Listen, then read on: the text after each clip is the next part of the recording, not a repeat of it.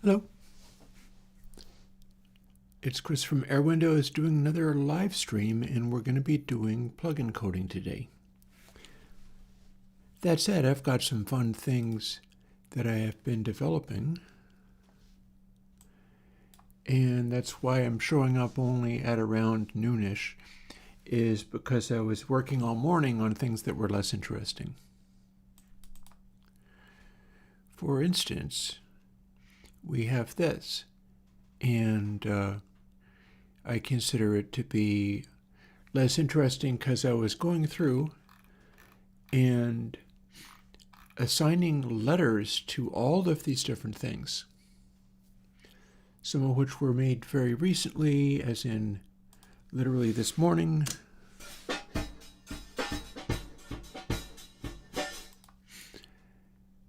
One of the things I'm working on here is to be able to do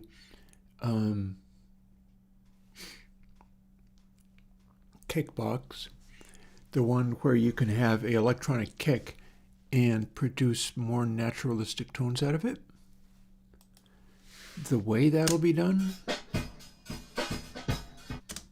might end up being a little weird.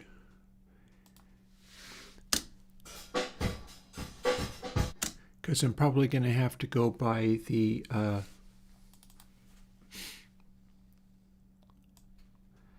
this section of the sound to work out whether it sounds like a kick or not.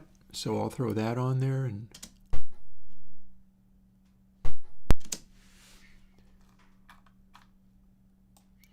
if I make this loop much quicker,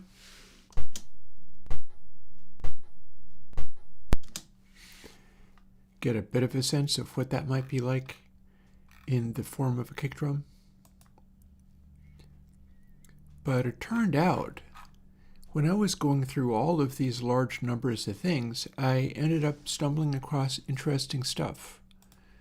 For instance, this is a very large 4x4 matrix.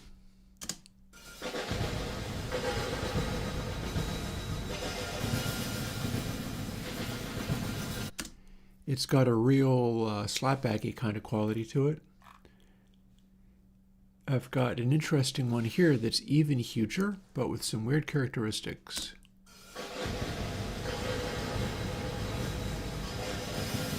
That one kind of doesn't have as much of the slapbacky quality, but it's doing a real good gigantic space impression.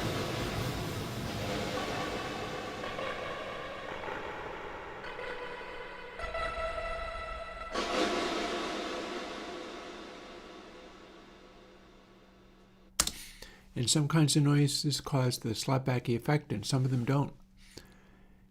So that's the kind of stuff I'm looking at as far as making more of these reverb impulses and things.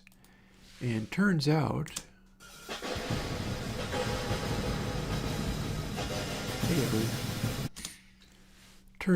there's a bunch of different variations there.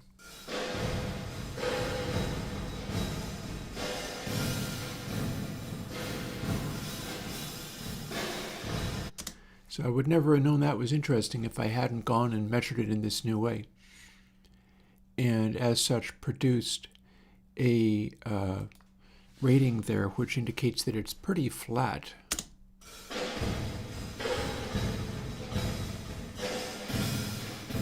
And that being a smaller one.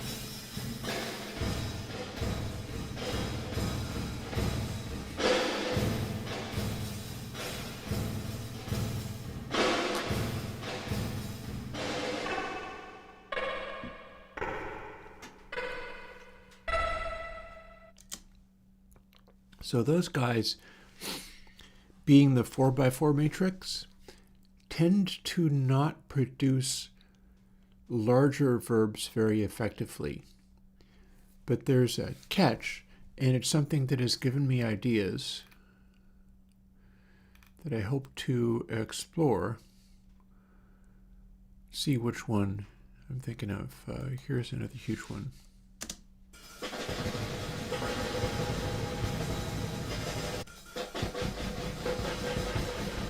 Yeah, see, So that's a crazy one.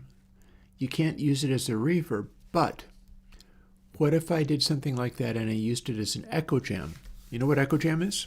Echo jam is what I've always called the thing that David Gilmour did a lot of in Pink Floyd.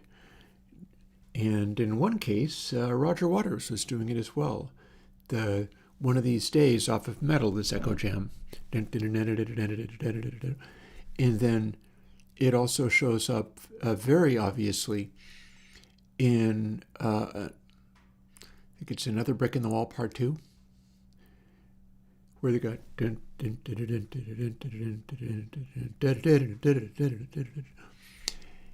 And that particular tempo, you get that tempo going and start playing steadily. The Edge from U2 has always done a bunch of that.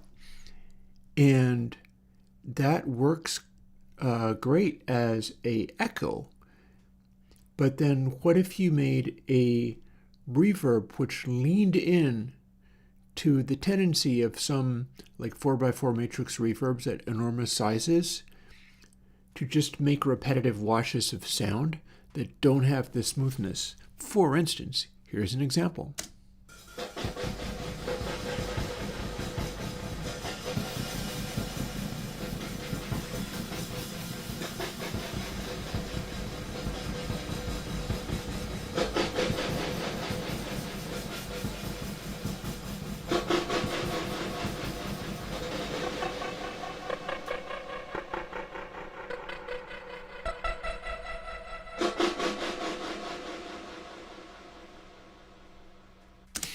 That's the kind of thing I'm talking about. I'm talking about making some of them that come out like that on purpose, specifically to set up a echo jam style deep reverb. It will tend to wash out more in the far field. And I feel that would be a really neat way of doing echo jam in such, I could even get an album out of that. That would depend, picture tomorrow. Typically, if I'm making music, I have something in mind, but I'm probably not trying to imitate a thing specifically. I'm probably going, okay, this should sound, I haven't done enough of these, I should do more, like Rolling Stones, or, for instance, if I talk about doing the echo jam thing, I would go, maybe my guitar sounds should have a cleanness and clarity rather than going for like the Edge style echo jam where it's extremely heavy and distorted. And yeah, it's about aiming for a general kind of target, but typically I'm not looking. And here's another example. My album Welcome to Free Luna ended up sitting a lot like Steely Dan tracks when it was working properly. I have come a long way as being able to get that stuff to do what I want. Back when I did it, there was a lot to be asked for. But I was going for this particular kind of focused, pristine, and yet the groove had to move a certain way. And I was not listening to like Steely Dan tracks in the hopes of making it go the way I wanted. But all the same, there were things about it where that was what I was trying to produce. I guess that would be a no. I guess that would be I do not use reference tracks. So, fair, whatever that's worth to you. Anyhow, I'm looking to develop some of these things. Oh, look, I've got some in the C category.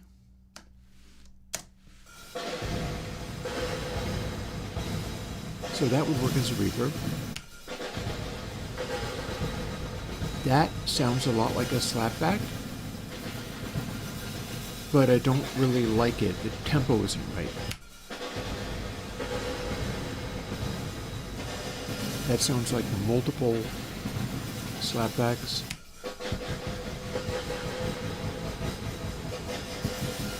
And that's a weird sort of slapback.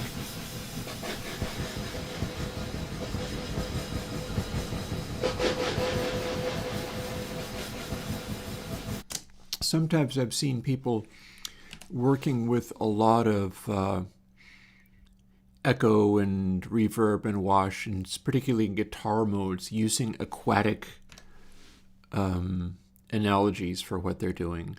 Like, for instance, Moore, the Stompbox producer Moore, put out a thing called the Ocean Machine. And I feel like I could put out a plugin that did a bunch of variations on Echo Jam as long as they were in about the right tempos.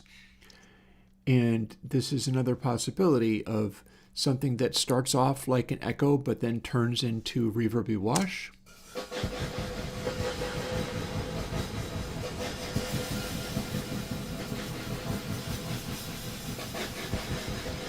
There needs to be the repetitiveness to it, because it wouldn't really be using drums.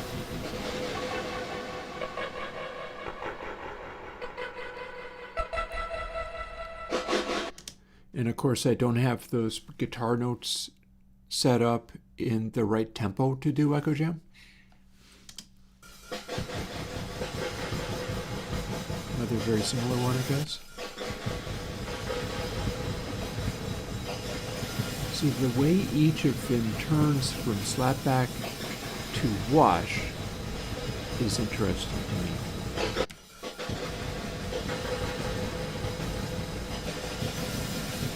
Like, that one acts like it has a slapback, but it disintegrates really quickly. And then up in the B category,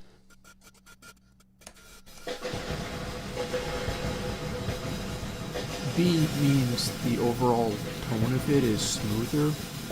Larger letters mean the overall tone of it is much peakier.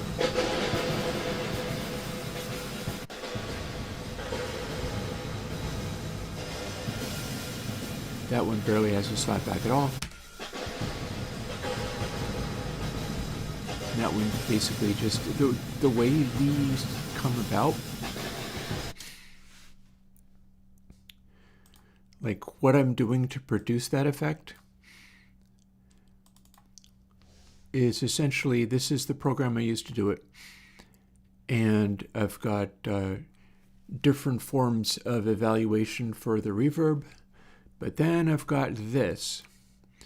And early specifically exists to measure what the amount of delay is between the first sound that you get, and to penalize ones that will have all the echo returns come together. Like sound, big empty space, and then a giant slapback. If you turn early up on into the matrix, what you get is anytime it's finding that big of a delay before the first echo return, it'll freak out and make the score go much lower, which will cause it to make a more natural reverb sound where there are going to be some early reflections and it'll blend into the main body of the reverb. If we set early to A, we're disabling that feature. And I'm doing that because the ones I was generating were the extremely small ones. I believe that Ocean Machine is the Devin Townsend pedal, yeah. So yeah, I have a dedicated control on my reverb generator, specifically for the purpose of not doing that slapbacky stuff. So naturally I want to turn around and begin doing the slapbacky stuff instead. Just because it'll be interesting. Anywho, I have done so much in the last few days. I ended up taking 11 plugins and bringing them up to date with the stuff that I've been doing. Namely, I've got some adjustments on the way I do the floating point dithering. In theory, nobody will ever be able to tell the difference. I'm not sure the theory is correct, but in theory, nobody will ever be able to tell the difference.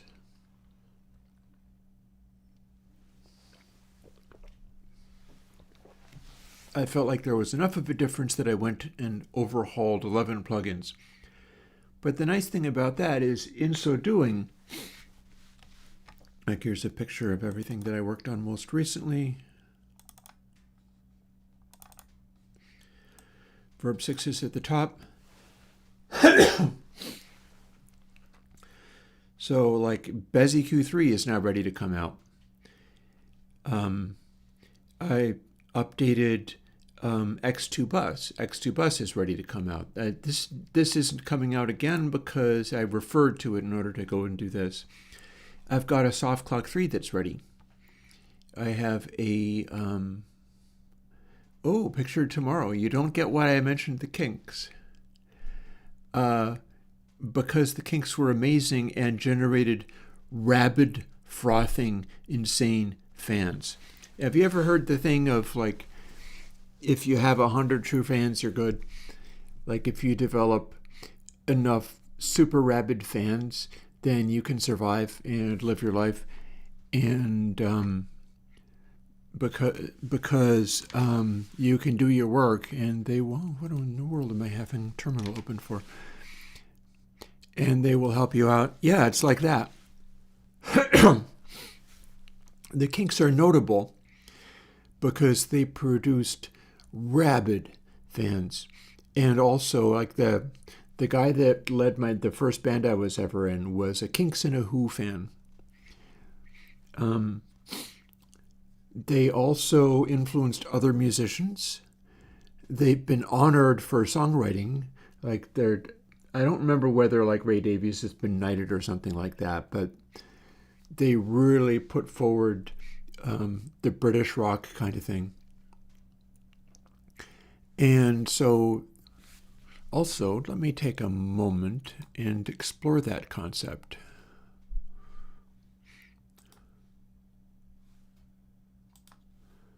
Give me a minute, I'll figure this out. I'm going to want to open up a window. It's a line off of 1776. Would somebody open up a window?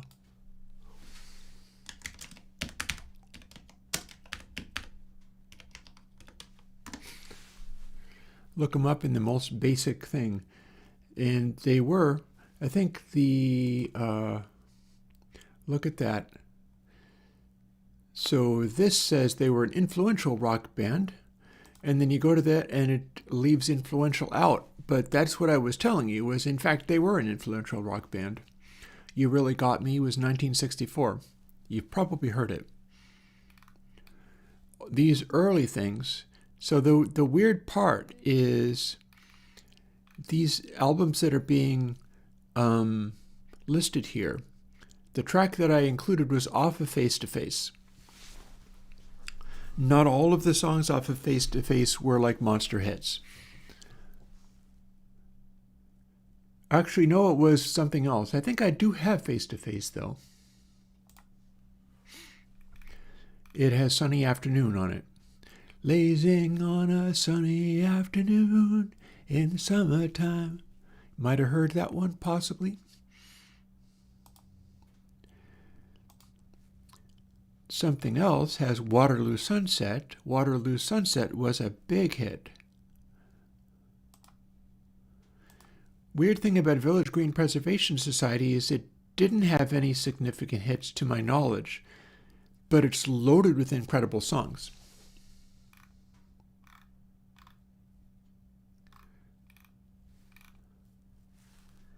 Again, this is the one that is rather influenced by Sgt. Pepper.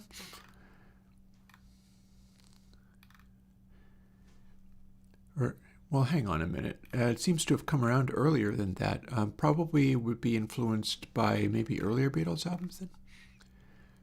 No, Sgt. Pepper, 68. Beatles were recording White Album, and then they were aware that was happening, so they got creative and experimental.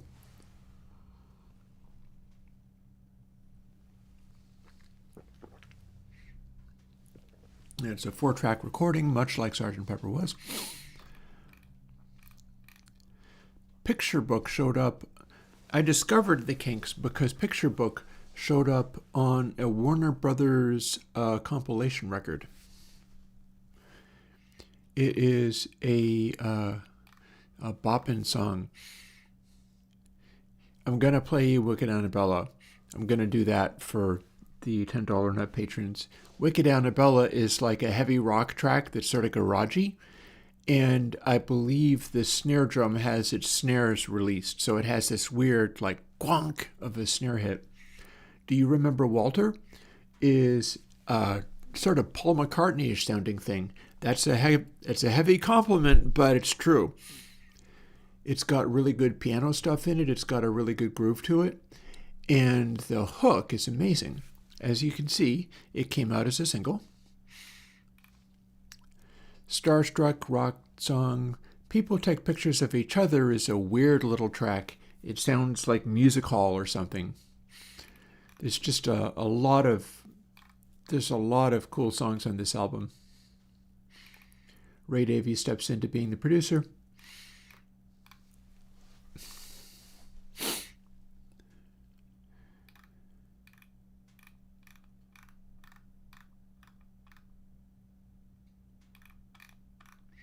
Trying to find a track list or something, like figuring out whether this charted, because this is a significant album by the Kinks. Whether or not the record charted, the hit record, you'll see, like the way this works. In fact, I can even demonstrate. I think. I bet I can do a little live stream content hide, and I can literally show you what I'm talking about with this.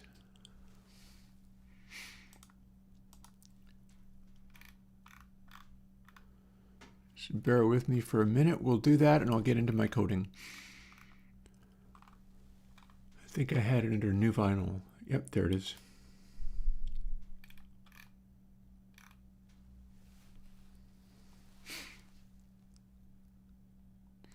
And we're going to go with metered.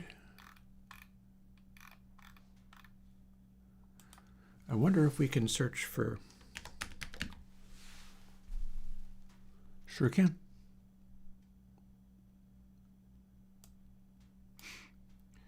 There's Harry Rag, there's Wicked Annabella. Victoria is very much one of the things I was going to go with. I was talking about you. Well, see, we've got a bunch of them. I need to capture all of these albums. I seem to have got only a couple of snippets. And by the way, the colored dots in this area signify what charted. So that was a big hit. Sunny Afternoon was slightly less of a hit. Waterloo Sunset and Victoria were also relatively big hits. Harry Rag, I've covered that one already.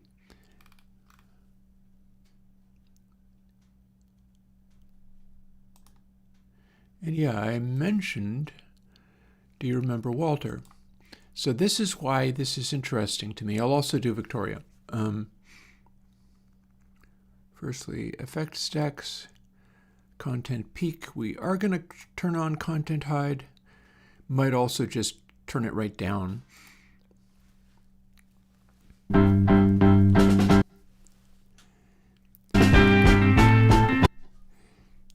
It's got that 60s sound. The world was young and it's this poppy little song. To shame the way. And Lola was also a hit. Yeah, we'll get back to that. Cricket in the and here's the chorus. You can see the hit record dots are showing up. That's why I'm talking about it. Behind your God. An unusual yes, Walter. That it had a hard time competing. My old friend, because this was competing directly with like the Beatles, Rolling Stones. that was the environment of the hit record when this was being done.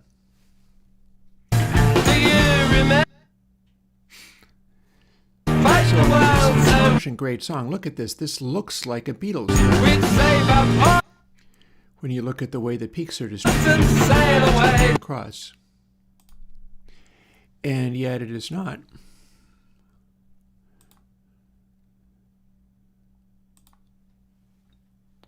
So we'll do that again.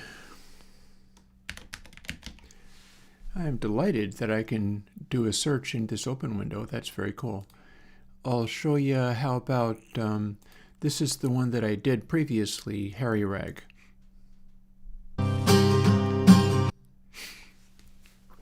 And Harry Rag is this weird sort of ballad song. You can see it's kind of darker. It's got a beautiful vocal hook to it. Harry Rag. And so when we go into the chorus, they're singing out, and we've got those blue dots showing. It's not trivial to do that. It's not like the easiest thing to do. I guess I'd better go back to the open dialogue. Yeah, so when they went to Victoria, this is a super classic 60s. I mean, part of it is also the fact that my brief here for making plugins and things for people to do stuff, this is almost definitively sounds you cannot easily get off DAW. It's like leaning into the early 70s style of sound for this stuff. And it's not trivial to get these sounds and these grooves out of the DAW. It'll go wrong. So a lot of my prep is there. And also notice what's happening here. This is the chorus.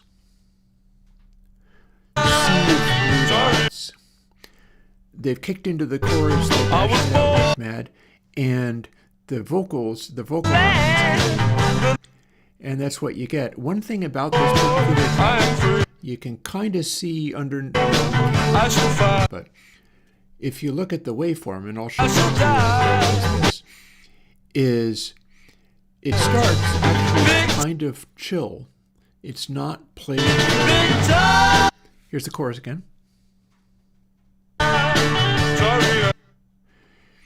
When they kick into the chorus, look, it just all lights up. It's a big 60s chorus.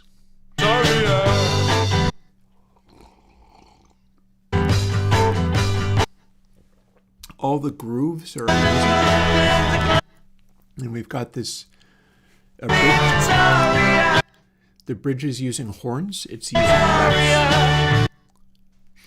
And the rest of it, you can see the there indicate that there's fullness and warmth to the track. Also, look at this zero cross meter down here. It's this giant blur. I'm used to seeing this off of Beatles tracks, but it comes off of this record as well. And by the way, Lola will do similar things like this. They always got their sound together in a way that really worked.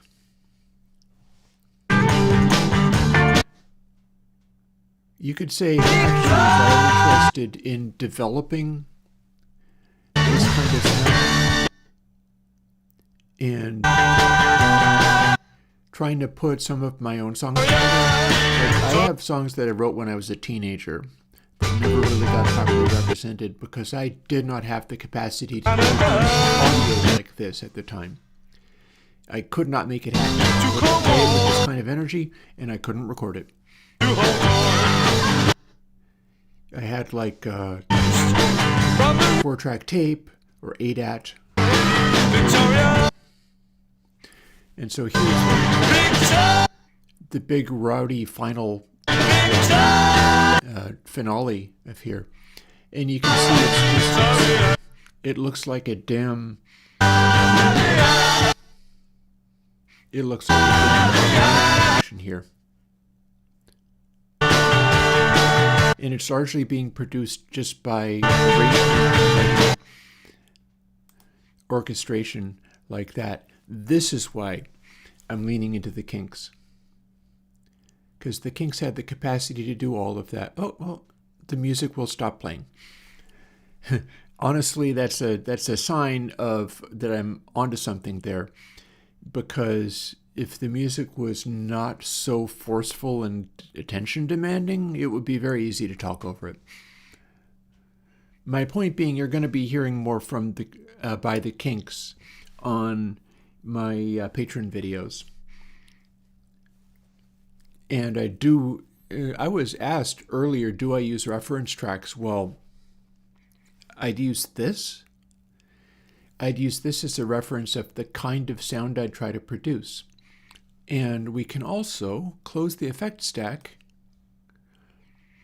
and just look at the waveform. This is what Victoria by the Kinks looks like on a waveform.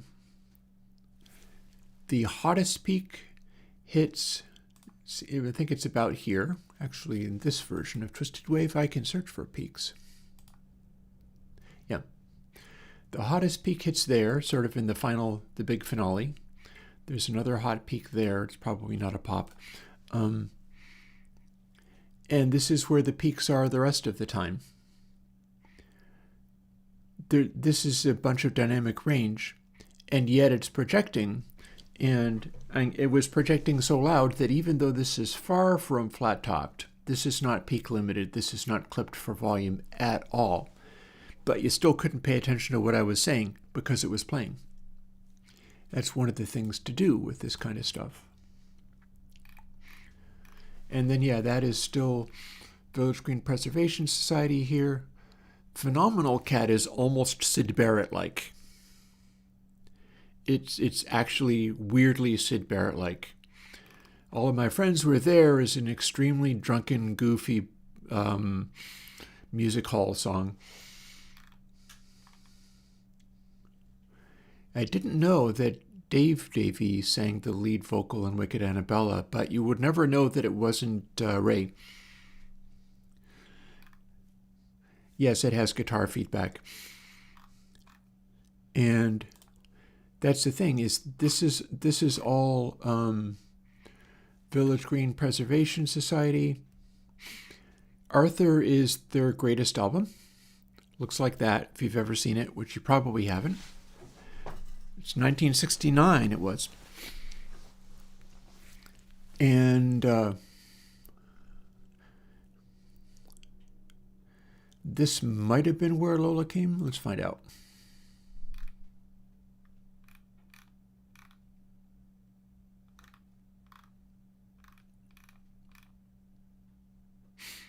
They do tend to make concept albums past a certain point. Lead single Lola reached number 2 on Melody Maker. Yep. So you might not have known from listening to that one that this was 1970. That dropped in 1970. Sounds much newer, doesn't it? Muswell Hillbillies, absolutely no hits off of that. And then they had a 80s. I've got this album as well. Sleepwalker, the arena rock phase of the group.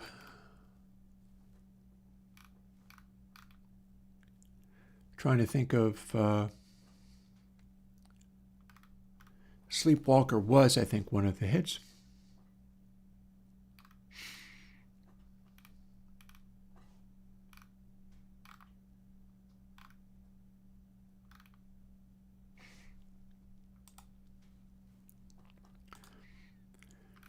Low Budget was another Kinks hit.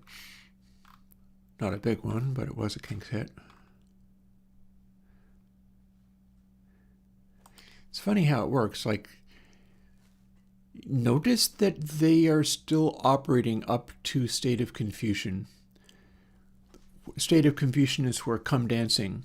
Come dancing When I was just a kid, when they said come dancing, my sister always did. That's the Kinks.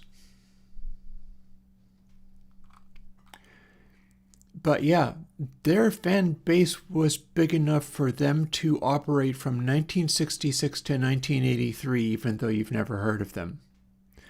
They didn't make a bunch of money, but they were still out working. That's something.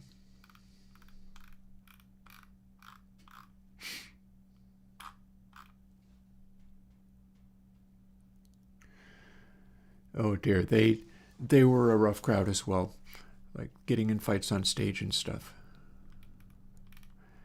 To placate the police, Avory later claimed it was part of a new act in which the band members would hurl their instruments at one another. They were lively enough people. They were. Here's Pete Townshend being like, "Oh no, Ray Davies is writing better songs than me." Yeah, I'll put this away. I think my point has been largely made. But yeah, you'll be seeing more of a focus on the Kinks. And a part of that is simply because at the height of the very late 60s, I think it's really late 60s and not even into the early 70s, they nailed that sound. They wrote songs about all kinds of weird things. Many times they had great hooks and they were great songs. It's just that at the time, the Beatles and the Rolling Stones and the Who and Led Zeppelin were all stomping all over the charts. So the Kinks were kind of trodden into the dust sales-wise by all of those other acts. They were just too stiff of a competition, but they really had something going on, and it stuck. People who knew about the Kinks stuck with them. What's up? How are we feeling today? Reasonable. I was talking about how I had been updating all of these, and I'm probably going to put out longhand this coming weekend, just because I can put that out fairly quickly. It will set up things like how Punchy Guitar and Punchy Deluxe now use longhand internally. And yeah, and nothing new for... I promised I was going to try to do another Purist console. Somebody was asking me about that, and I could certainly do better with regard to this. I'll have to do a little bit of heavy mathematics and figuring... And by heavy mathematics, I don't mean me understanding mathematics. I mean me using one of those extremely accurate web page mathematics calculators and coming up with various sums like arcsine or whatever to a kabillion decimal places.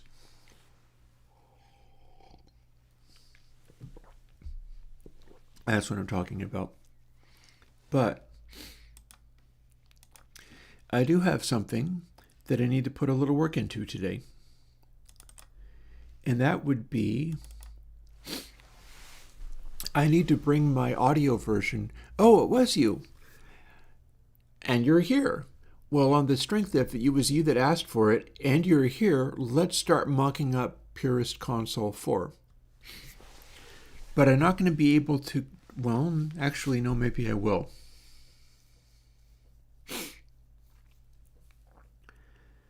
Bits of it I'd be able to do. I can simply, what we can do is we can use the longhand for the channel plugin. I'm pretty confident that that will do a very good job of being the same thing as running a Purist Console channel. Only difference being that I don't have level controls and things in there.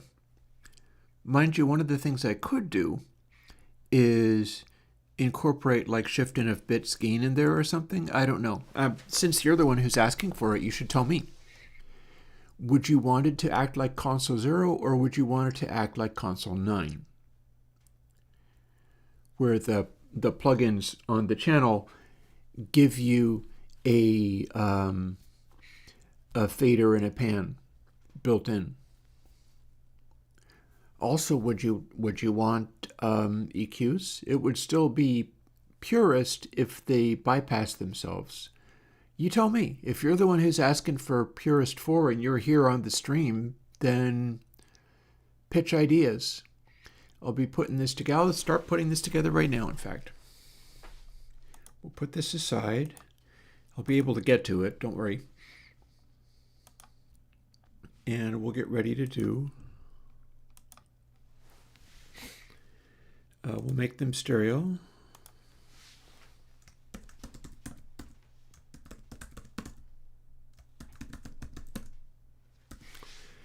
Now let me double check. Is that the way I'm phrasing these things? Probably. Yeah. Oh, no, wait. No, it's Purist Console 4 channel and bus.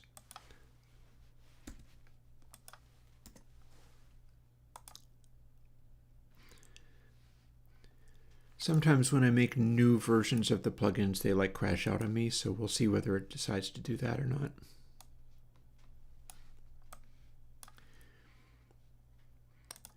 We'll also see whether I'm doing something amusing with the versioning.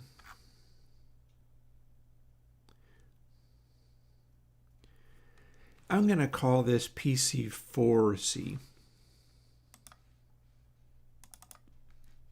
We're going to start including the version number.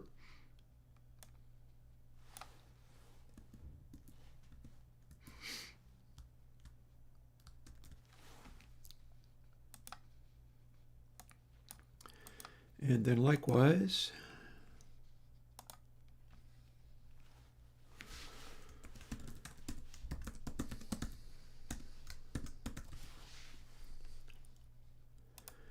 there's actually not much of a purpose for Purist Console Pre because there's no other processing.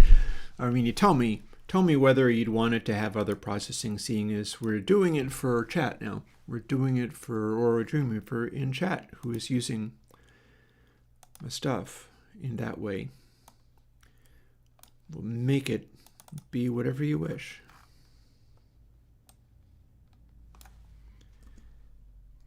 PC4B.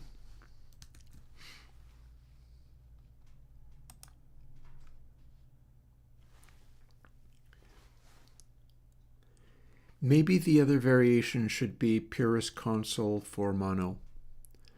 If I include one of these that's end-to-end, specifically for the purpose of not having a pan control, but then you can run it on multi-channel.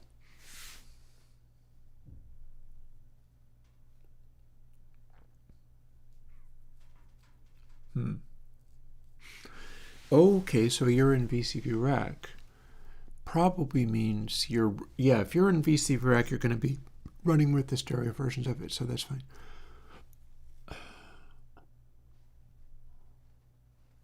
Oh, Nuclear Beatmaker, I'm happy to hear that.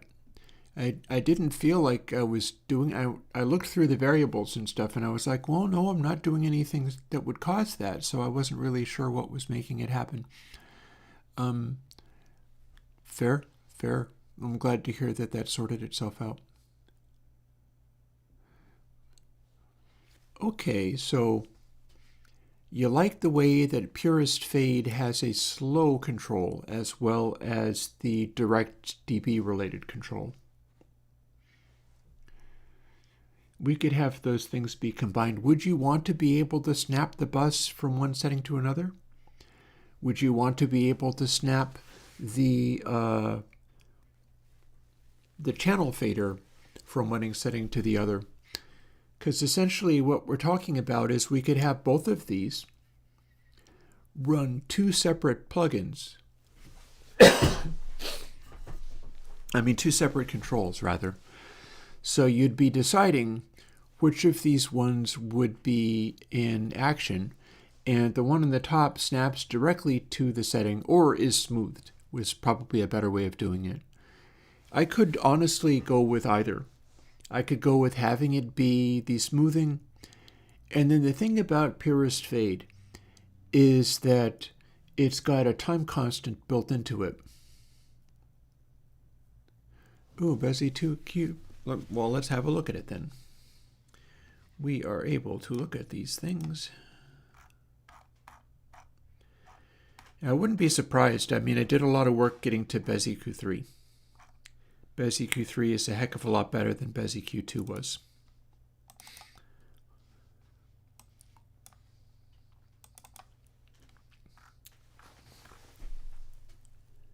In fact, I almost think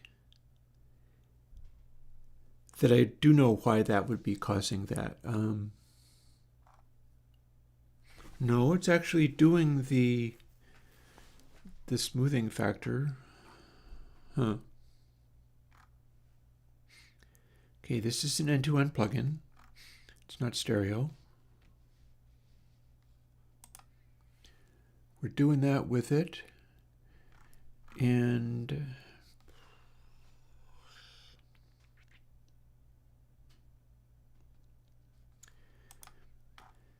maybe only in certain positions is it making noise? Yeah, I don't see where noise making would be coming into that.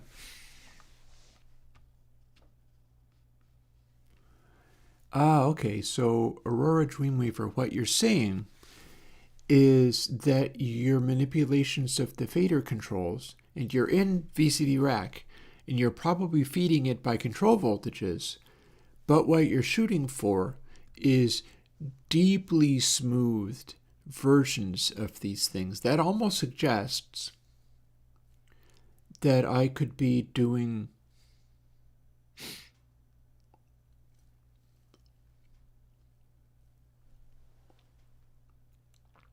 see, Purist Fade is running essentially an IIR filter.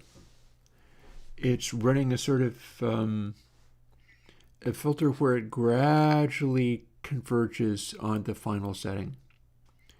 But I also run these Bezier filters and things, and I can always apply that to what the new setting is meant to be. Purist does not. There was a version of Purist that did, and I try not to do that. 0 or 9, I don't remember whether there are 9 low passes. Console 0 does a particular kind of averaging filter that I wouldn't be using for this. I don't Purist console is really not meant to add filtering and stuff.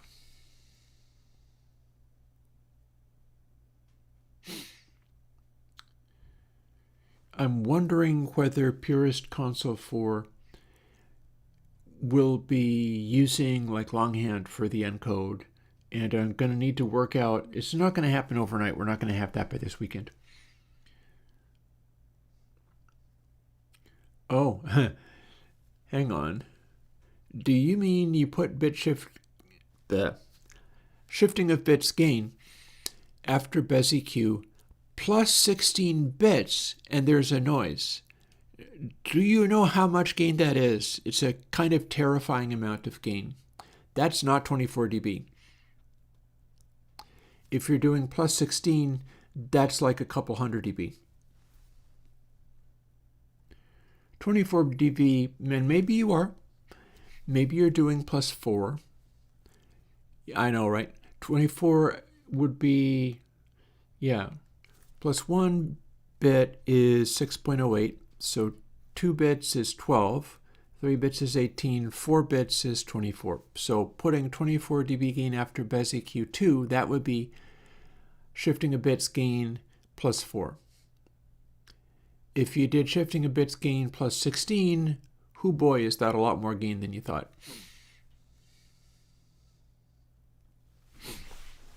Let's do some of these things, and then I'm going to do some of the work I needed to do on console X3. And we'll see what we get happening today. Again, don't need to go there. God, excuse me.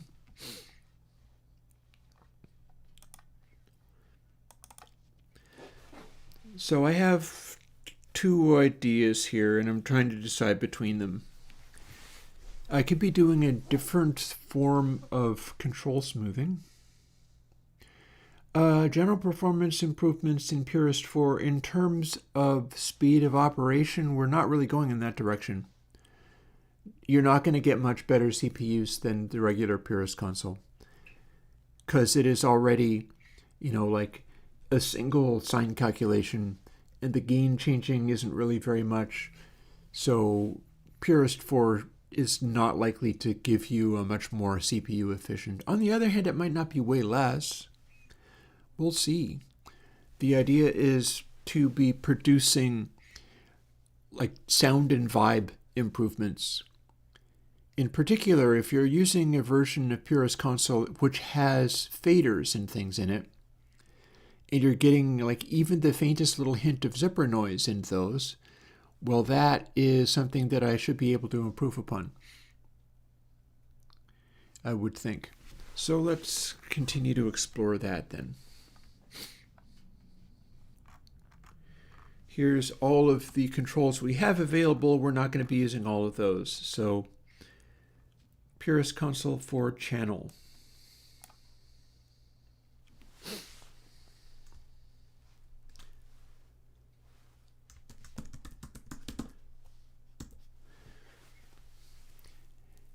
It's supposed to be another E in there, but I've already got too many letters in this. I need to break it down to 7. Let's call it instant. That's 7 letters. So that's going to be the gain trim that isn't smoothed. And you're going to set it to 1, or unless I've got it centered so that the middle of the control is 1. And this one is not smoothed at all.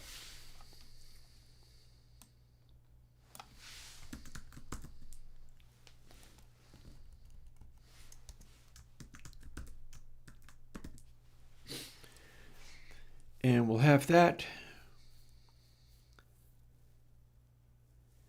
And you know what? We could have the pan control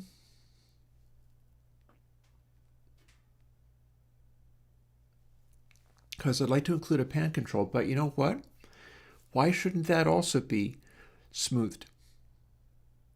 If we're working on reducing zipper noise,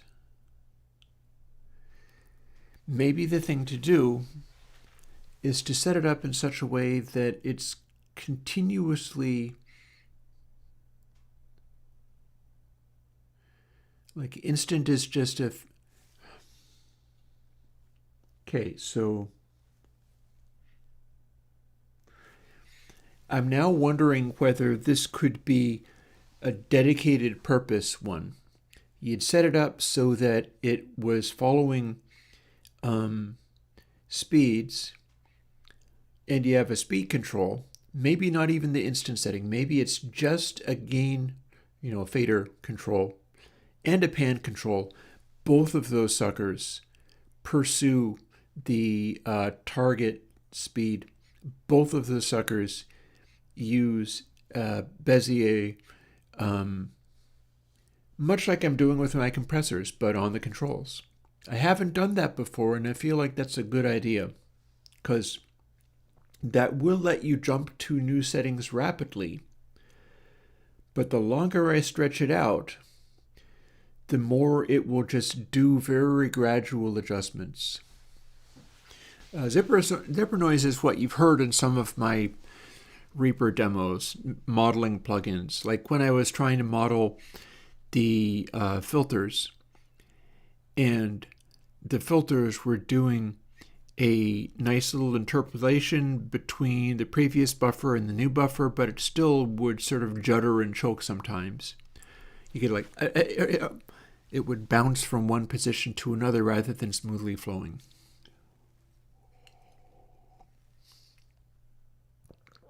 Which makes it interesting if I'm doing this new concept as to whether that would maybe help it at all. I might be able to make it behave better. Because the thing is, if we're doing Bezier interpolations between these things, using all the most recent stuff that I'm doing, what's going to happen if it has to move a big distance, it will swoop up to that more rapidly. If it has to move only a small distance, the Bezier calculation will kick in, and it will be arbitrarily further smoothed out. A little bit like that, yeah. Zipper noise is a little bit like that. I feel like I can't actually demonstrate it very well in Twisted Wave on this antique computer because Twisted Wave on this antique computer still behaves pretty well for zipper noise. Let's find out.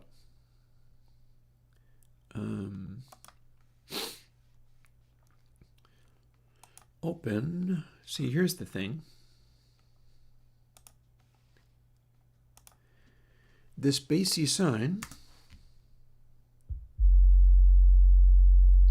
is a good example,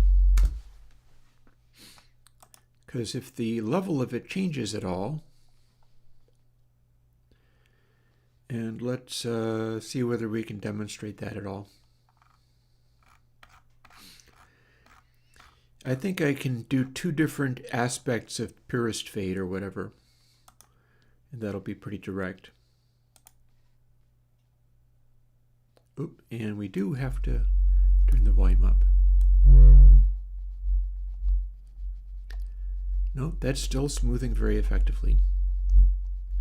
We are not hearing zipper noise on that. Even less on that. But I'm liking this idea of exploring this stuff in a different way.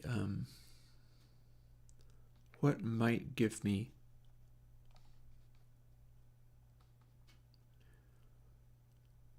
perhaps the audio units are not smoothed. Oh goodness, that's a terrible thing. Look at that. Let's not. AU distortion. What on earth are they on about with that? That's crazy. What else have they got? Filters.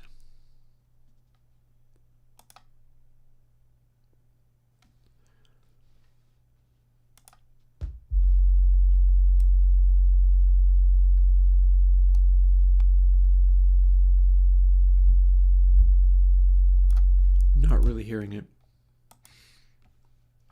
How about, because I'm assuming zipper noise will glitch out the sign and you'll hear higher frequency overtones showing up. How about I look into some of my older ones, like the Z series, and then the version 2 is the one that's smoothed.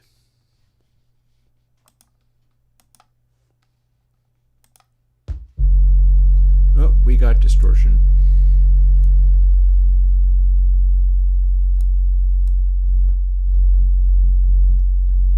Hear the slight crackling?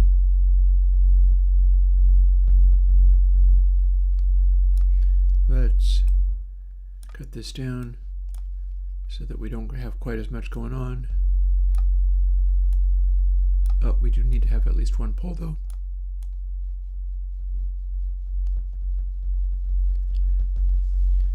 That little crackling is like what zipper noise is. However, if we do Z low pass 2,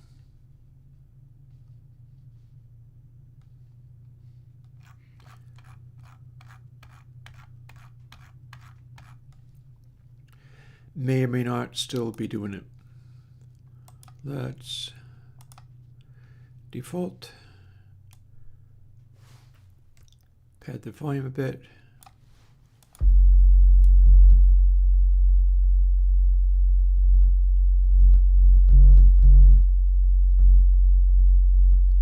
I'm still hearing something there.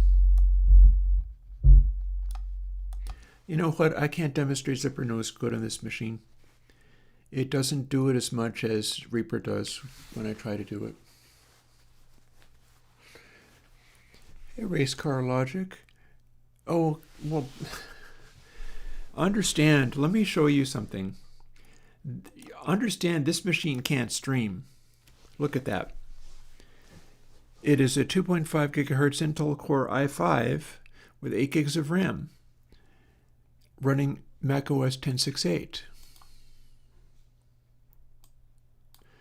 The one that streams is rather different. The one that streams is a Mac Studio with a lot more RAM, back in the day when I got this, first of all, I had more money, but second of all, I thought AI was going to be a thing. So I got a computer to be able to do it. And it's running Monterey. So that's the thing that's streaming. So I do not actually need to get the reason this is a retro computer is because I develop all of my plugins to be able to run on literally anything. So they have to start out on a retro computer. No, it's not more than 128 gigabyte. It is 128 gigabyte. Again, this is why I can stream and also run Reaper on the same machine, which I hope to be doing going forward. So not necessarily in the next couple of weeks, although it would be nice, but I hope to do that going forward. Part of the reason it can do that is because it can do so much in RAM. I get to run a lot of things. I'm running Chromium to see chat, and it's got enough RAM to be able to handle it. But yeah, that was back in the day when I could put money into Airwindows. I talked about how I've been getting clobbered by taxes in recent years. Well, that was a year when I wasn't getting clobbered by taxes because it's a business expense. But it's not this kind of business expense that I could do over again. And yeah, I'm developing stuff on this antique machine so that I can run it on all kinds of stuff. Bacon Paul from Consolidated and also Six Signs in the Surge XT project is talking to me a little bit about how I can maybe upgrade my Raspberry Pi builds. Because what I'm looking to do, I'm already building separate plugins for Raspberry Pi 4 and Raspberry Pi 5. Unfortunately, this doesn't do any good because they're both being built as 32-bit. I need to come up with a build system that will separately build a 32 and a 64-bit for people who are running Raspberry Pis with larger amounts of memory. Much like back in the day, I had to build audio units like these to be 64-bit. You can see how active architecture there. It's able to build a fat binary with PowerPC. Yes, I believe I am attempting to still build for PowerPC. I think that's still working. It's been a long time since anybody tried to find out. And 32-bit Intel and 64-bit Intel. The difference is all of the audio unit plugins are fat binaries, so I don't have to put out a multiple build structure for those. Instead, it just builds all the different versions that anybody could use, and it brings them up as they need it. But I don't get to do that for Intel, and so I build the Windows VST2s as a separate 32 and 64-bit. And if I have to, I will build the Raspberry Pi VST2s as a separate 32 and 64-bit. I'm looking to ask Bacon Paul for help in making my build script work so that it can run once and build both of those things. Also, something I notice is that my microphone volume is down way more than it should be. And I don't like that. I shouldn't have to just shout all the time. So let me go in full with that. Just the other stream, I was turning it down because it was way hotter than it needed to be. Now it's way quieter than it needed to be. I talked about how the Blackmagic cameras are doing that at me sometimes. Let's see if we can fix this.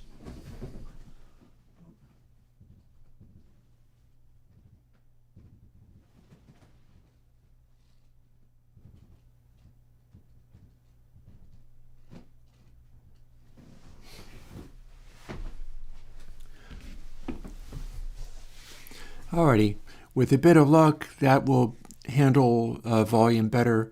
I think it already is. Cool. Good with that. I have a funny new thing that I can do, by the way.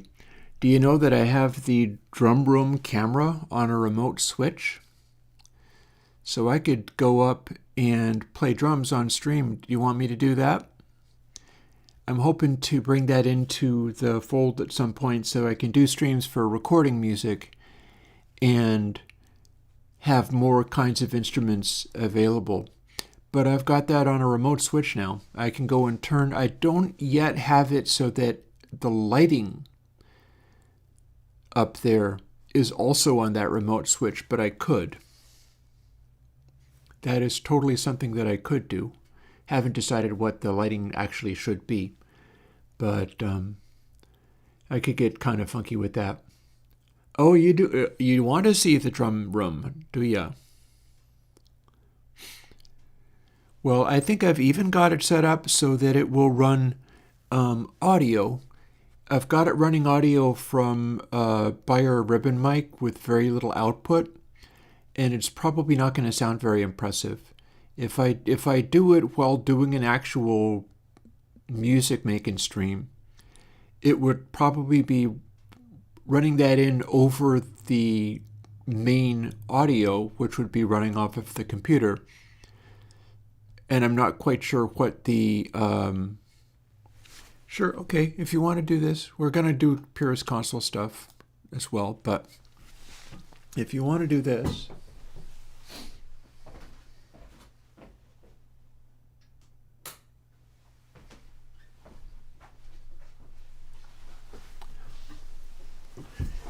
Here's the thing, though. Since I don't have the lights on up there, I think this is... I have to go turn the lights on up there.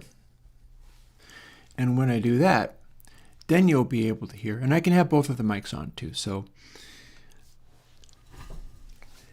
I'm going to go and do that and see whether it came to life and whether I have the right channel on.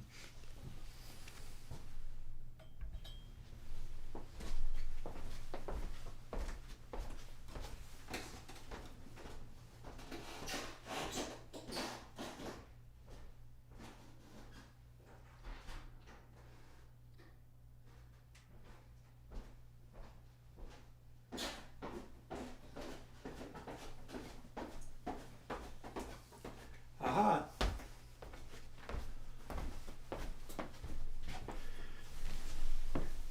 Okay. The Airwindows mic locker is literally all in use at any given time. There's like nothing else. What's in that specific room is two Roswell Mini K47s in front of Kit, and then one Roswell Mini K47 kick drum mic on the floor upside down as a sort of surface mic. And I won't actually get to hear what this sounds like, but I can run up there, derp around on the drums a little bit, and then come back. And you'll get some sense of what the live mic there would be like.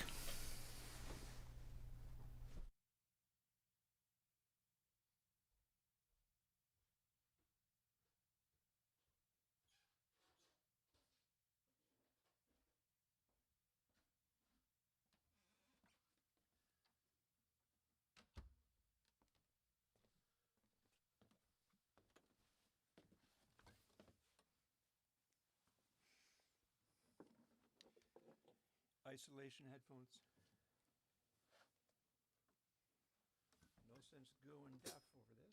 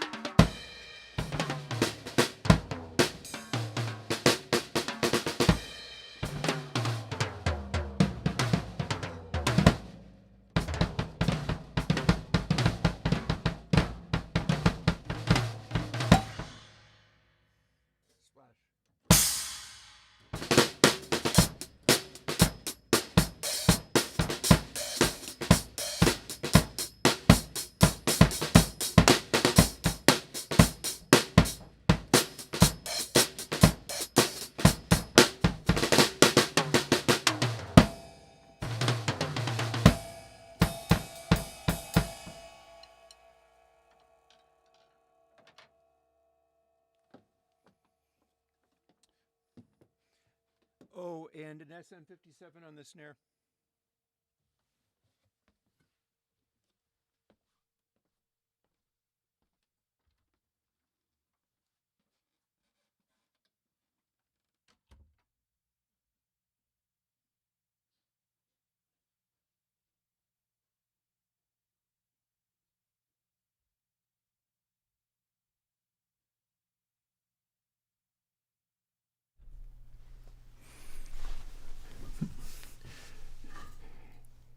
Yeah, so I have no idea whether any sound came through there, but I can check the video later. Oh, and you must have been able to hear what I said into the microphone, because I said about the snare. Human voice is quite a lot quieter than drum kit, so that's as expected. But yeah, I am hoping to get into being able to make music on streams, meaning that I'll be firing up the drum cam. I can turn it off now.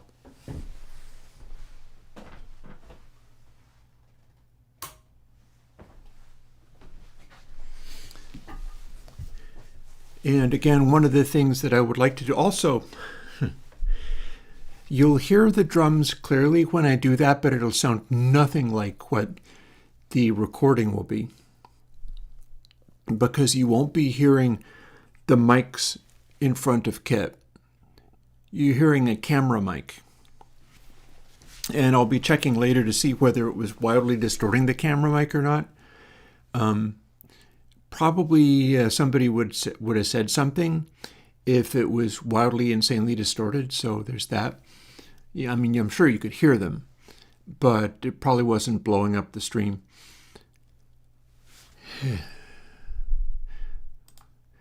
Yeah, that was fun. Get the blood moving a little bit before going back to plugins.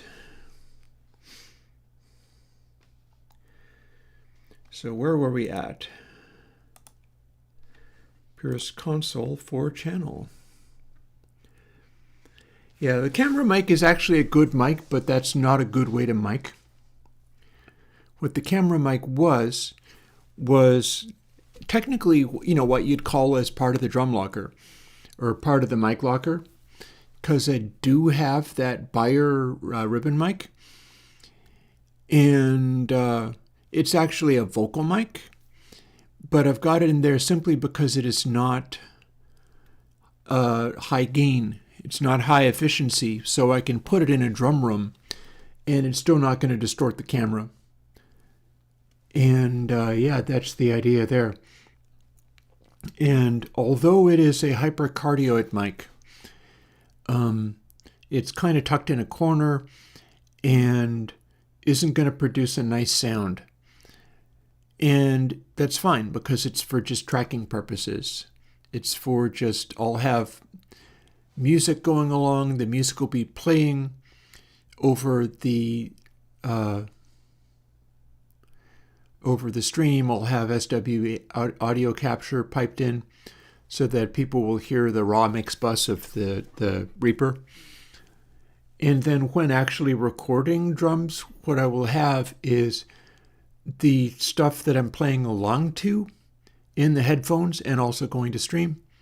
And I won't actually hear what's coming in off of the camera, because that's not part of my mix. And the mix going, I'd probably set it up in advance that the kind of mix I'm going for with those drums would already be basically in place. It's one of the things I'm doing with Console X3 here on my desktop, is trying to get Console X3 so that I can get sounds that I really want. And if I had that set up in my headphones, it would just be taking up way too much space. So when I'm recording into that, I'll have them muted. And what I'm looking to do with Console X3 is much more in the way of Airwindows drum processing. The thing that we're doing here with Purist Console 4 is essentially coming up with a not so much Airwindows drum processing, but person making stuff in VCV rack and needing extremely slow gain changes. Oh no. HD 650. Is that like these?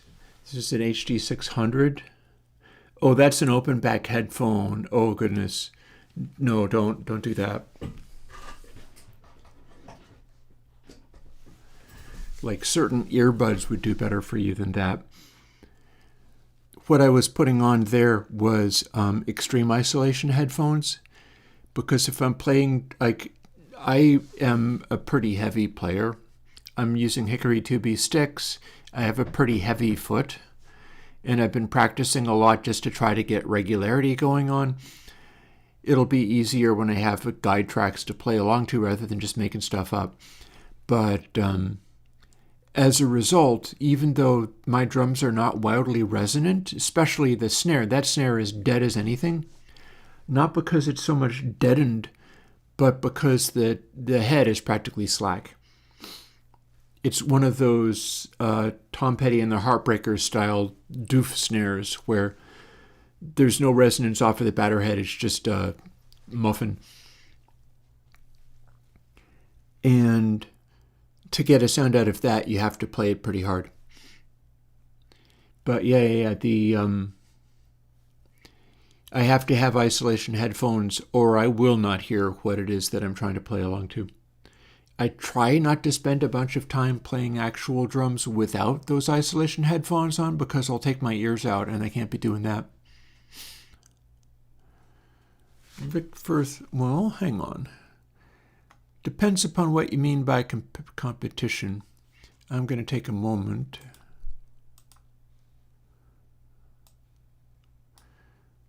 I bet I can find the ones I use.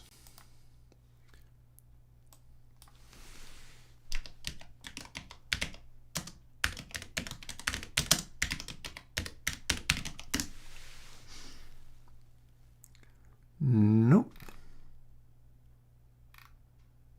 On the other hand, Sweetwater would probably have them. So they probably have just about everything. That said, I don't see it. Let me continue to look. Oh God, $30 Behringer headphones.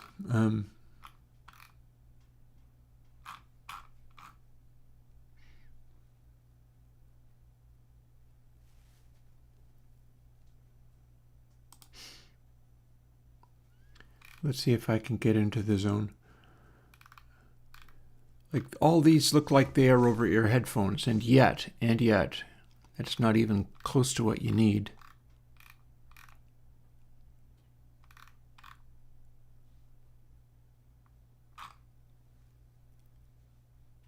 Drumming? What do we got? Do they have the kinds I use? Oh, goodness, no. No, that's not going to help you at all.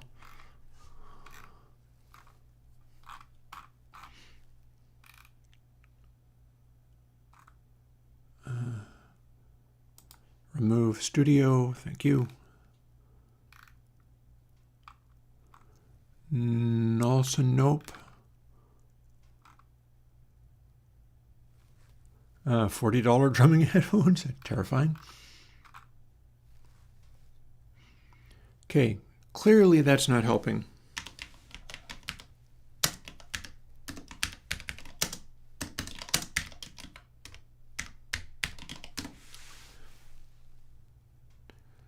Let's essentially look for, there you go.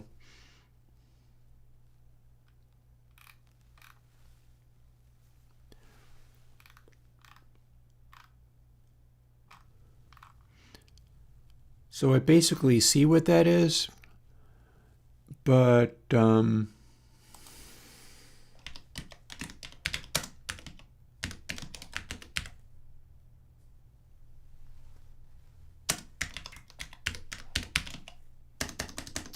head for Jones.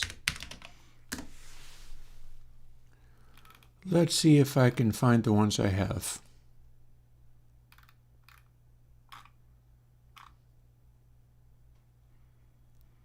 Signs point to no.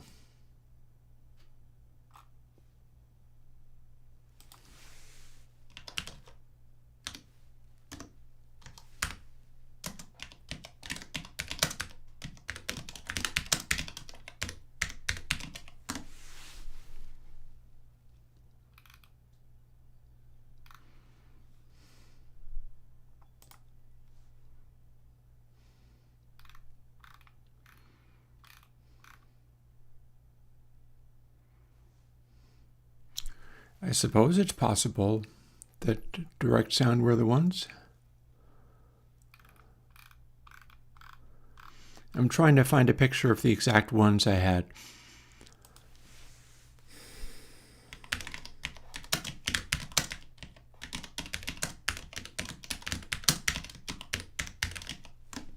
Headphones.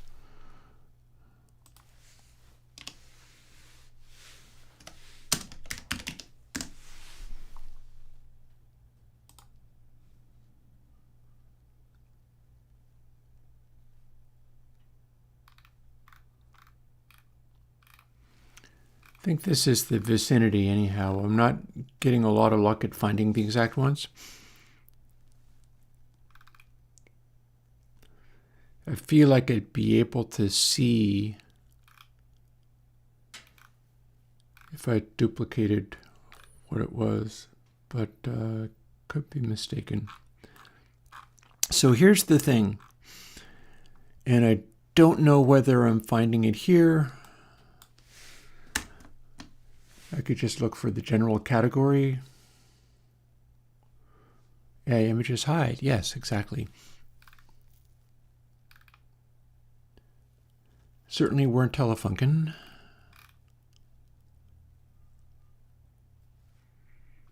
None of these look like the exact one. Oh, it said it was hiding these, and yet there it is. Maybe mine are just older. And I know they're not the Alesis or Anchor. The thing to know about these, so here's a picture of ones that have some things in common here. I'll make that go away again. I do not seem to be able to find the exact ones. Well, oh well, I guess I can't. The thing to know about these guys is that this is not a foam padded earpiece. The ones you're looking for have sort of a gel padded earpiece. And I think this is the kind I've got, but I have a much older kind where the white bits around there are more like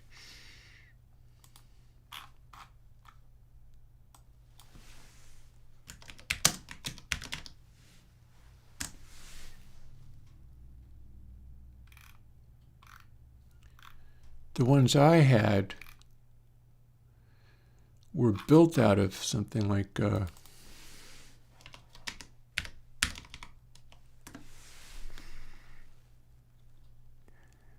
yeah, mine are built out of stuff like these. See, it looks fairly similar to what I had there. So look at the way that surface is. What's going on is these are little domes made out of plastic. Nothing that special about those. They've had, probably Sony, I think it was, speakers built into them. But they come from this kind of sourcing. And that ear pad is not foam, but gel. So it's not terribly comfortable. It wasn't comfortable on my glasses because it doesn't actually smush in very well. I'd be removing my glasses for going up and laying drum tracks. And it can also clamp on your head kind of hard. They're not very comfortable to wear. But if you're looking to do serious drum tracking and be able to hear the audio in them properly, this is the kind of thing that you'd be using. And again, you can look at these ones, it's the same deal. You can see that, like, okay, it's all camo and stuff, but the pressure that they put on your head is fairly intense. And what's inside this is not comfortable foam. It's sort of a cold plastic. Feels like, I don't know how to describe it. It's a sort of heavy plastic material, and inside that is gel rather than foam or padding. Padding would be too weak to avoid the sound. These are gun range headphones for suppressing sound. And so they naturally come together like that. You have to pry them apart in order to put them on your head. And they're meant to suppress gunshots. So they do a pretty good job of suppressing. And as you can see, they're fairly similar. See, you can pretty well see here that this pad for around the ear doesn't look like your normal pad. It doesn't look or feel like the Sennheisers, because the Sennheisers are for comfort, and this is for isolation. So yeah, not especially comfortable, these, but they do the job.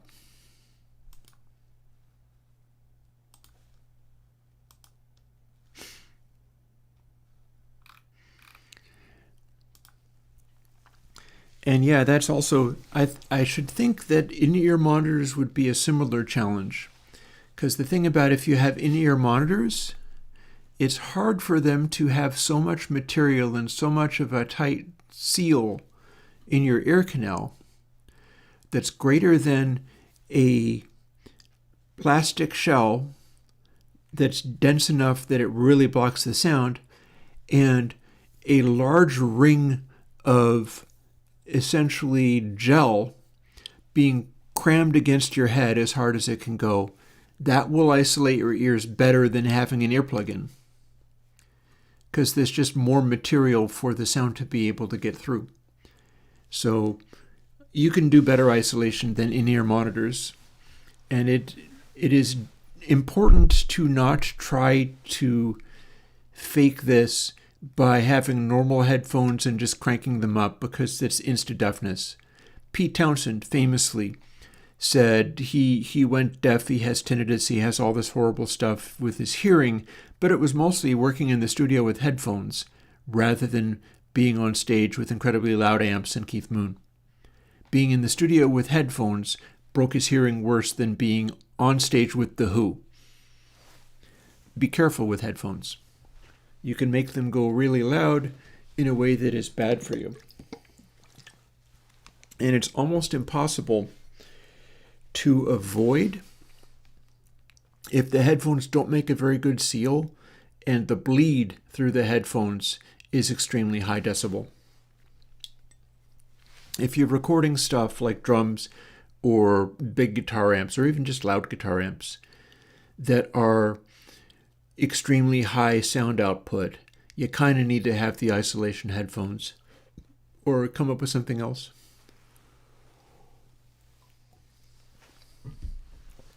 Anywho, I'm a little tempted to go and make more coffee, but I think it would be better if I didn't. I'm going into a work week that should be fairly intense, but arguably I can avoid going too hard on the coffee. Anyhow.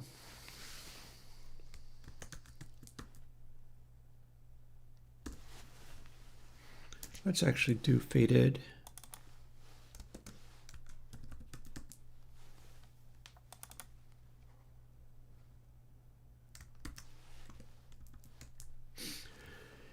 We can try this. Let's see what we can make happen with a fader and a pan pot, and then a speed control and two separate Bezier smoothers. Because that seems like that might be a neat thing to explore. It's a new approach, which I haven't been doing regarding the dezippering. And the part that's interesting here is knowing that we can do this dezippering, but set it up so it can be arbitrarily slow. In fact, some of these things will act exactly the same.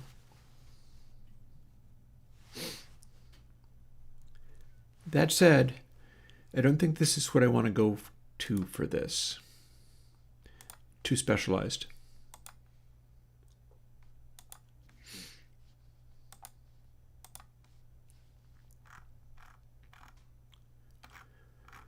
Let's go to a recent one.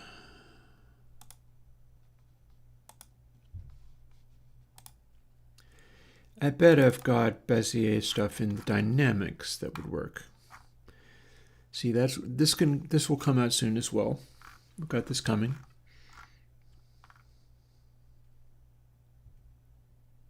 Oh, this is the old dynamics. What am I thinking? The oldest dynamics was Buttercomp, believe it or not. That's not what we're going for here.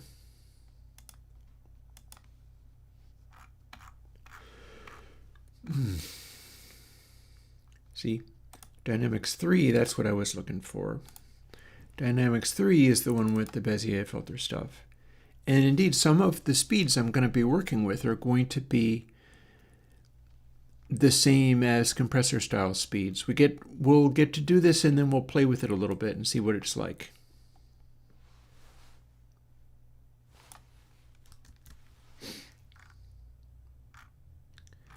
And we'll run two separate.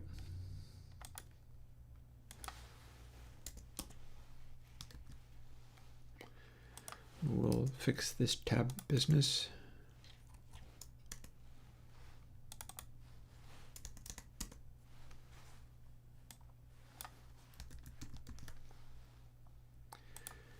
So what we're going to be doing with this is coming up with a left and right gain level from just the original two controls. There's going to be a pan pot and there's going to be a level setting. And it can just be, 0 to 0.5 to 1 or whatever. Since we're doing this for you, Aurora, I should ask, do you want gain boost here? Or is it enough to simply just have, would you like the gain to act like, for instance, Console 9's gain in pan does? Because that would work. We can totally do that. I'm just interested in the concept of using this for control smoothing now. I feel like that should do a good job. We'll find out. We will find out very quickly whether it does or not, because it's pretty straightforward. We're going to set it up first and we'll try it out, see what it does. It's a first, too. I've not tried this for this one before.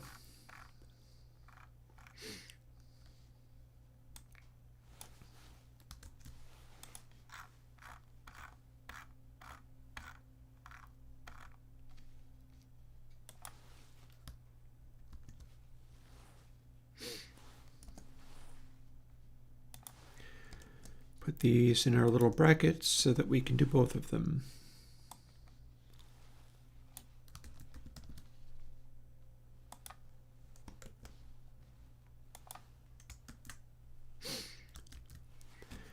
Actually, you know what? I can rename these as well. I feel like it would be good to rename them.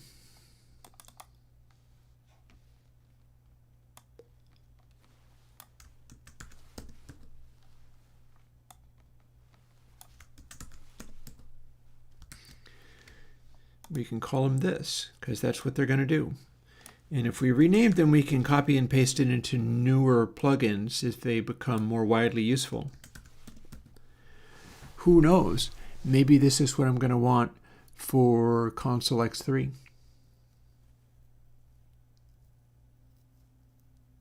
All right, fair, okay.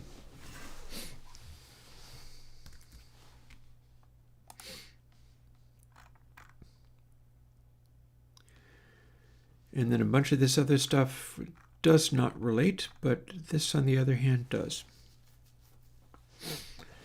So we're going to straight up copy this from the one thing to the other, but then strip away all the actual compression stuff.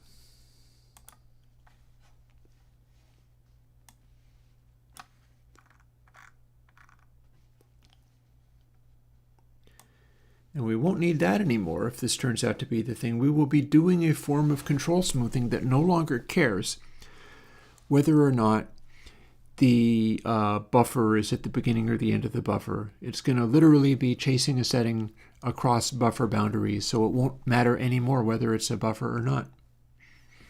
And that's useful in its own right.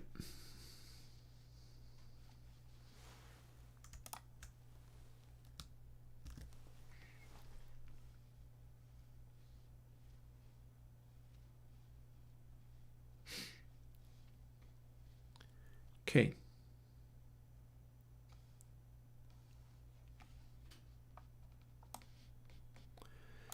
So now a bunch of this gets reduced. Actually, we have two separate ones of these, don't we? But we have one speed control. So the speed control is going to relate to this as well.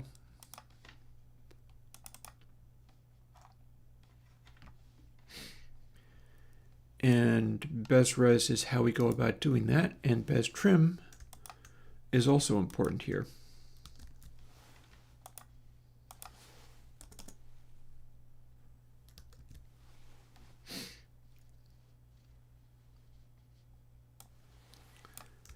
param-C was the one we were using. We'll keep it with the same speed of the way the compressor works. So that ought to work too.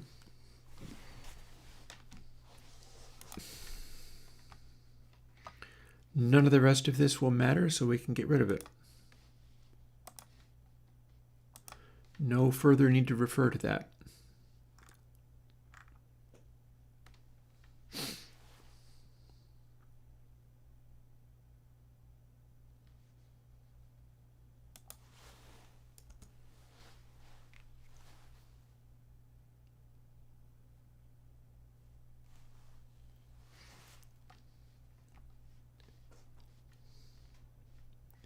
Okay.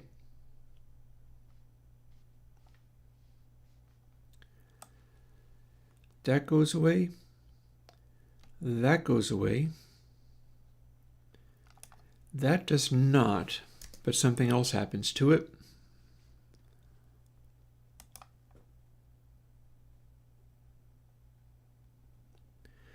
These things stay, but we're not in Bez Comp anymore. We're in Bez Gain, and we have left and right. Console X2 trim. There is a control in there which is, yes, the trim that goes in front of the discontapity control. That has a shifting of bits section.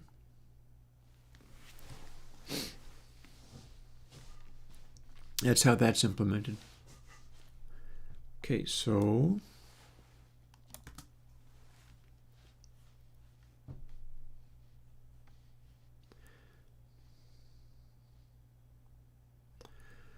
don't know what min is doing here. We'll get there. Shouldn't need a dry sample. We're smoothing everything out. That is okay, but that should be doubled.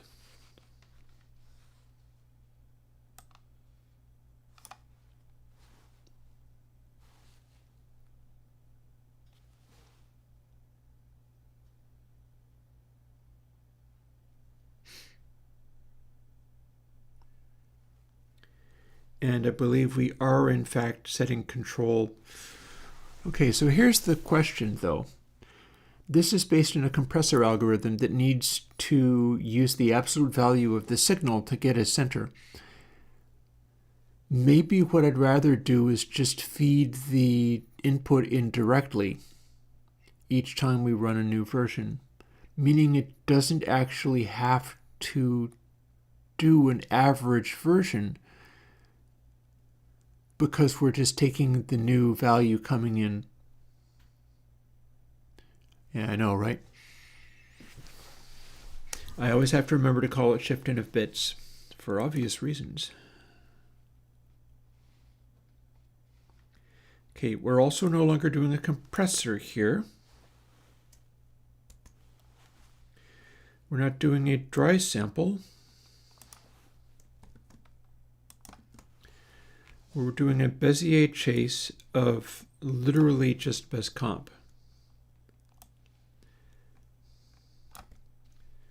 So all of this stuff no longer matters.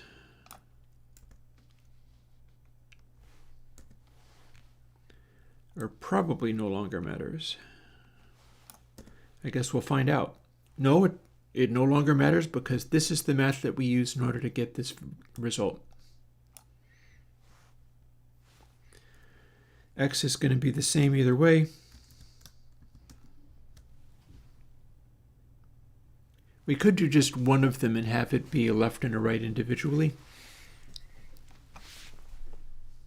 And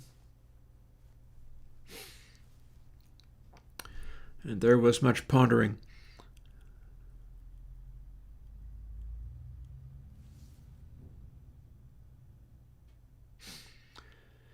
Yeah, maybe I should have the left and the right built into it. What that would mean is this. This is me figuring out how all this stuff goes. If it's only one statement, I don't need the brackets. It'll just do the loop on only this. If we're no longer having the left and right there, then we only have one of these. But we have to have the left and right inside here. And if we're not doing a Bez comp, we don't need to have that.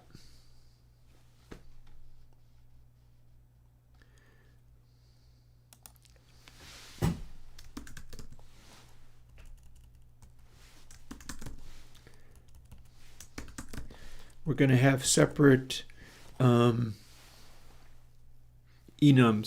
for this one.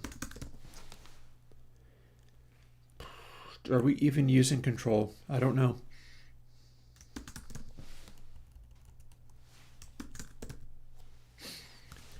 There are separate enums. And what the hell are we doing with control anyway?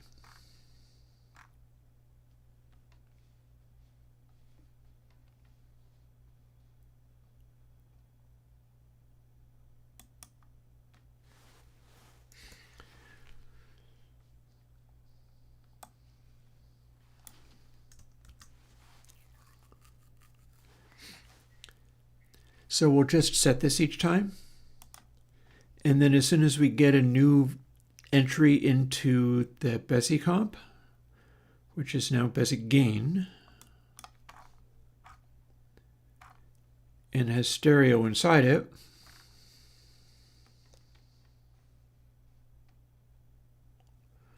and let's also do this.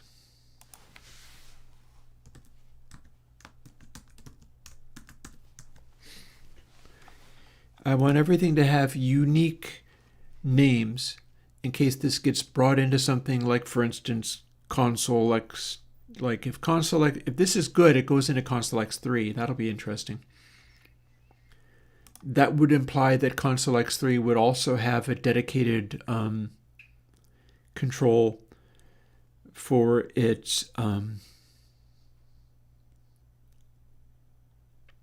fader and pan speed. You'd get to slow its responsiveness down. I don't think I need a sore knob in this one. It'll be fine without.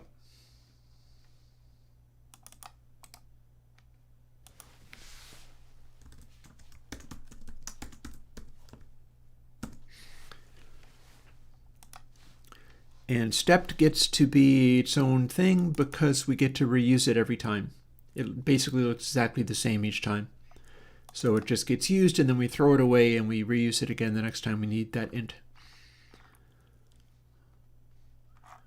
I bet I can find Bez gain easier. I bet we can do this.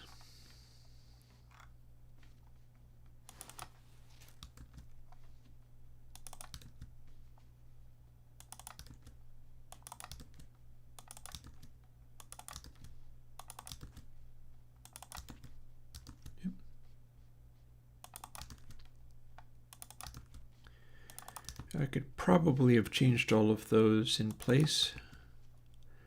Wasn't really thinking of it.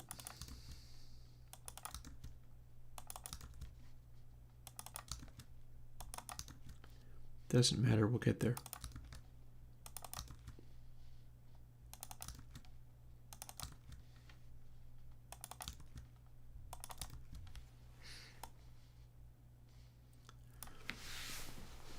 Oh, interesting.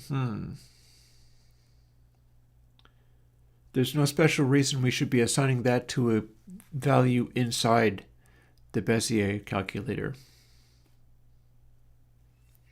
I mean, we could give it its own value inside the Bezier calculator.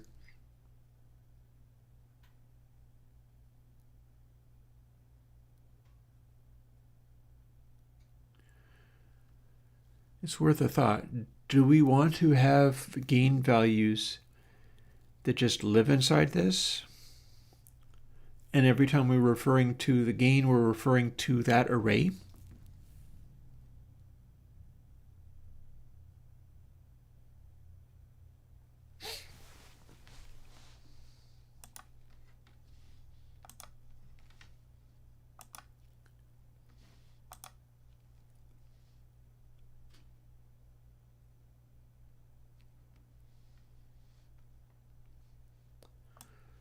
We could simply skip that entirely. That goes away now. We're going to have to double those to make them left and right. Okay, we'll see you later. We're starting with something today, so thanks to the request for the Purist Console 4, we're on to something that might actually contribute to Purist Console X3. That would be cool. I'd like that. I think that would be good if I could do that. We shall see.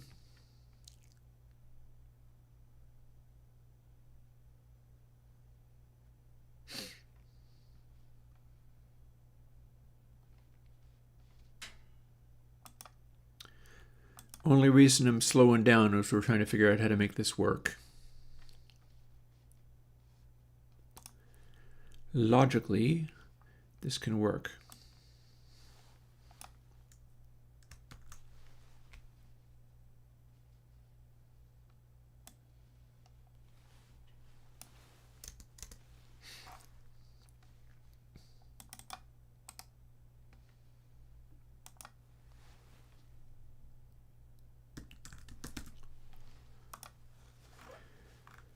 There's an interesting side effect to this too, which I like. My pan balancing in console 9 is done using transcendental functions. It's using like sine and stuff. If we're doing this, we only need to run that every few samples.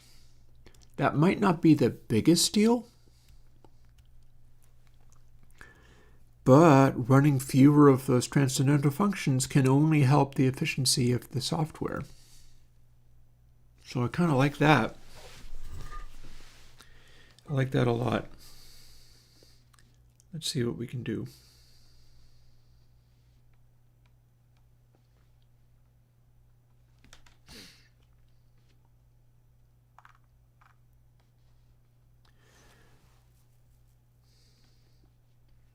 And then if we don't run, okay.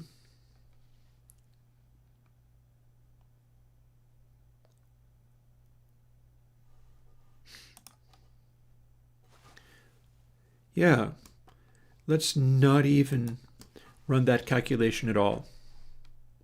Let's not even have that. Let's have this.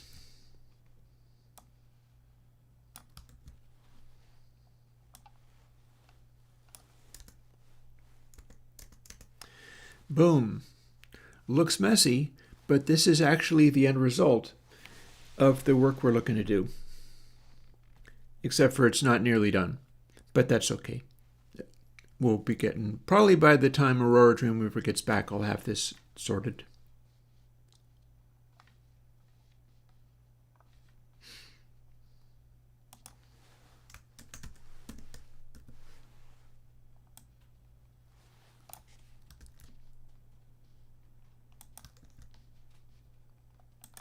As soon as we do this, we're going to break it again.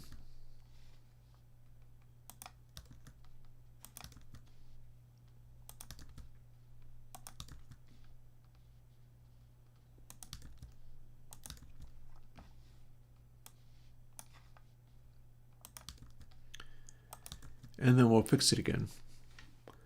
Right now, we don't have the pan in here, but it'll actually be pretty straightforward. Pan stuff's going to live there. It only gets entered inside this calculation. Best gain. There we go. It needed one of those.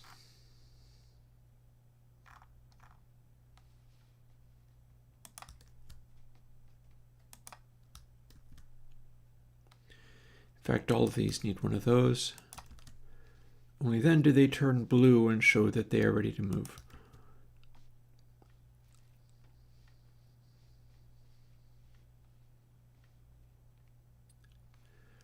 We can also move this to the end. Might be clearer that way. We're still in mono, we need to be in stereo. I am honestly kind of excited about where this might go. I'm honestly kind of excited. It could run quickly and be very immediate in terms of snapping from position to position, but it could also run a lot more slowly. It could even respond to how quickly you're moving. But that would be crazy, so let's not do that. Oh, also, look there, we need to do that.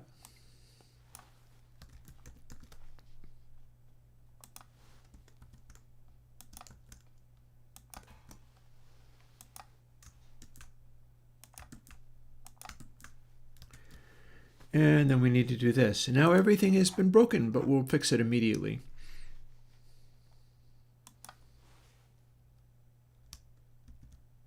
Oh boy, that was a mistake. Let's put you back so we can paste you.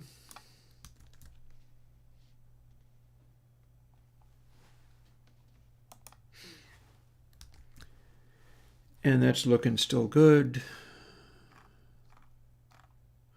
Funnily enough, we're including overall scale in a different way.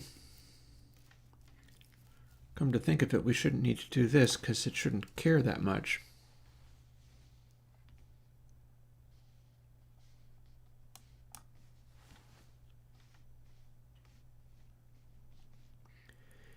I guess we'll find out what our speed of adjustment really is. Sort of updating everything, changing it around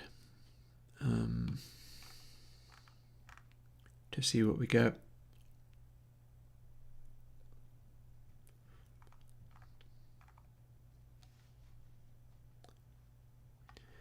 Here's where we need to duplicate this.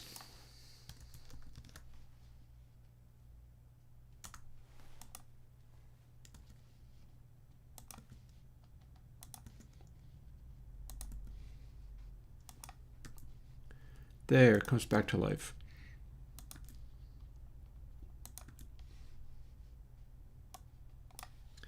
And for starters, we have only fader. But we're going to bring the adjustment from, honestly, the way this moves, it's going to be converging on what shift and a bit's gains would be, so we should use the one from console 9. And I will use the one from console 9. But for now,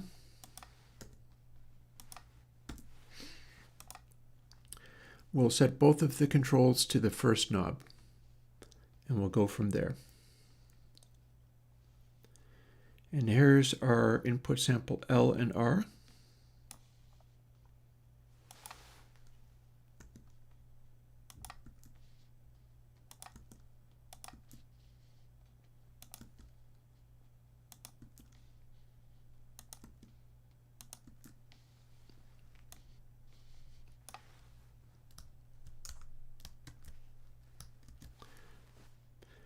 And we've not even tried to build this before, so it doesn't do anything yet, but soon enough it will.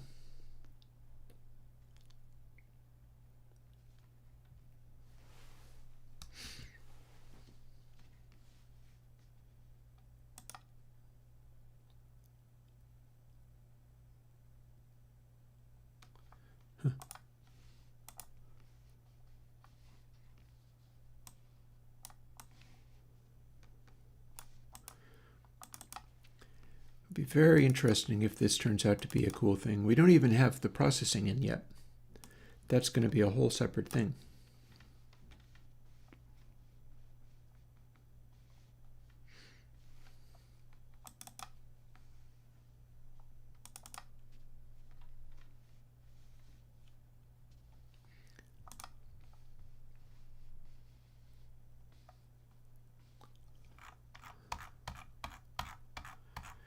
Come on, P, Pierce console.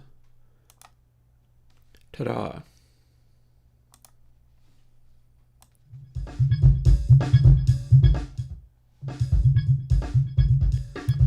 Okay, I guess we're acting like it's a fader, and it's double here, so that is unity.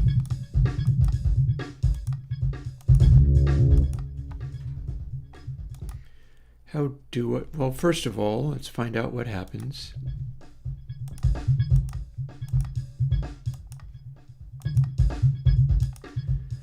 We certainly don't have any clicks. Not that I would expect them. And now speed becomes greater.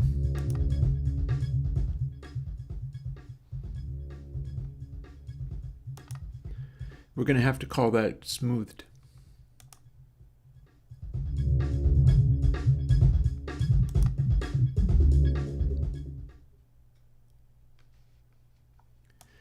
Maximum smoothed.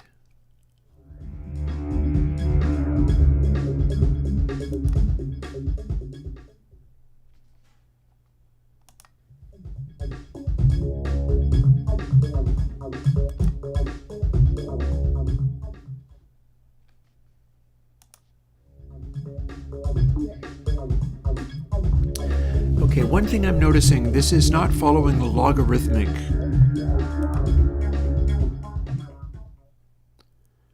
It's not following logarithmic speed, so it can't actually do fades quite the same way that you would in real life.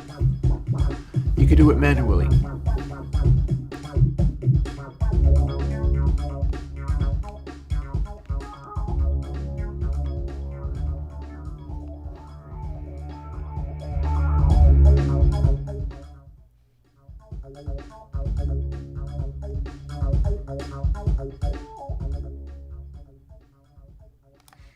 If you scooch down,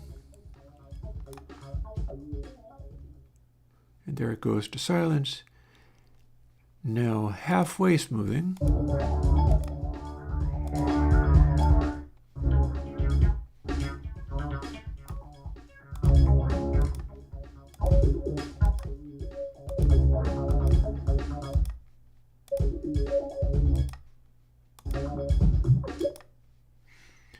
Okay, so my compression speed is a lot faster than control motion speed. That's interesting. You gotta jack it up a lot.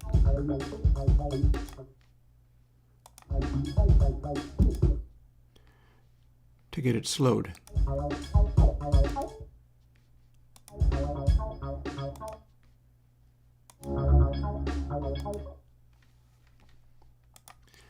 Oh, that's interesting too. Okay, I'm going to say that's a good start. Some of my stuff needs adjusting, but it's still a good start.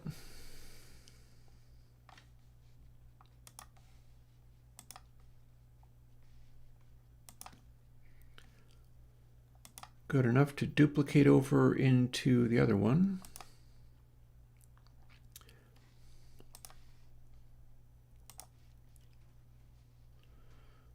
Maybe not yet.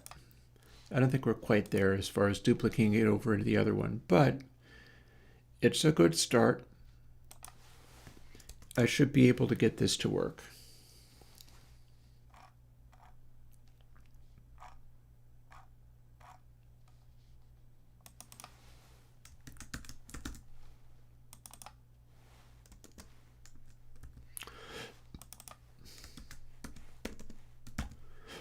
In fact, there's a whole bunch of stuff along these lines that I could be making those calculations run this way. If I only have to run the measurement this rarely, that's quite interesting.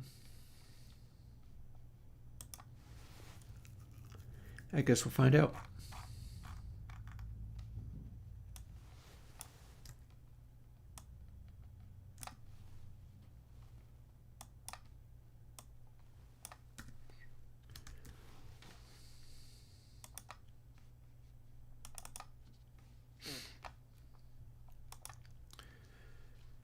Okay, so most of this seems fine. I'm going to copy some of this stuff over. Ooh, wait, we don't even need that there. We're already using it. We're already using per-MC elsewhere. Watch how this sits for half an hour. It doesn't want to delete these because you know what? It has to clean up all those little warnings. We now have the waiting for the anti-computer to do its job. There it goes.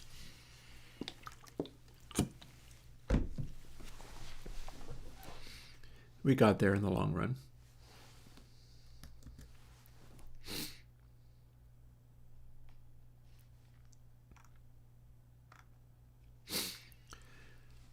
So what was the next job again? The next job was finding out how 9 does its stuff. So we got to find out how 9 does its stuff, and that should be pretty straightforward.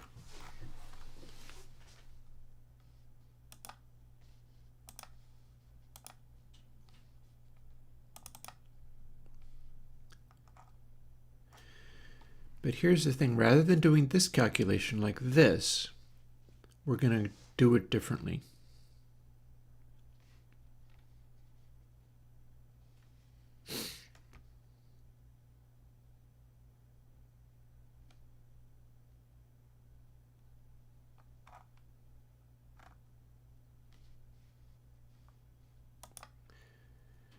I do not know why this is giving me double gain. But here we are. It's a mystery.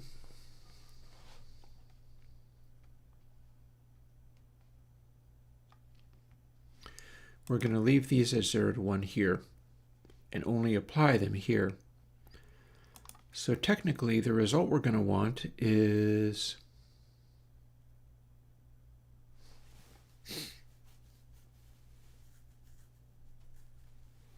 oh wait, okay, there's something that maybe I can do.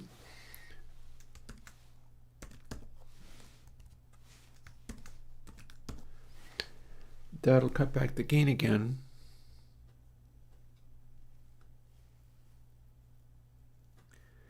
But we arrive at pan differently.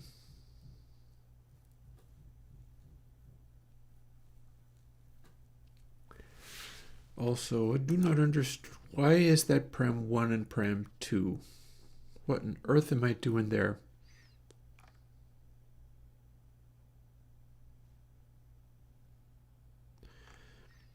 We're doing a bunch of weird things there. Does that even make any damn sense? What on earth am I doing? Oh, I know why. I have the assumption that faders are on the bottom of the list of controls. That's why I have pan over fader. So if I'm going to be consistent, I should have the other one work the same way. So then pan should be over fader there as well. Maybe that implies smooth goes over both of them.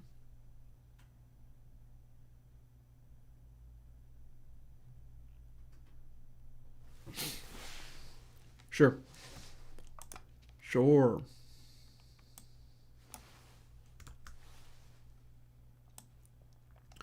We'll just change everything. Where's the harm in that?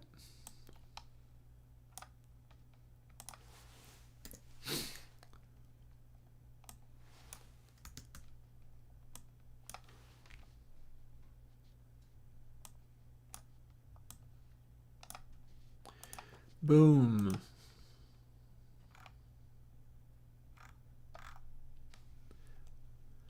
Clearly that's what I am doing, so we might as well run with it. What do we call it? Gain. Okay, so we're not calling this stuff gain. Not quite like this anyhow. I suppose we could. We can't call it Bez gain. That's already in use.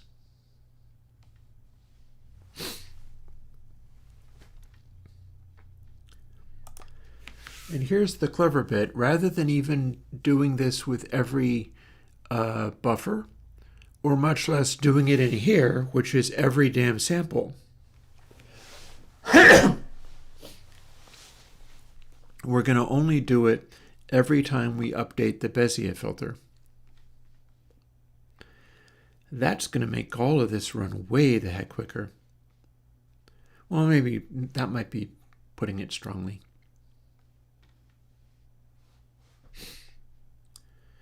And then we've got our special little gain template in here.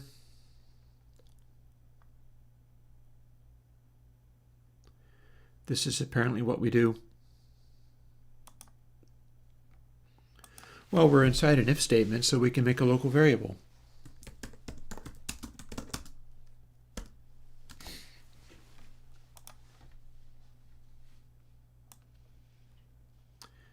And our local variable will look like this.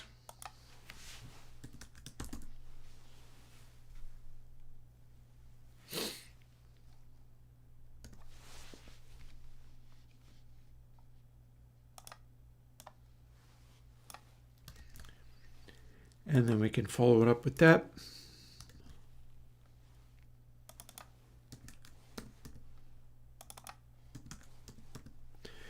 That gives us the same basic trajectory, plus this is also where we can do the adjustment if we need to do an adjustment. Also, this fader had to be multiplied by 2, didn't it? So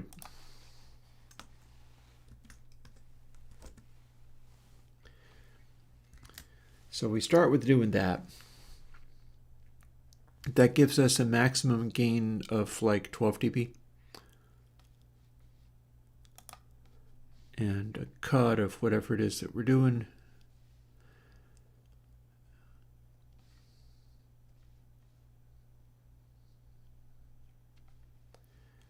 And then these stack. So that's cool. But then this is not simple. This is more what I have in console 9 channel up there.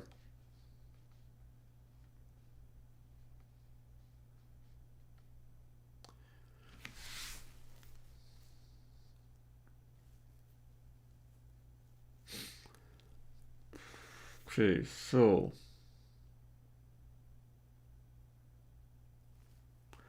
I could simply make more, I could do it the way we're doing it.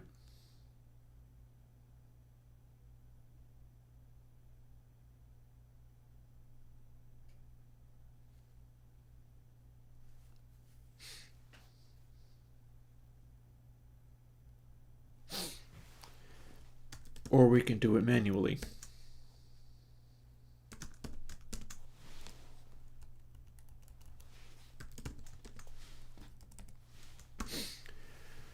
So we're going to go from there.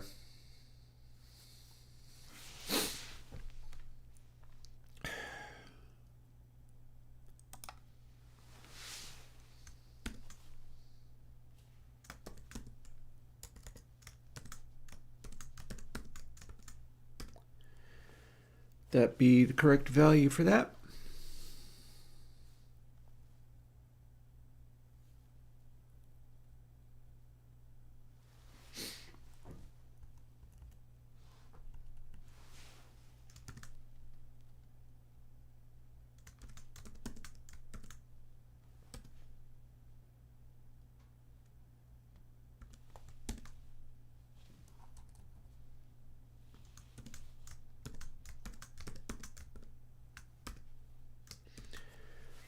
That be the correct value for that. Pretty sure that will cover it.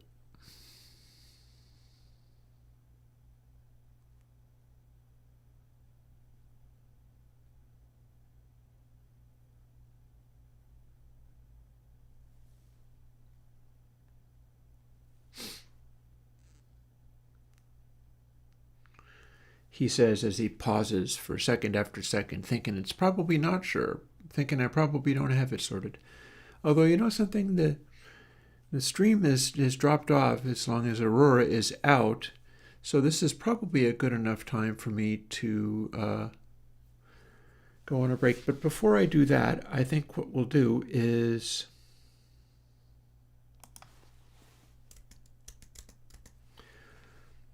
run the rest of this and see what I got.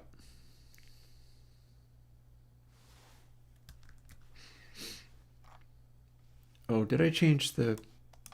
Probably not. Nope.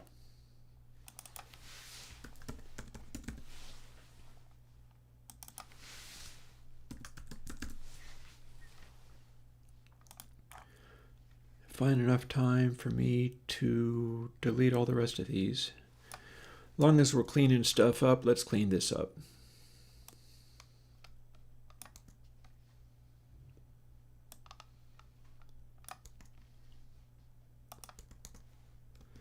We could also go rename all of these while we're at it to what they're going to have to be.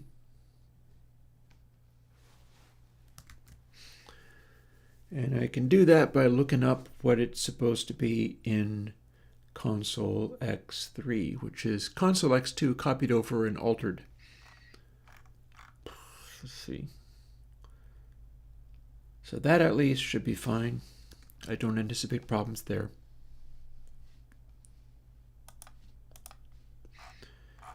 We now have to delete the rest of these.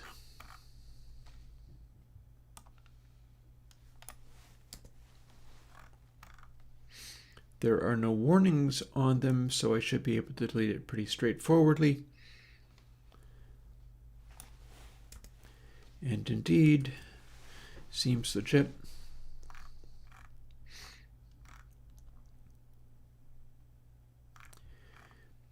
And you know, for funsies, one further thing could be done.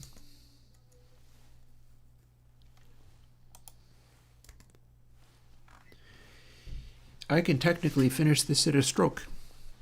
It's the other one I won't be able to finish.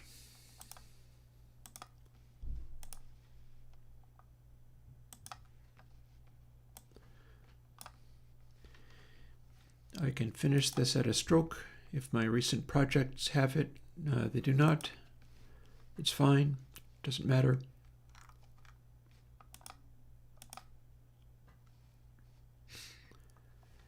Actually, it looks like I have to get this from the VSTs because I know that one's in stereo.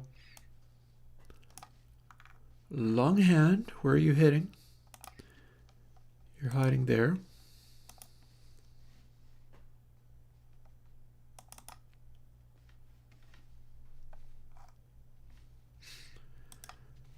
Gain trims for this do not matter.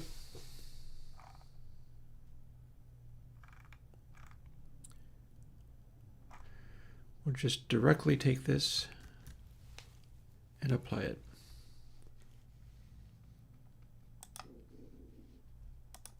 Knowing that that is the one we're going to use.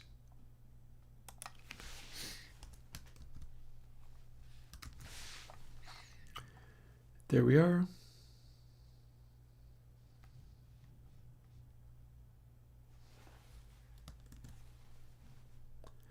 Oh. Well, alrighty then. Let's do this X as a long double as well. Or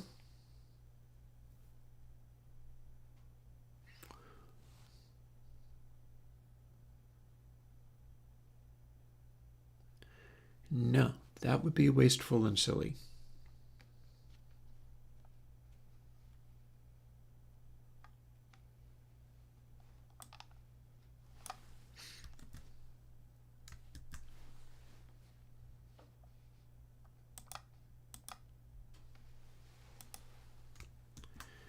Instead, we do this.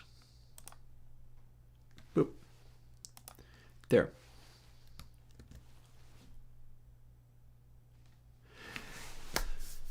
Purist Console 4 channel may very well be 100% completely done. And then I got to do bus, which will involve more complicated calculating, and I can do that maybe even this afternoon if I feel like it. I'll be coming up with another set of multiplies that are like this, seeing what that gets me.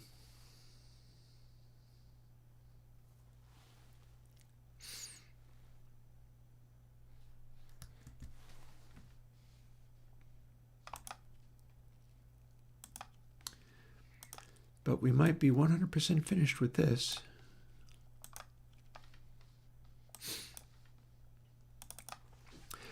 And what we're going to find out, oh, well, I say that, but I didn't adjust the speeds. That seems less than optimum, so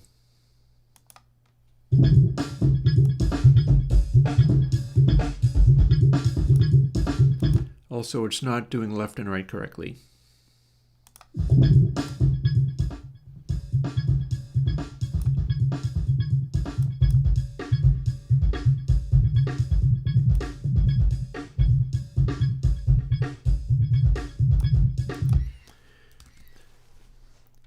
All of my gleeful pronouncements of how it was completely done and all finished, and clearly that is not true.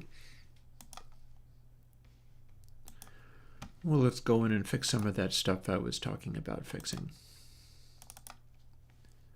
Nothing to it but to do it. We'll reverse these behaviors.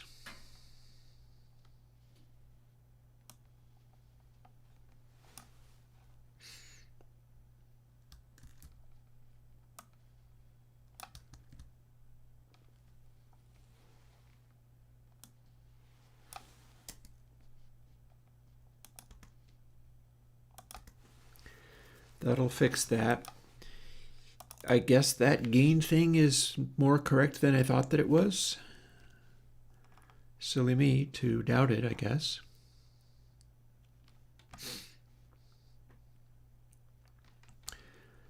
And here's my speed control concern.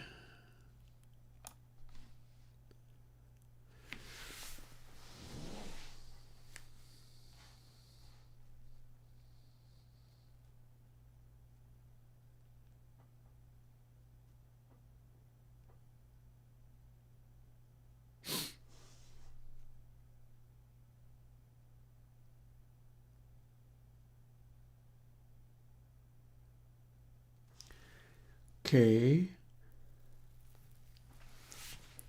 so if we didn't scale it as much, but started it at a slower control speed, maybe that'll help. It's going to have a pretty profound effect. Maybe that's right.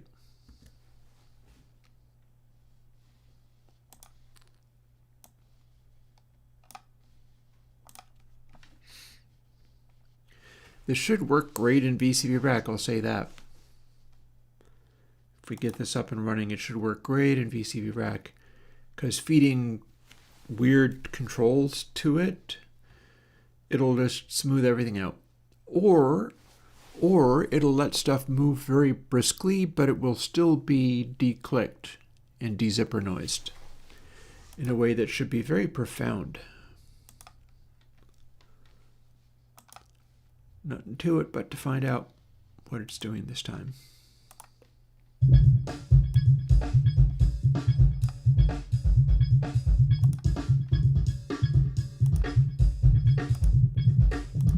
That's quick.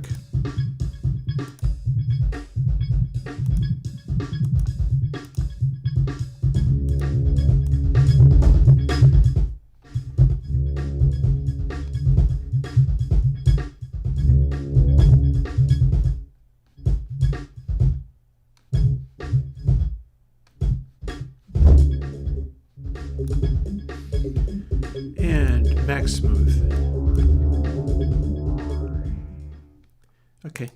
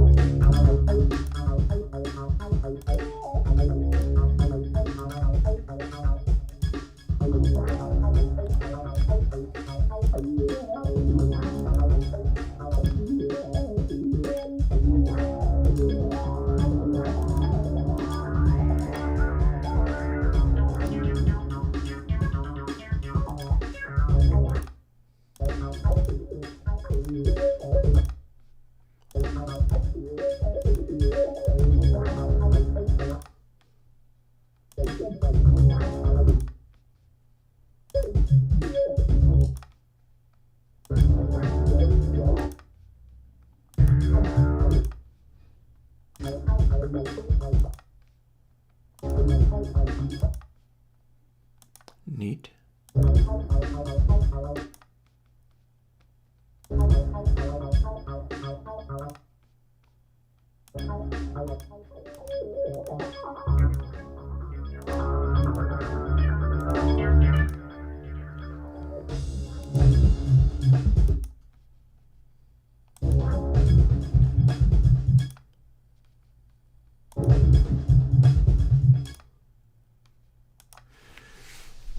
Sold. I'm sold. That is absolutely working. So before the afternoon crowd comes in, let me set you up with some nice music or nasty music. Maybe nasty music. How about we do nasty music? Not that this is really nasty, but...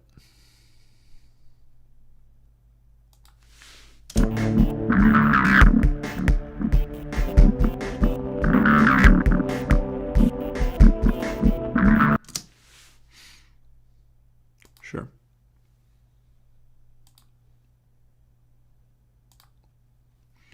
Again, it's not really nasty music, but it's my own. Back in a little bit. I do not think I'm going to be making more coffee, but I hardly feel like I need any because this is going well. I'm absolutely going to include this in Console X3 and maybe in all the control smoothing. I feel like this has got a place in all the control smoothing.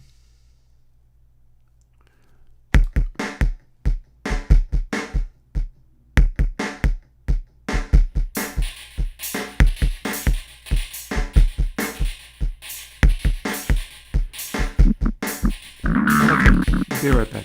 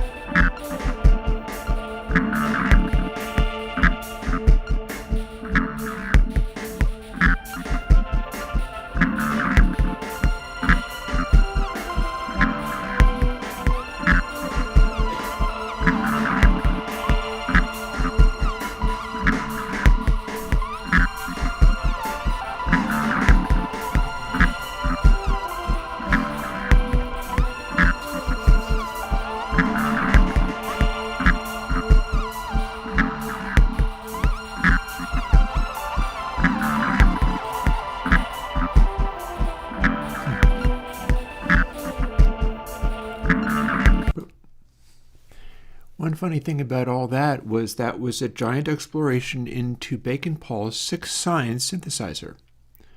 I remember that's what I was using at the time. So yeah, there is most definitely that. And this is this. So here's what I'm wondering now that I'm looking at it. Seeing as we can most definitely, in fact, tell you what, let's full width the sign.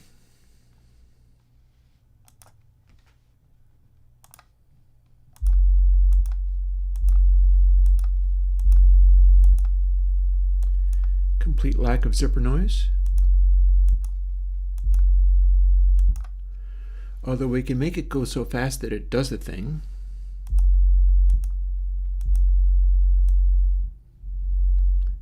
Ooh, wait, I stand corrected. We've got just a hint of zipper noise when the smoothing is completely and totally off.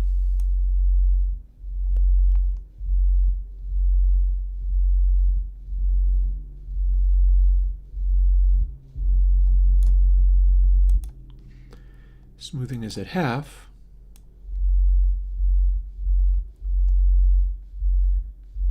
Not a trace.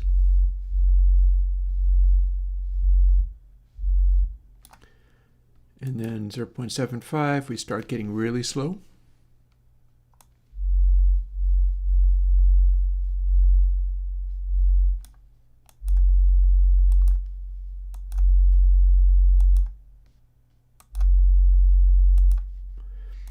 Full crank.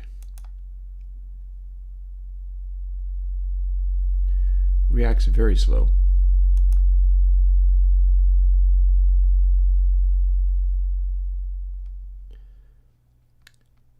Then max speed. Fast again. Oh, well, I think I know why that would be doing that. Aren't you using the version of console that is using smoothing?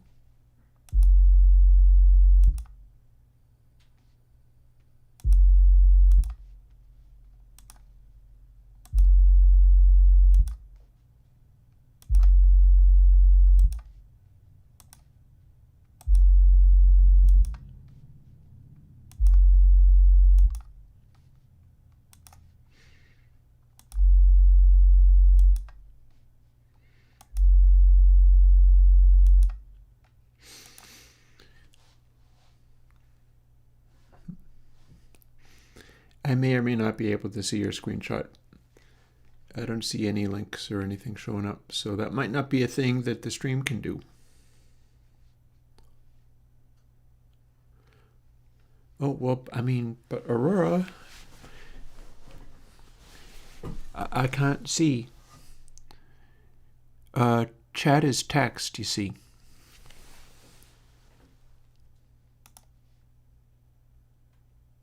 Oh, what have we not played? Okay.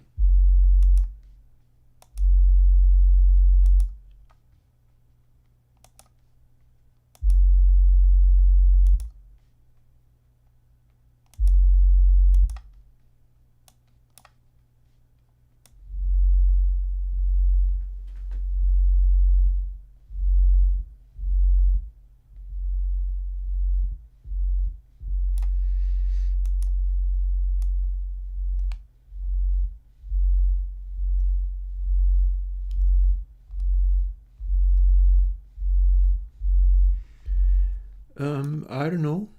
I mean, I'll take your word for it. If I'm not mistaken, right now I'm literally working on a specific program for you, so the screenshot may or may not matter as much as me doing this thing for you.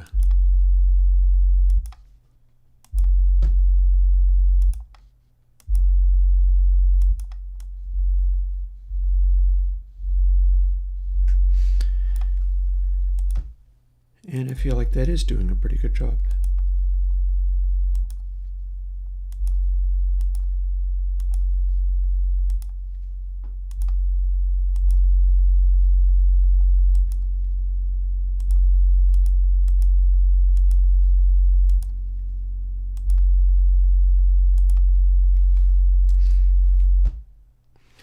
think that one got there. So the thing I was thinking about was, what if the one smoother thing contained all of the controls for everything? And we ran it once, and then as soon as it got to update, it generated all of the calculations for control assignments.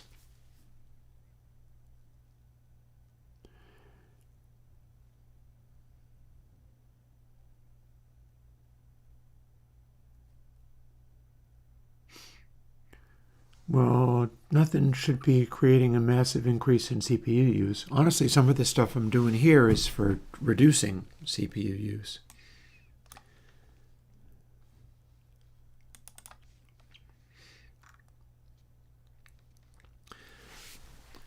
So here's what I'm thinking about.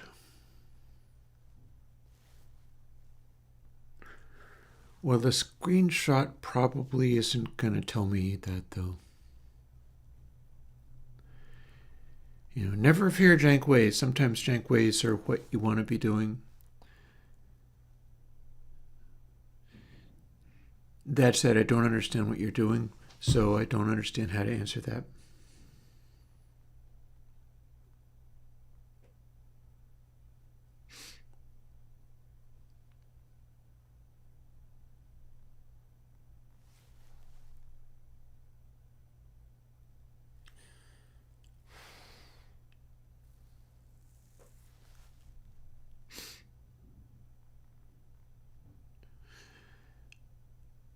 Yeah, I'm currently thinking about how do I go about, so that might involve me looking at,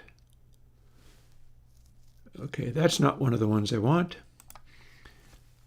It might involve looking at, let's look at,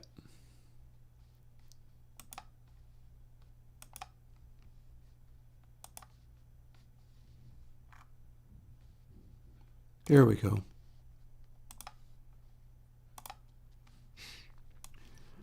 So when we do go about doing this, here we have a bunch of little controls in here that are all that original form of control smoothing that doesn't work under all circumstances. What I'm looking to do is globally change all of this from the AB versions that are in theory doing a linear interpolation between positions. Everything should get built into a new Bezier function called smoothing. Yeah, describing it would be good. There's no reason not to. We've got all day. You've got chat. Hit me. Tell me what it does.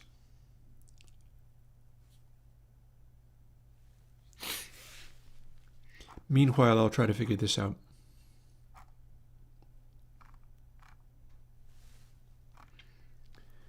So we've got a Bezier comp, we've got a Bezier Q.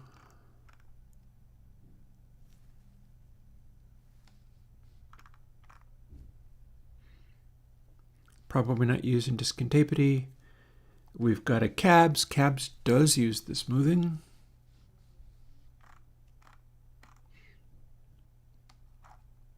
And both discontapity and tapac might not be what I end up using for it. Because if I can come up with a better saturation, I might use that.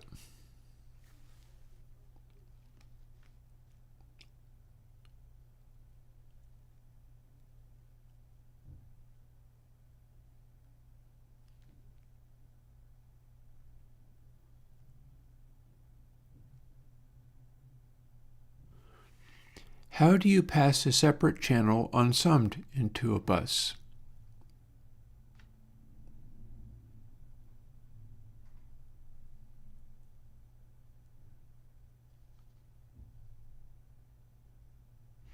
That part baffles me a bit. I don't understand what you're talking about. Each track being in a separate channel plugin. So you're continuing to feed each track into a separate channel. In VCP terms, yeah. Oh, okay. Well, that's interesting. Poly to poly channel input. Well, that not necessarily.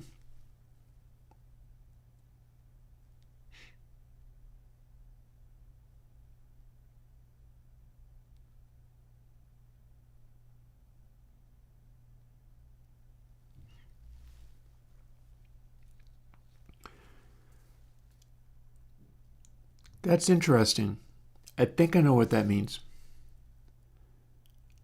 I didn't know you had. How many channels are in a polyphonic channel, by the way?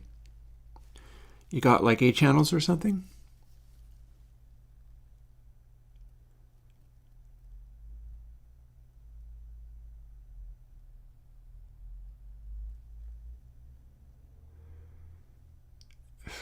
Hmm. So Aurora Dreamweaver sounds as if you're doing that the way you describe it, you could do as well to simply do some form of wave shaper on it. Because what you're talking about, and it would also depend upon which one you're using. If you're running a polyphonic bus and it is decoding everything that was on its individual polyphonic channel, you're effectively negating what it does.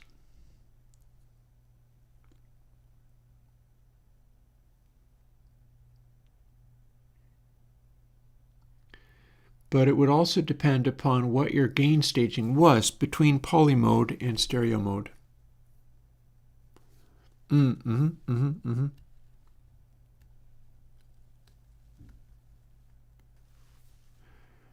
Does it work with receiving 1 to 8 and 9 to 16? Like if you're feeding channels, do they end up assigned to left or right?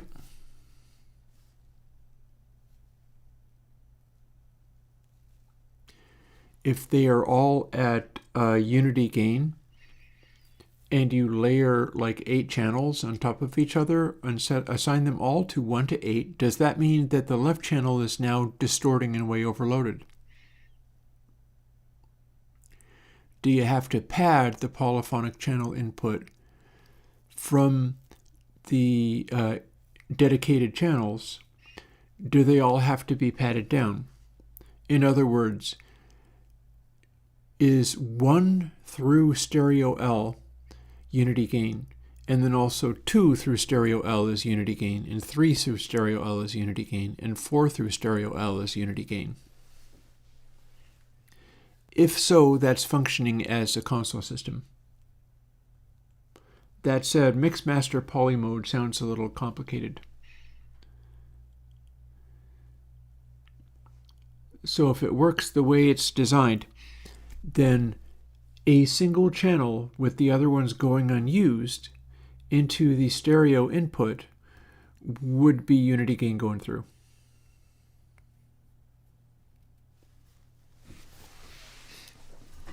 Meanwhile, let me keep moving with this. We've got this to do.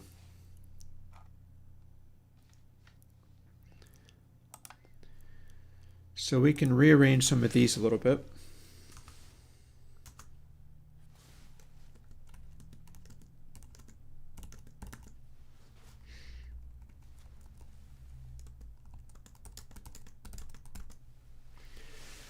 What I'm wondering, though, is whether I have a need for an output setting that can be referred to elsewhere. So I don't know how often it is that I actually need to do that.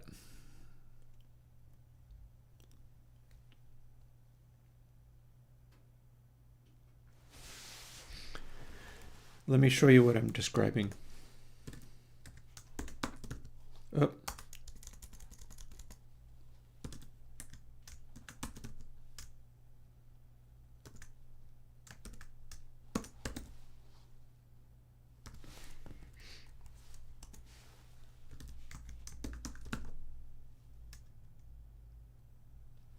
Ooh, also that's wrong. What have I done? What have I done?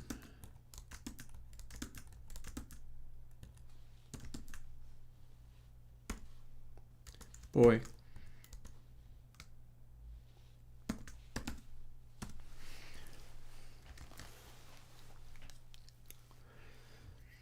So if I add those, we can refer to them without doing the calculation. Hey, Calbless. Calbless, Aurora Dreamweaver has asked for a thing in Console 4 which has led to a nice little upgrade that should work pretty cool going forward. Oh, I'm sorry to hear you have a migraine. Hopefully me building new stuff for you will make it feel better.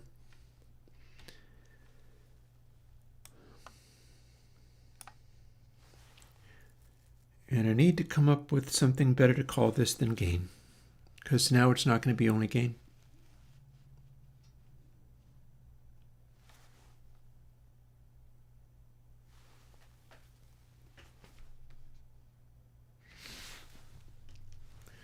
I mean, that's the question, really, is what do we call it?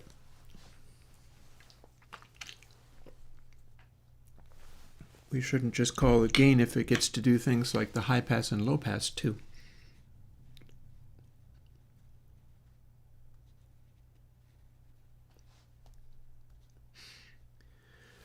Although gain still plays a role in some of that naming, some of the naming.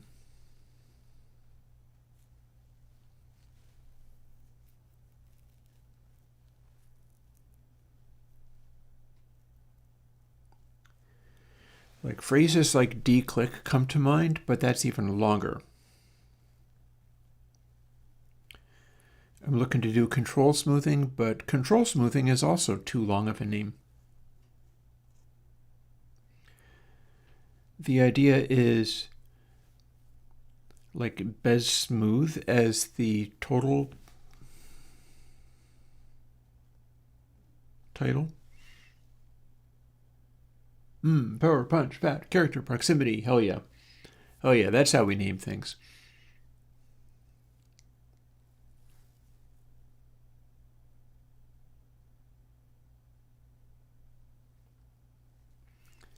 So for the track where you described that, if the volume is -18 and there aren't too many things, it might not be distorting the overall system.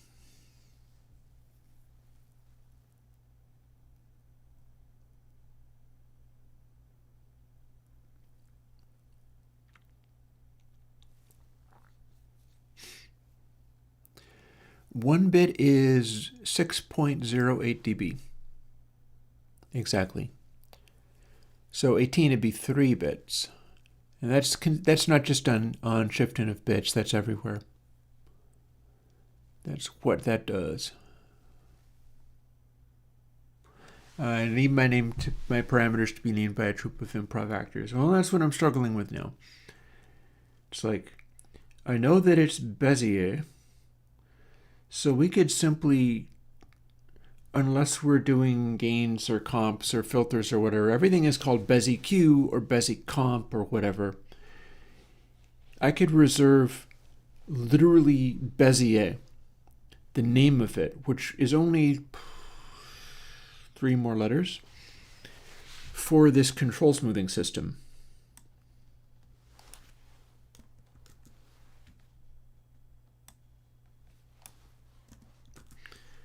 Like that. We could do this.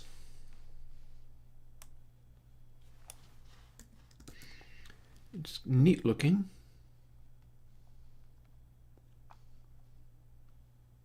And cycle would also follow the same rule.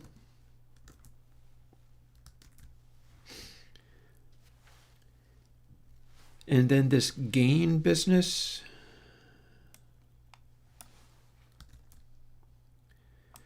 this represents individual controls inside it.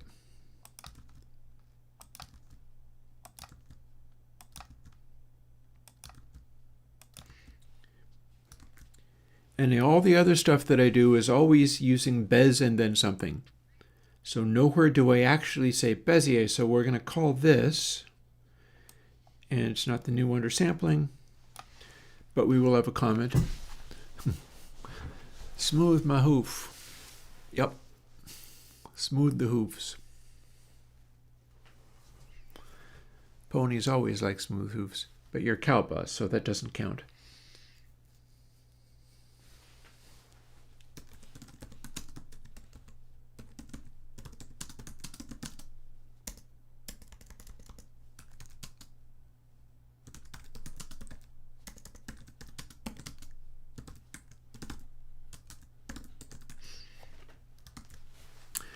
And so we'll run that. And then for every parameter that might be needed, I get to spell out an out, assuming, of course, that it's not more, well, no, it's not more convenient to do that, is it?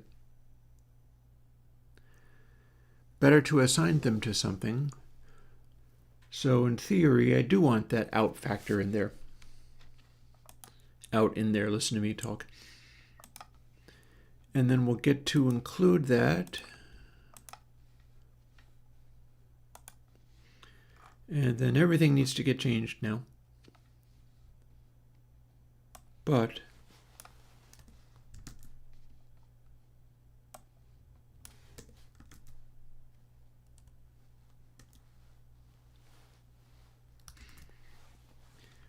that presumably will work.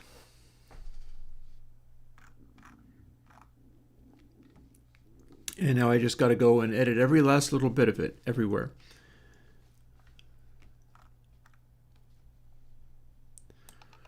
Or rather, and as you see, I'm using a longhand, so this is going, Purist Console 4 channel will be done as soon as I'm finished with this detail. But then I also need to do the bus version, which is going to be different.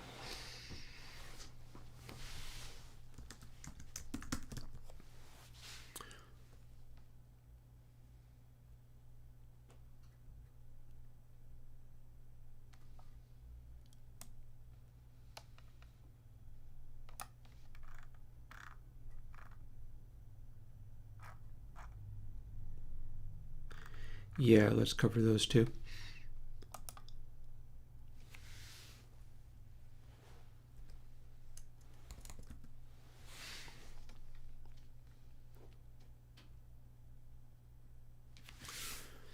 Well, now some of those, okay, I'm not doing this correctly, but that should help.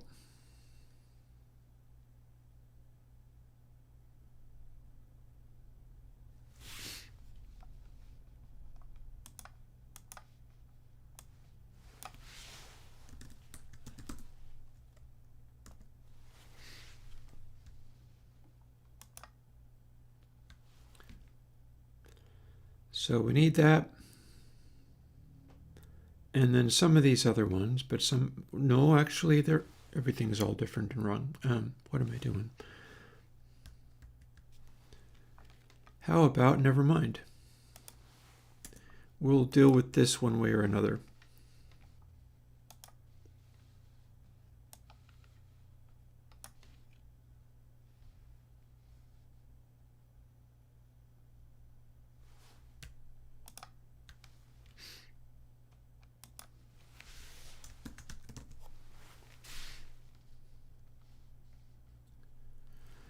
Hang on, I should change that in place.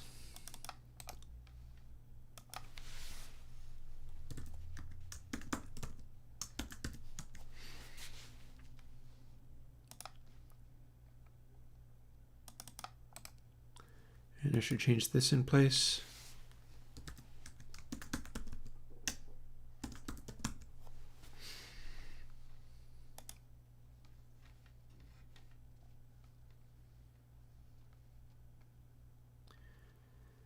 And how many of these dumb things still need help?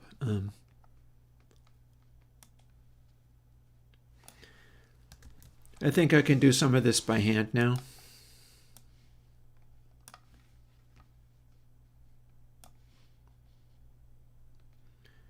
Messy though it may be. Wait.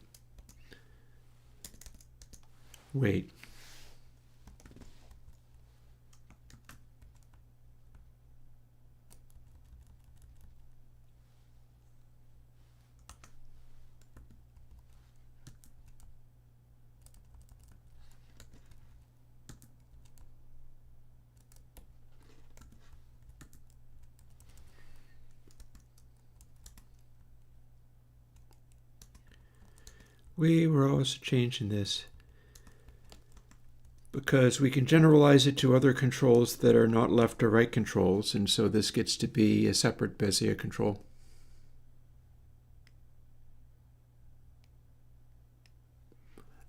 That would be correct, Aurora. That's what makes it interesting.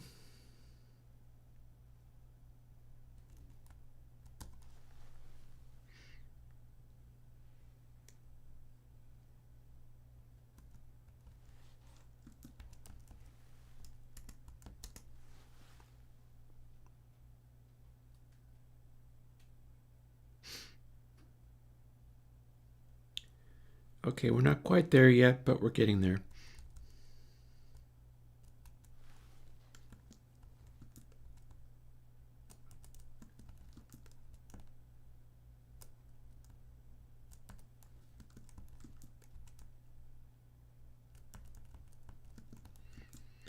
You'll see where this is going.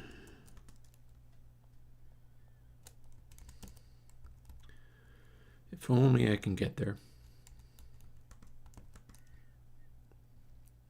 I was talking with somebody earlier in a plugin dev chat about the challenges of once I start actually working and thinking, I lose access to words. I also can't do images either. I have not very good ability to mentally picture images of any kind. The only thing I can do is play entire songs back in my head and stuff. And people were talking about, can you imagine multiple notes at once, which I assumed was like a chord, and people, oh yeah, I can only do one. Oh, I can only do 2 notes. I can do 5. Except for that it is possible that when I think of that, what I'm actually thinking of is the beginning to Steely Dan's Parker's Band and the chord that makes. And whether or not I can think of arbitrary notes and then stack them up and hear how the chord will be, maybe. But I find it's easier to do with jazzier chords. So that's interesting. And by interesting, maybe it's not actually interesting. I'm just stuck with it, that's all.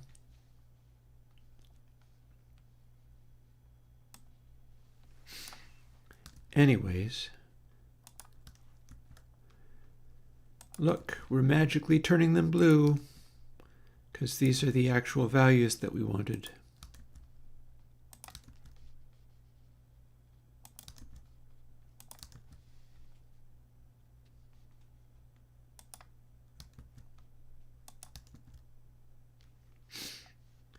And then we're going to continue doing that.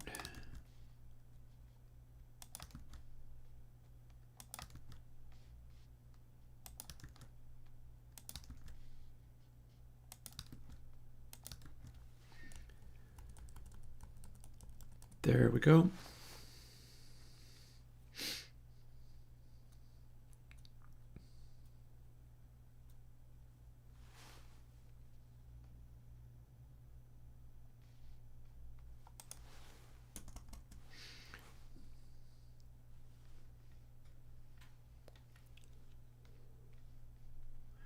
Ooh, hang on a moment. I don't want this to say Bezier gain res at all. No. This applies to every single control that I have included in here. And it's meant to be one, that's what I added the out business there for. So, whoop.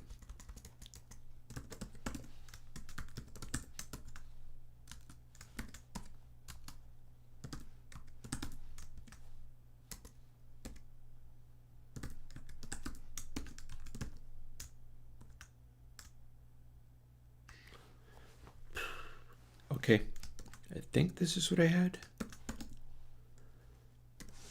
Got there. That's the one.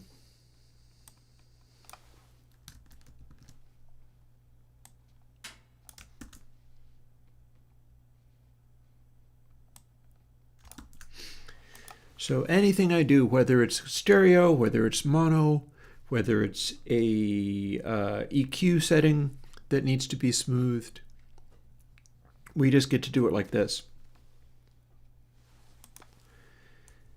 And what that also means is, and I'll write some comments in here to clear it up.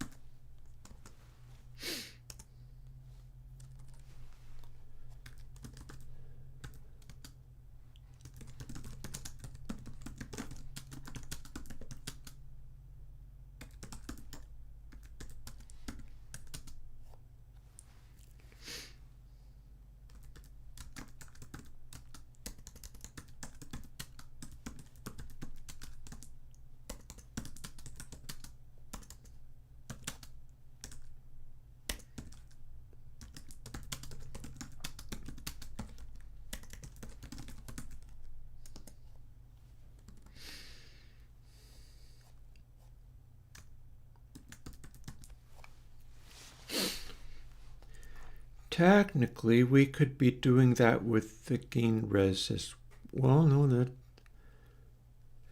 I don't know about that, because gain res is controlling the overall Bezier cycle. So if that was inside the Bezier calculation, you could set it in a way and then it would never recover. So, yeah.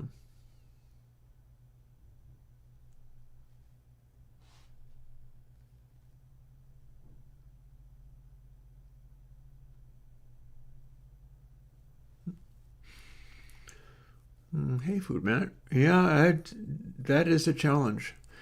I run into that myself. The staring at code, you start boggling at it and going, what?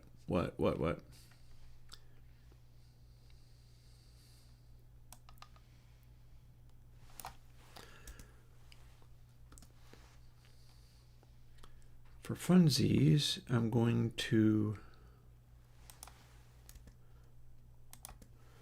squish this together a little bit. And we're going to spell out what this does.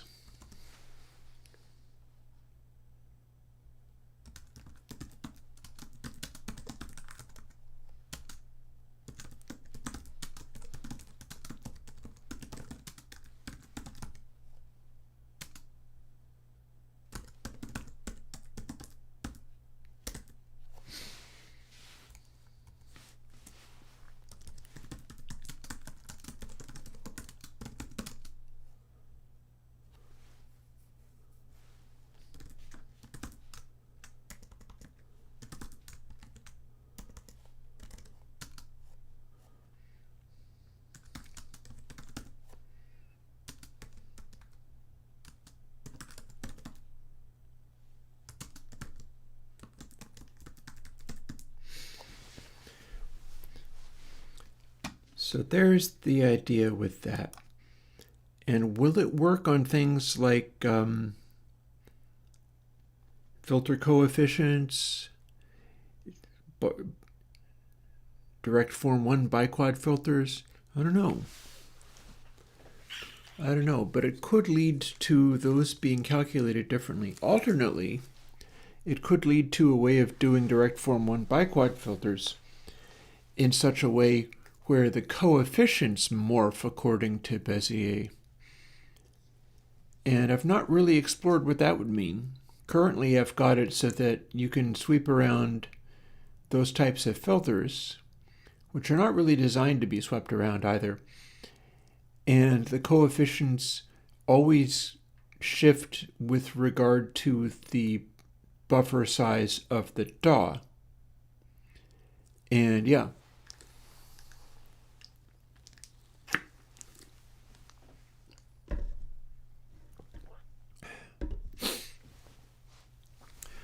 So we're going to go with this. And our smooth control is the first parameter. I'm not sure whether that's what it's going to be for things like console X3, etc. However,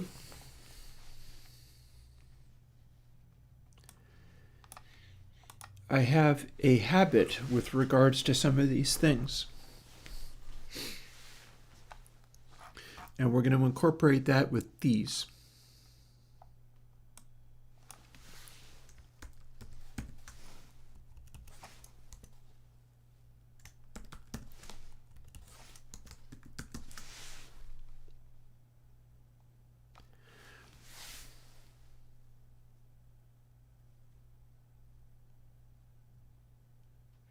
I'm contemplating whether it should be SMT.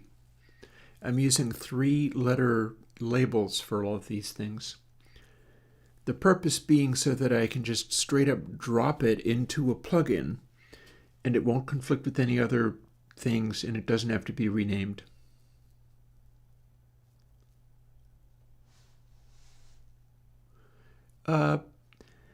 Possibly not Aurora, but that's okay.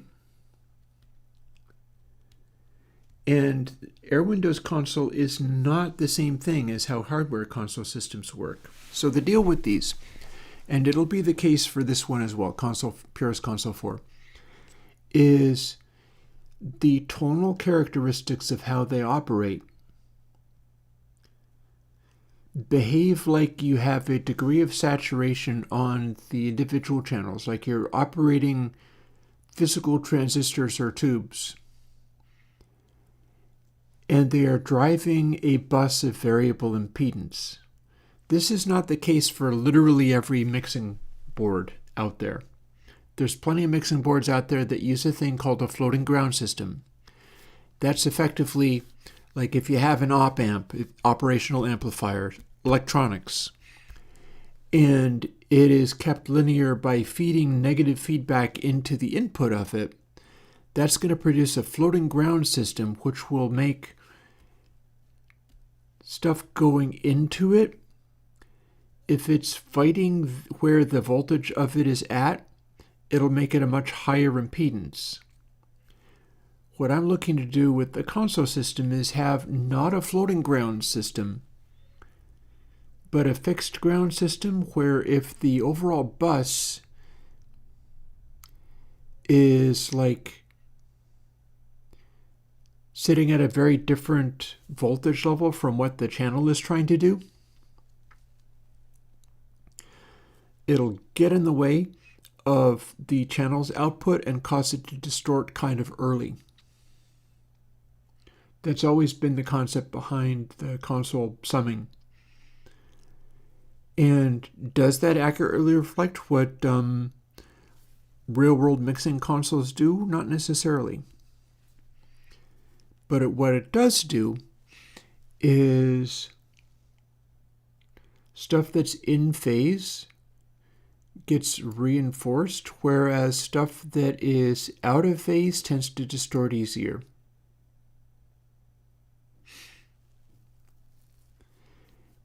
And that produces an effect that has some useful qualities to the tone. Essentially,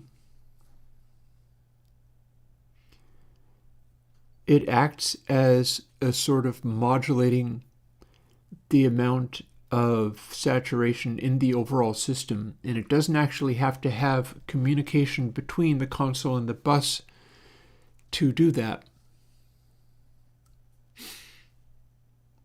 It's been a lot. I've been going after that for many years, and I'm not stopping. I'm continuing to fool with it. Just as I'm trying to figure out, like, smooth should be SMT or SMH.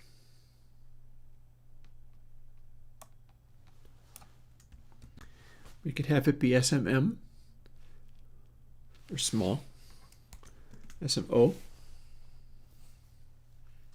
Maybe SMO is best. It's the first three letters. Let's run with that. That's what it's going to be now, going forward.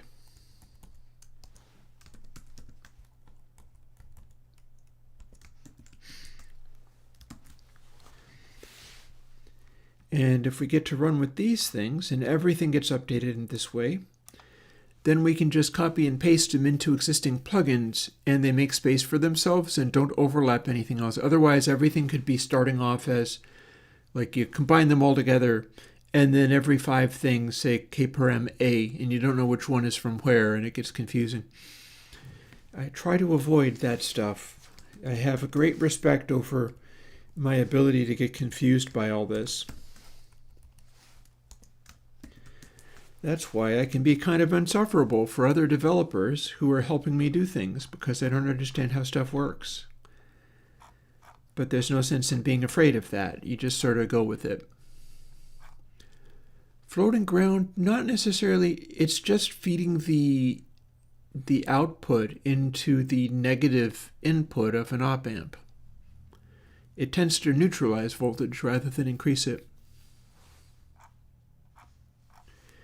Yeah, funny thing, Aurora, that one of the things about that is I do actually try actively to simplify stuff. I often prefer to get something simpler rather than complicating it and making it seek out all of the possibilities within whatever the thing is. I like boiling stuff down into simpler forms.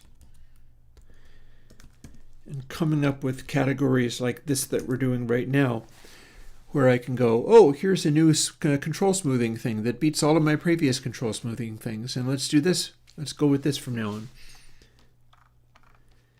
Whether it applies to other stuff is a whole other question, and it can lead to situations like this, where now I have to manually go in and type a bunch of things. But it's fine. The thing I like about this antique version of Xcode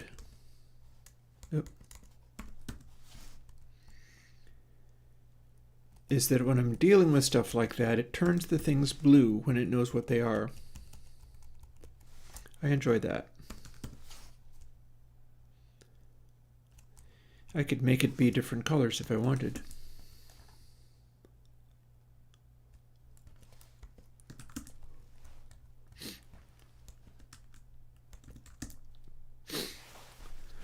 And that should be handling this.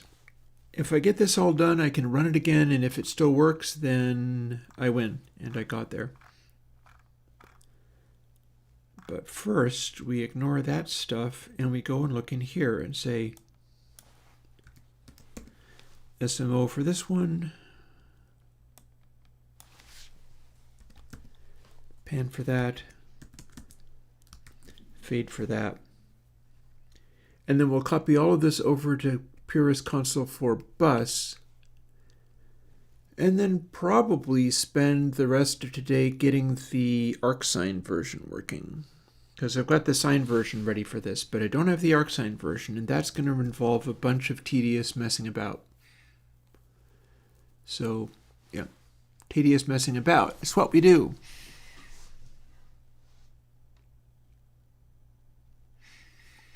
And what I like best about this level of work is I can make a system where if you're running a plugin that has this control smoothing on it, and you want it to become CPU efficient, you can simply set it to be fully smoothed, and you're good to go. Now, it might be good for me to think of what happens when you have a default value or it doesn't have existing values built in.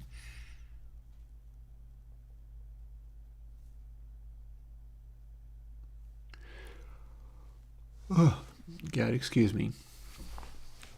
So far, I think we've got this up and running. This probably just works.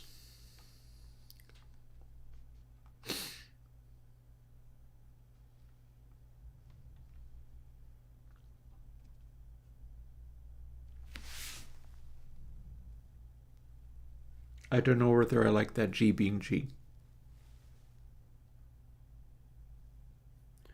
I get that I don't get to use X for that, but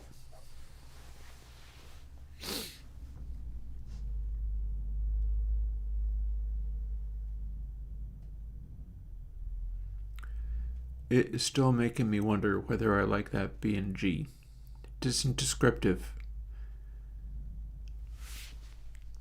Also, what's with this Bezier gain trim? Yeah. So I got some changes here.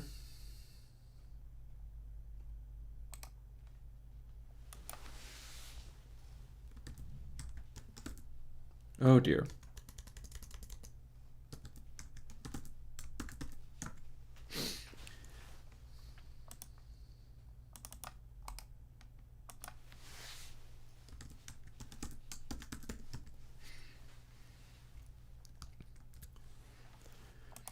So here we get to do this.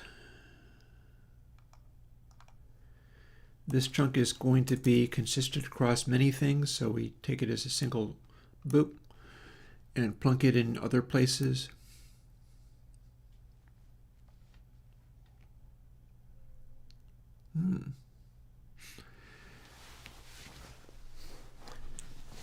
So this leads me to questions, Aurora, now that you've said that. I'm happy that you're using rack on Linux, because that makes me happy that that is available. Seems like the perfect thing for Linux, honestly. Of course Linux people would want VCV rack. but also seeing that you're using my plugins. Also, my water bottle has shifted slightly. Seeing that you're using that, are you on Raspberry Pi? Are you on x86? Do you use 30-bit, 32-bit? Do you use 64? I'm currently in the process of wrestling with all of the Linux builds in attempts to get variations on them that will work best for everybody, because Linux is more and more popular.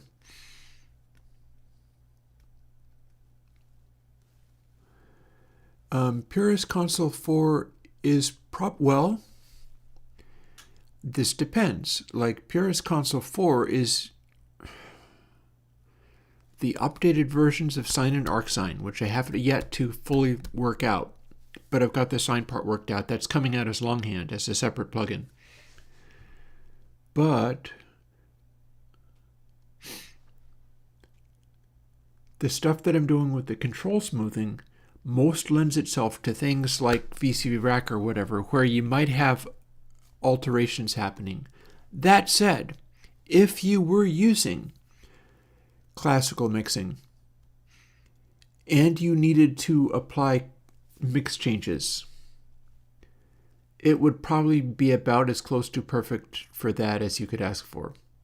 Assuming, of course, that you didn't need to do any changes in tonality, that you were doing a purely minimalist, like gain-only mix situation. Under that circumstance, I think you couldn't really do much better, because if you were doing gain shifts, it would depend upon the situation. Like, would you need to do sudden changes in gain? It'll do it. It'll do it very cleanly. Or would you be needing to do a mix where the only changes in gain were incredibly gradual? You could set it up in such a way where it would settle in on a mix, and then you could set the smooth to much slower, and then all of the shifts in gain there would be maximally smooth. This is sort of like the theoretical maximum of avoiding zipper noise. It's like purest fade on steroids.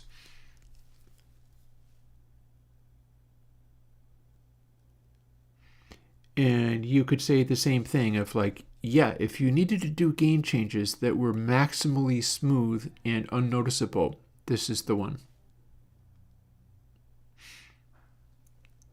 So yeah, well, I'm pleased that you're able to run my plugins. Actually, no, I'm not actually that surprised, because clearly you're not running the standalones.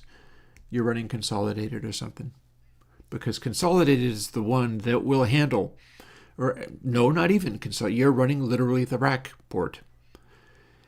All the happier that Bacon Paul did that back in the day. And I'm all the happier that Bacon Paul included the 16-channel Mixmaster thing. I still don't know what that is. I've not used Rack enough to find out what that is. Maybe someday I will. In my copious free time, when I don't have any more plugins to make, right? That's sarcasm, obviously. Let's jump back into this and figure out where we were at.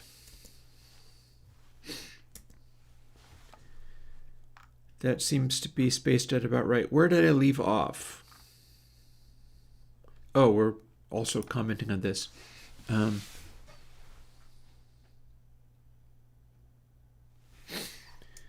Yeah, don't need that. Don't know what it was going to say in the first place.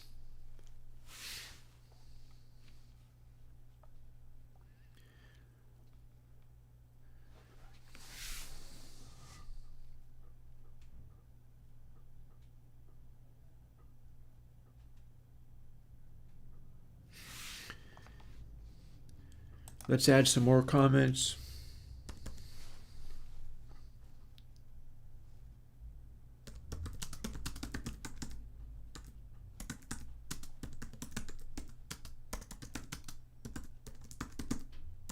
No, not Brigade. Brigade.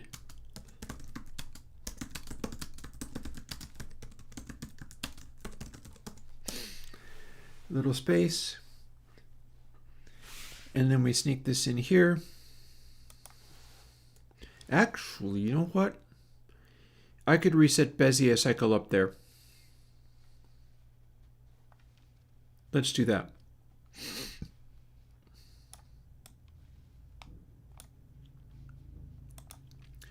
Nothing stopping it from sitting there. And then we have a line for every control that gets smoothed, gain L and gain R in this case.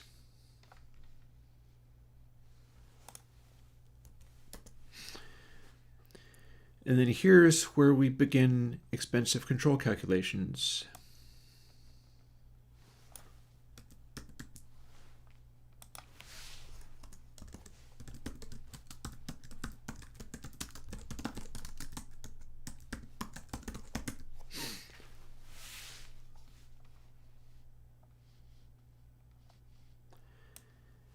And we can lose that comment.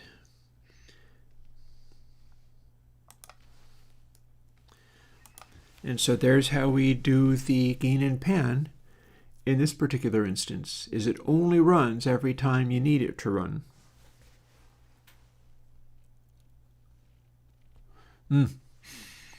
Fork something like Mixmaster and integrate the console system directly into it. Yeah, it's over my head too. Oh, what is that for rack? Bacon Paul of Surge XT and 6 Signs and a number of other things as well. He's got a plugin. It's a sort of sequencer filter plugin that he's come out with. And there is a sampler called Short Circuit that is also, I think it's in open beta at this point. There's lots of stuff. They tend to support Linux. They support all kinds of things. And yeah, Bacon Paul, even before Consolidated came out, Bacon Paul had written all of the Airwindows plugins as a rack module. And so all the stuff from there comes from that. And we'll see whether anything else ever develops from all of that. He's gotten into AI coding, so I'm watching to see how that works for him, how it goes. Because there's this thing that happens where people get heavy into AI coding and they go, oh my God, I can do everything. And then from that point onwards, they do nothing. So it's weird. I hope we don't lose Bacon Paul to that stuff. The big thing he has going for him is that when the AI tells him a bunch of nonsense, he immediately knows that it's nonsense. He understands all the things by which it could go wrong or right. And that's way more than most people can say. But it does raise the question of, does it lead you away from thinking about the things that you need to understand in order to accurately judge and critique that kind of stuff as it goes? So let me see. One of the things I was going to do was come up with a better thing than G here.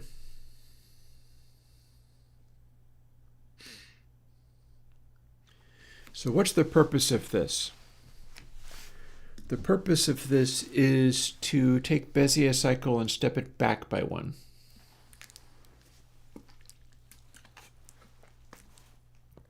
In theory, we could go about doing this another way, but this is the way I'm doing it.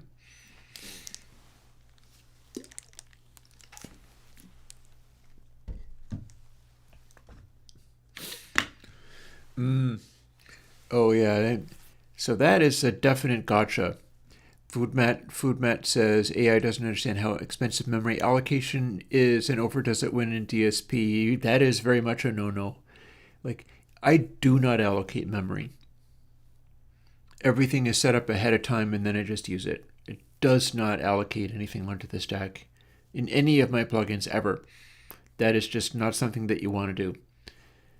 Heck, you don't even want to call system random. If you call system rand in Linux, you can lock the entire audio thread because Linux will take however much time it takes in order to get a real serious cryptographic random, and that's usually not what you actually need. Yeah. Oh, The consolidated rack is open source code. Bacon Paul's all about the open source stuff. He's developed all kinds of things.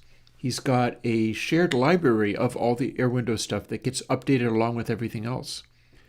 So if you went and used that, you'd be able to run with a new version of it every week pretty much. And again, that's built and can be incorporated into other people's things as much as you like. Meanwhile, here's me thinking of what G means.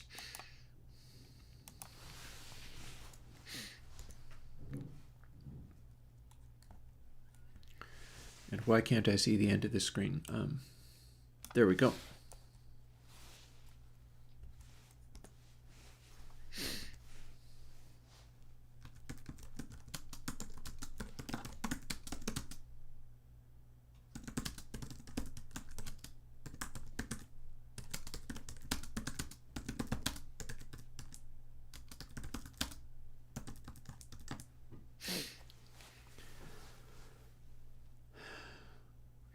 So this becomes my smooth control engine.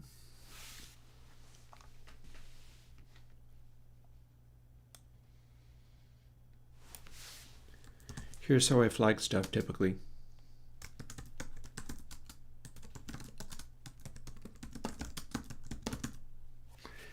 Other people do functions for this kind of thing, but what I do is make it possible to see where the blocks of code start and end.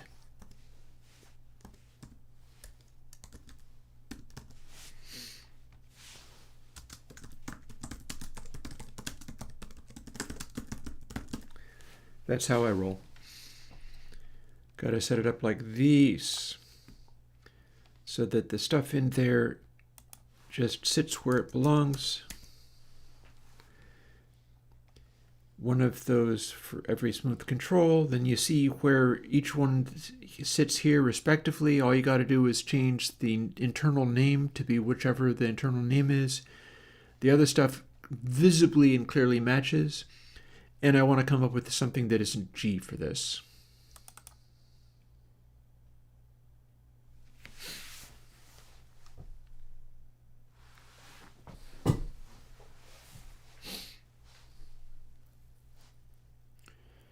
I'm willing to use a few letters, but I don't want to use lots of letters.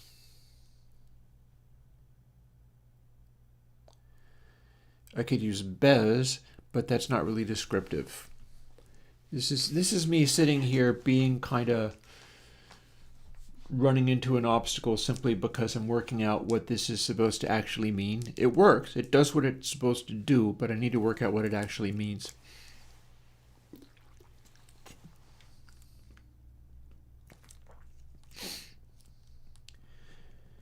It's essentially the crossfade for a series of things where you can generate a Bezier curve by just lerping. So it's a lerp. This is a lerp. We could call it lerp or something along those lines. That's basically what the fundamental concept is. What you're doing making a Bezier curve is taking multiple points and you make another control point by lerping between each one in turn. So, yep. And then you lerp between the center points of those ones in turn. Yep. And then you have your little quadratic Bezier behavior. And it makes a complicated, interesting curve out of just a whole bunch of lerps from the beginning of something to the end of something.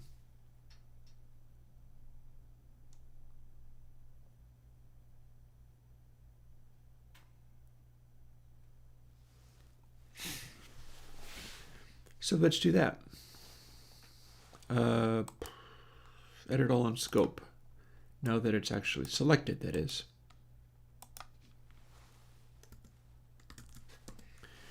And I'll use 4 letters just because that's such a good description of what it is.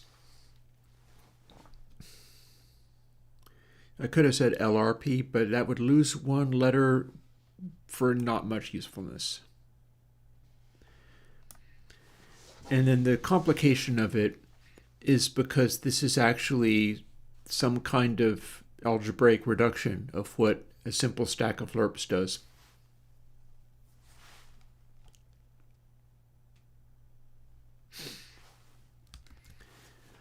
And we're good.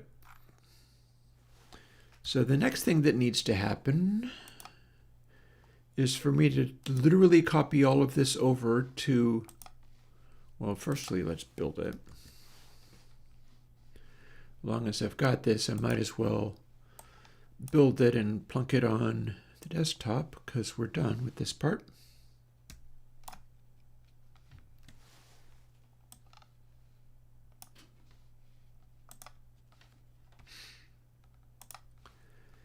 But then let's open it back up again and open up Pierce Console for Bus. So this now needs to be exactly the same thing, except for it's going to have an arcsine calculation, which I have not yet worked out with, but it's only 3:30. I've got a half an hour before thawing out cheese for tacos and an hour and a half before my day is over and I have dinner. And I'm sure that's time enough to do the arcsine thing. And then the arcsine thing will be in front of all the lerpy gain stuff rather than behind it.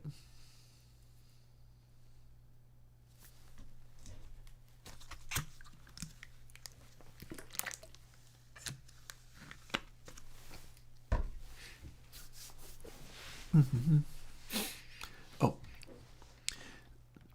so I get glancing at chat and everything.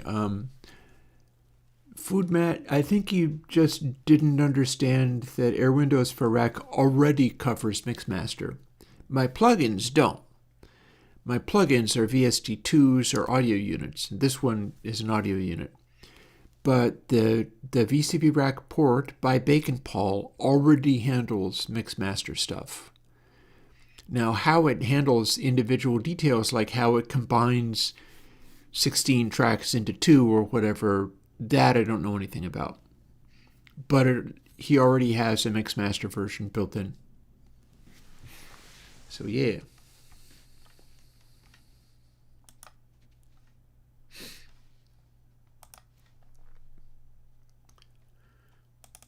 Have I got that? Yes, I have.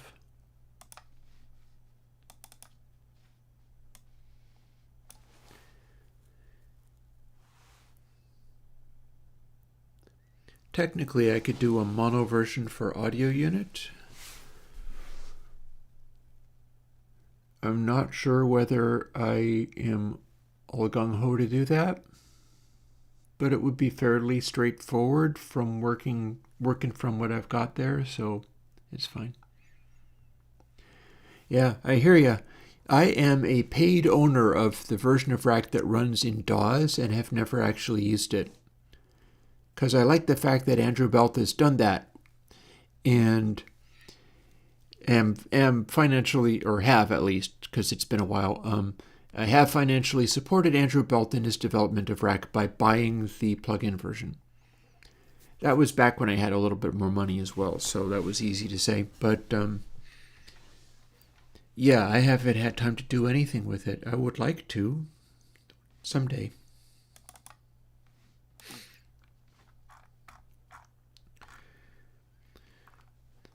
So here's what we get to do here. As long as we don't copy over these pragma marks, this gets to be a pretty straightforward process.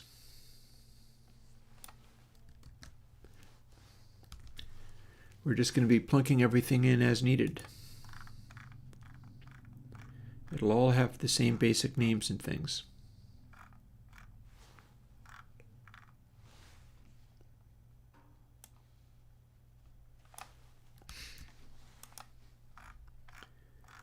Makes me happier how sensible this all is.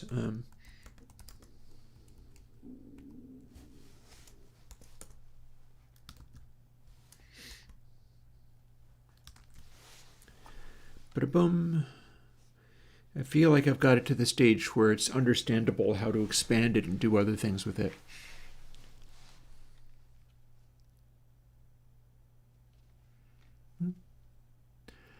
Fair. One of the things I asked Bacon Paul to do in developing all of these variations is where there are gain trims in places that they can be unity gain, I've asked him to do a logic check for whether it's unity gain and bypass it in that case, like not even do the multiply.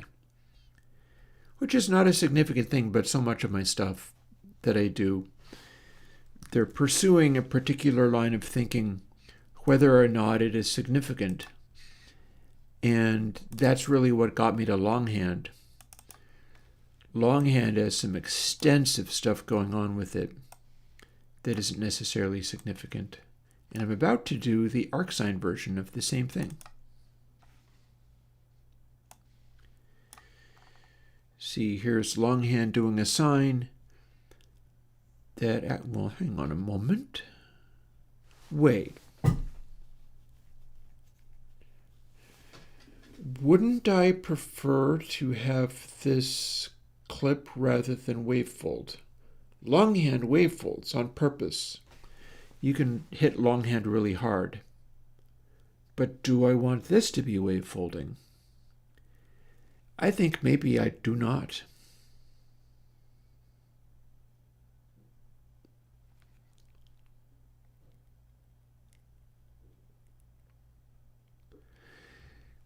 I have built this prematurely. I'm going to want to be doing that too.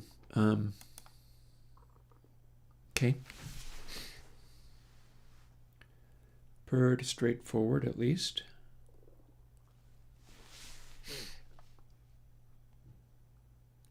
But I do need to do it before this other stuff, otherwise stuff will go crazy.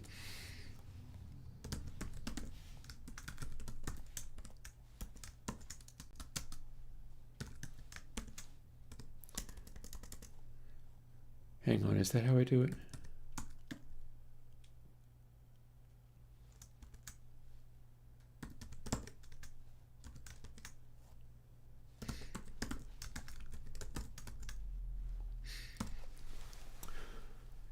So minimum of input sample L, or there we are. So it can't be larger than m pi 2. If it's less than m pi 2, we're good. If it's larger than m pi 2, guess what? It's going to be m pi 2. Hard clip. Then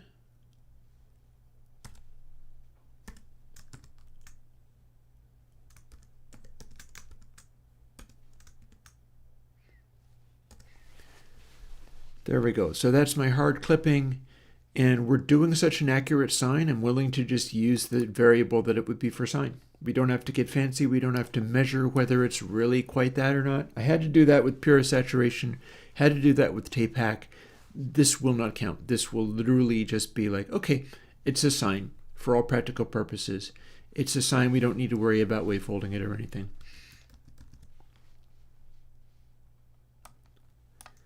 And then the same for right.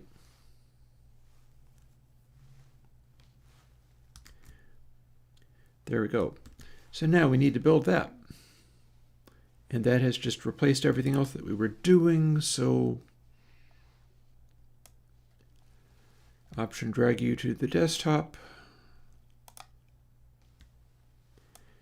and drag you to components. I'm glad I noticed that. I have had versions of Purist Console that used the sign type calculation, but did not sanity check it, did not clip to maximum saturation. In other words, I've had versions of this that wavefolded. I'm not sure that's beneficial. I think it's better if we do clip these.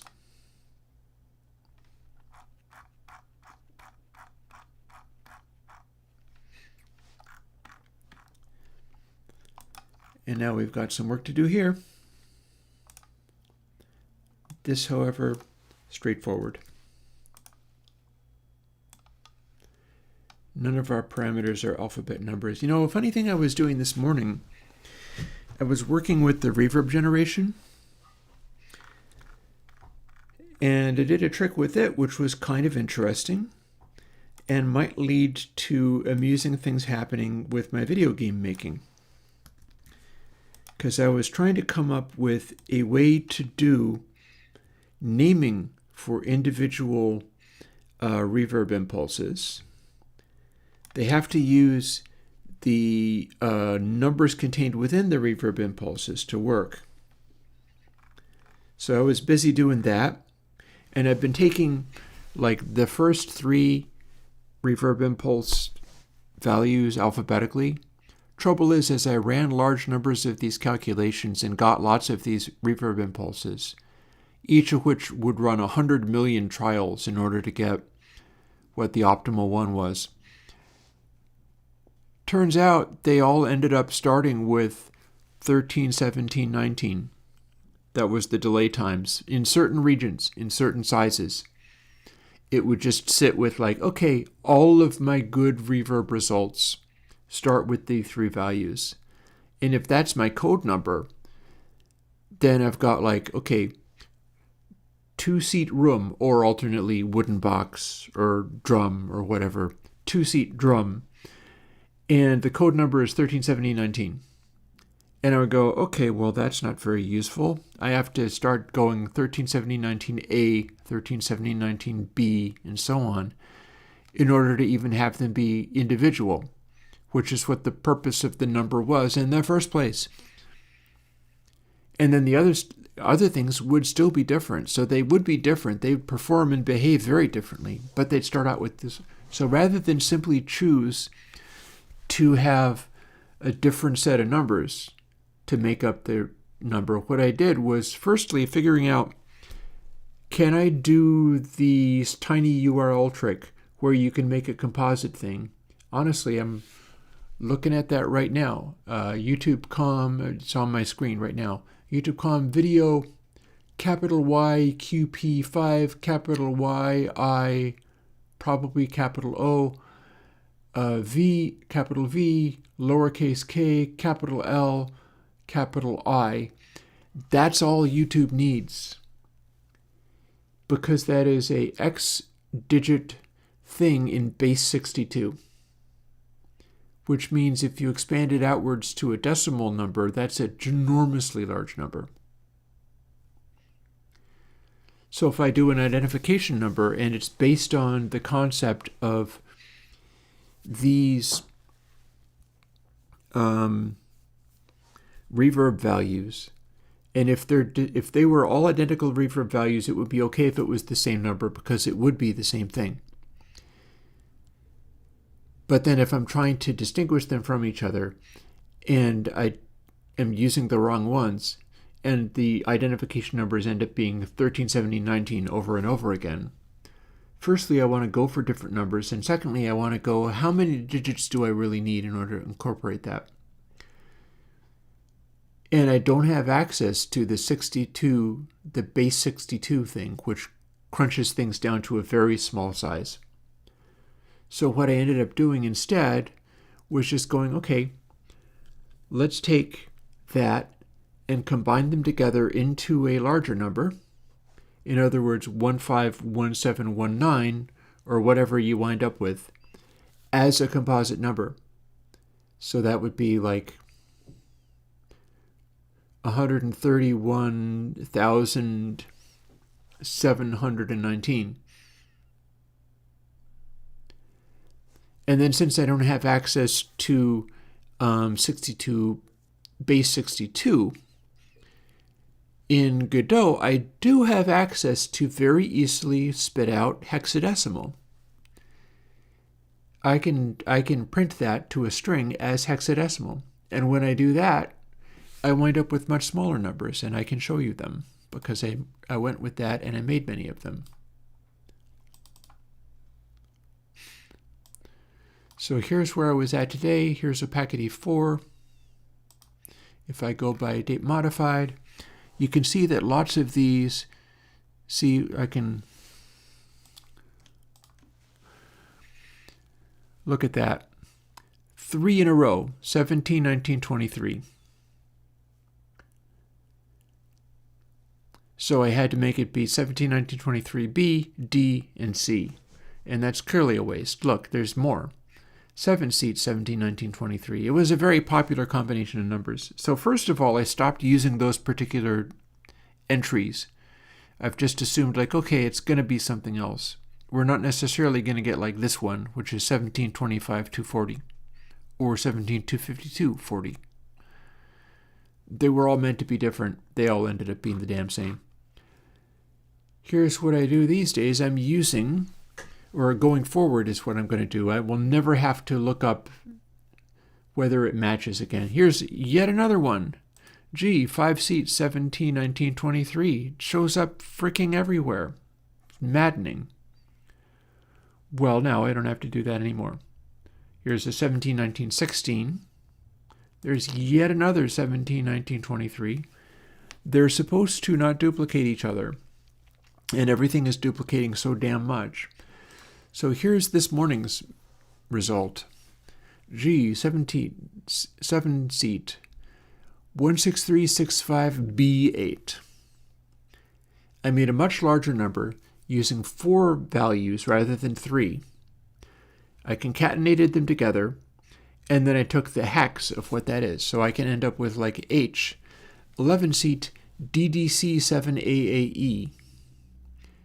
These are not going to overlap nearly as easily. I've got that taken care of. And it doesn't really take much more space.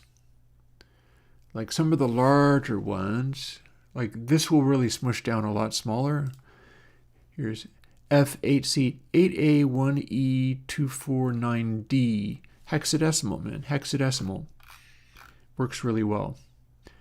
And that's fewer digits than in this one, C325 seat 1446191,609. I don't need to use as many digits as that. Here, there's A 5392 seat 1774501,692, because all the delay times in these much larger ones are way longer. But even if I have a big number like that, if I smush it down into a hexadecimal value, there will be less digits in the result. And that's what I did this morning, apart from all this other stuff that I'm doing right now. So that at least seems nice. I'm pleased with that part. But yeah, the thing about the hexadecimal numbers is it makes me wonder about, say, I'm thinking in terms of like game coding.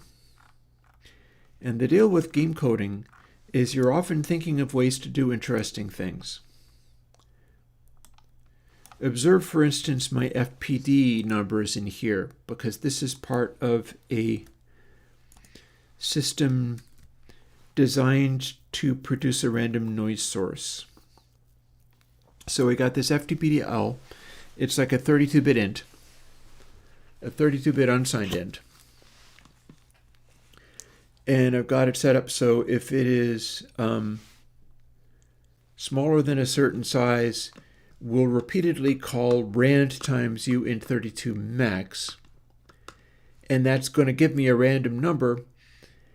And it's going to try to... There's still a very large range in uint32. But it's going to try to check and make sure that it's not too small of a number, because I know the way that this works. Hey, Grants. Oh, yeah, no. Let me take a moment to show you the wonders of Purist Console 4. We've got a new thing happening, and I'm probably going to be including it. I can even use long sign for this, I suppose. I can probably even include this in the newest version of Console X. Console X3 gets to use this, and that's exciting to me. So here we have a sine. I've got a fader. We've got a pan, which you can't see what it's doing, but you can see on the screen that what it's doing. And we've got a smooth.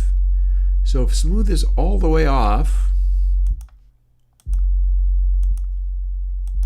it'll kind of snap to on. It's still not clicking.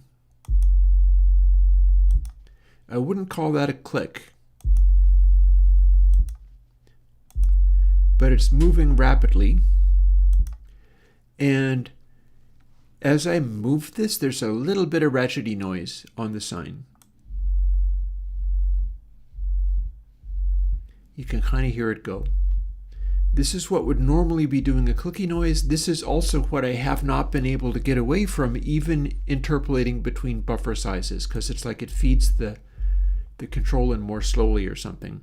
That's also been happening on my Reaper product demos. Is I'd be getting a little scratchiness here because my interpolating wasn't doing enough. Now when we put smooth to 0.5, maybe there's still a little bit of that. Not nearly so much. It's taking out that slight grunginess. And yet we can still snap to the middle.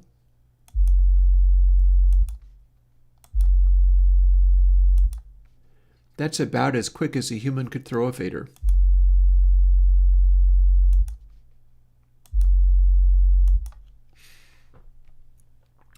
I'm pretty sure with Console X2 bus, that is a clip indicator. So you don't have to be seeing it if you don't want to. You can mix quieter, or you can use it as a clip indicator. It's not literally a clip indicator, it's a little bit more complicated than that, but that's the gist of it. The idea is, if you're trying to do an impactful, punchy mix with a lot of stuff that goes as loud as possible, you should be able to see the percussion and drums coming through in that blinking red light. And it shouldn't blink for things that aren't the beat.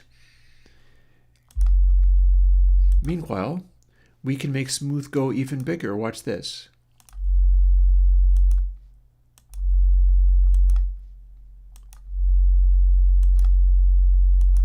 Now it's really staggered, and we can crank it all the way up.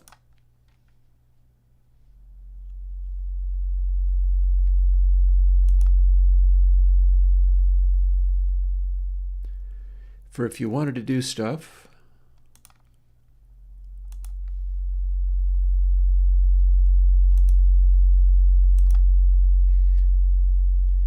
that was very gradual indeed.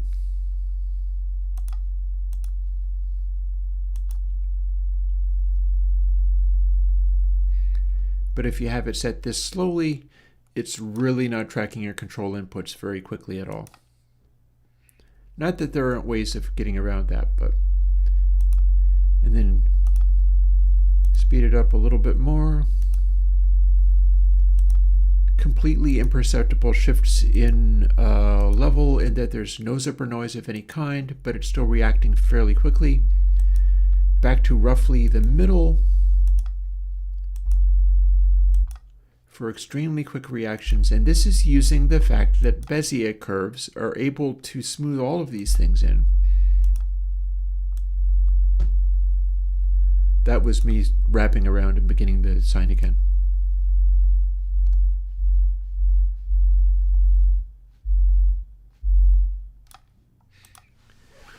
So Console X3 is going to be based on that, and the newest Purist console is also going to have that as its controls.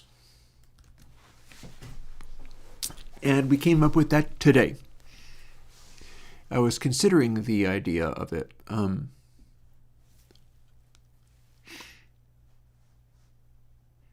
Yeah, generally with my console systems, it's designed so that if you push it so hard that it's clipping a little bit, it's still basically okay.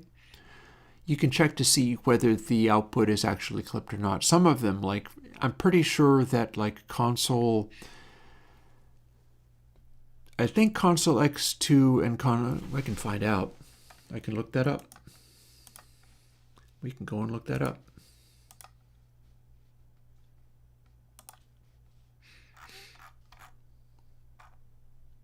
Because it'll say. So let's see. I'll look on, what would it be that you're using, Console X2 or Console H? Let's assume that it's X2. They are the same as far as this is concerned. So when we get to the very output, yeah, okay. X2 and H can give you final clipping, so I would recommend putting like clip only, currently it's clip only 3 is the most recent one. throw that after this if you're going to output to something like, I don't know, an MP3 or send it to a mixer or something, anywhere that you're not actually saving as 32-bit floating point. If you're saving as 32-bit floating point, you can use that and just let people have it like that, because it'll contain all the overs. And then if it goes to mastering somewhere, they'll be able to handle it. But if you're going to a fixed point format, you should probably throw clip only 3 on after it. And again, it's a clip indicator. So if the red light is not showing up, you're definitely not clipping here. I think it's set up in such a way that it shows you how long of a clip you're doing also. But yeah, let's continue through this so that we can start working on the bus. And I can do that by literally copying everything from this point on down and pasting it in and then changing the other bits.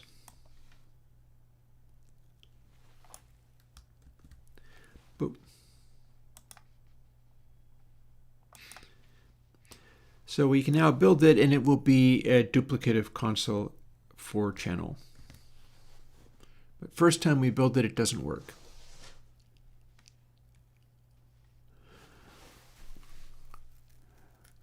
You could use clip only 2, it's still there. I'm not taking away clip only 2. I feel like, yes, weird with the noise trick, but still, if you're not slamming into it extra, if it's being used as a safety clipper, that should not bother you. I didn't have it as loud. I didn't have it as oppressively noisy. Now, the newest AD clip, you could set it up to be annoying that way. Or you could remove it completely. But yeah. You still have access to 2-tape 8. You still have access to clip only 2. I do it that way on purpose. You're never forced to do a new thing that I'm trying unless I build it into something else, which is the case with 2-tape 9. Although you can still defuse that, you know. You can use 2-tape 9 and just use the output trim to pad it until it's not clipping anymore, and that completely removes clip only 3 from it. So if that's the thing that matters, then yeah. Let's build this again. Bada boom.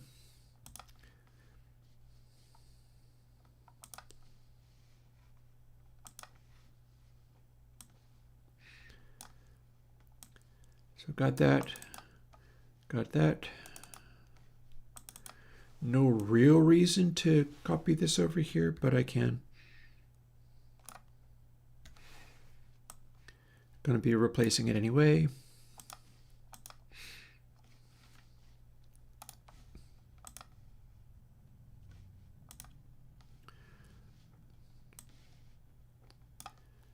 So now the next job is to go and find what the decimal expansion or the way of calculating out arcsine is. Might not have as many stages of this. We'll see. These are the questions that we are up to. Where did I put tape tack on 2-tape 9? Tape hack is inside all of the parts. It's after the doubly encode, before the doubly decode, and it's right in the middle where the saturation stage is. And even that, it's a little weird for 2-tape. 2-tape is running sort of a double layer thing going on. I don't think I entirely replaced that. I think I left it because it was part of what the 2-tape algorithm was like, which might mean I have a couple of different instances of tape hack. I could look it up if you really want. Before I do that, I've got some things to look up here. Namely, we got to make some sense of this.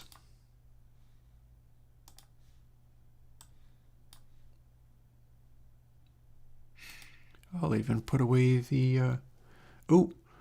although I put that away a little hasty because it's exactly 4. So I need to run and thaw out my taco foods. I'll do that, and bear with me. I'll be right back, I promise.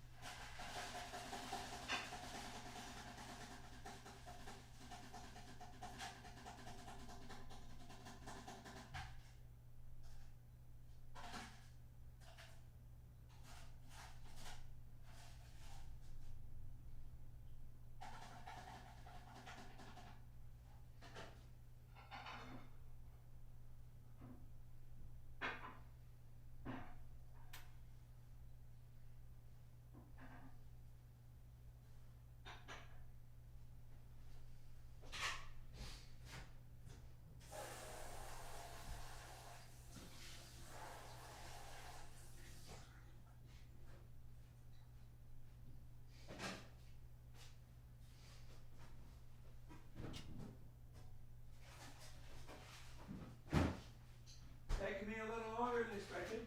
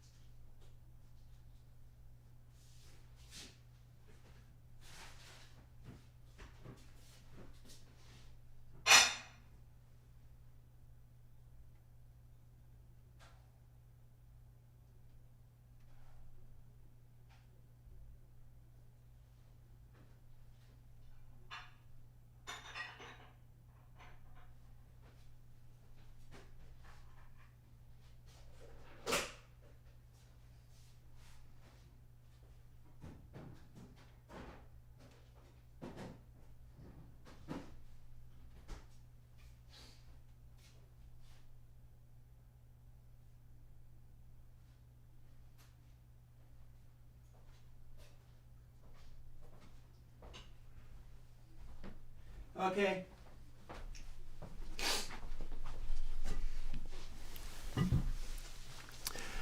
Sorry about that. Sometimes I don't know how long something like that is going to take me.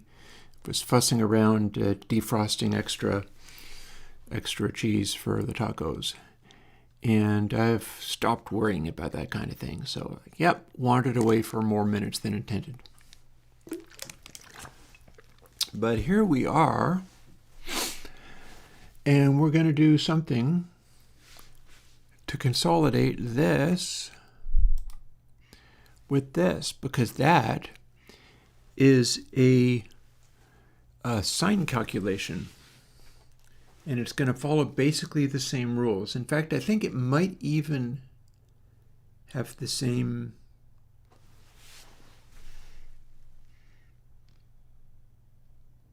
says as he freezes and stops talking. No Chromium window. So obviously I got that wrong display. Obviously I got this from Wolfram Alpha.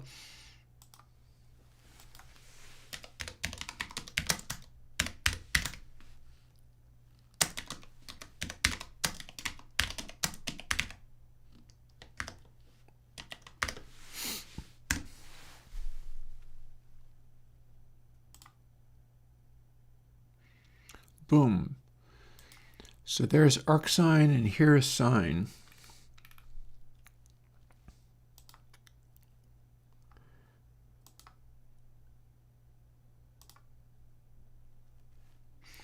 We can basically see how that rolls.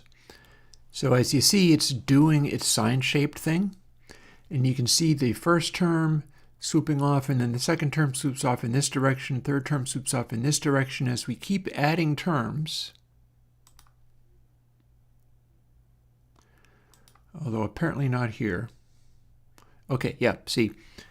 So that's how a sine gets approximated. If we do this many of these, you see how the lower terms would swoop off in various directions, but as you keep going, it starts to follow the sine path. And the important thing to understand is all of these are being applied at all times.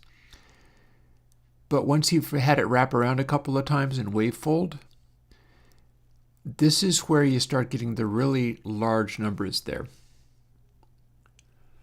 So what we've done going between that and this is we've got a series expansion like x3 divided by 6. And it's x3 plus, no, it's minus x3 divided by 6. And here we have minus x3, and that's the decimal expansion of divided by 6. I've got it in this neat little block there, and that's the size that I wanted. It's more than you use for a long double, but it's fine. The program can handle it. And we're going back and forth between subtract and add, and subtract and add. And we're using the same little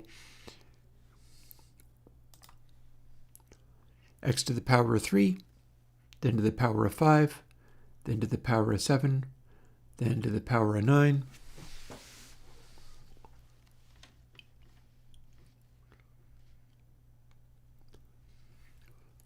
What that means is we get to use the same basic math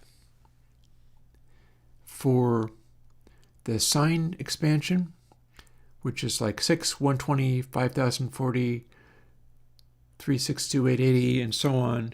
We've got a goodly number of those, all the way up to this very big number here. And it translates to this stuff here.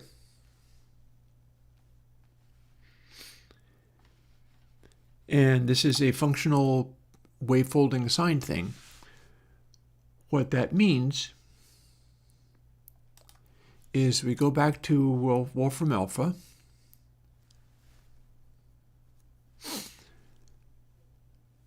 and all of these are pluses because this is an arcsine calculation. And they're being divided by also increasingly tiny numbers. So we got to work out the decimal expansion of each of these as we go forward. And then we're also going to be multiplying stuff like this, like the 13 here, rather than just being this to the 13th. We're also going to be doing this to the 13th times 231, but then divided by this. And we're going to see how far those go, because if we extrapolate this out perfectly, that gives us our exact undoing of the sine function. And there will be a point at which it stops. And we're going to clip it to something, but unlike the actual arcsine function, we shouldn't have to care that much about whether we're clipping it at exactly 1 to stop the thing from crashing, because all that's going to happen is it'll start putting out extremely high outputs if we let it go and clip.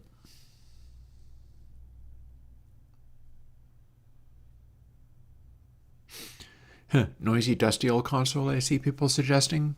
Stranger things have happened. I know I have to do the 2 cassette at some point. And that's going to be moving in that direction. Anywho. First things first, one thing we do know about this is that every single one of these becomes a plus.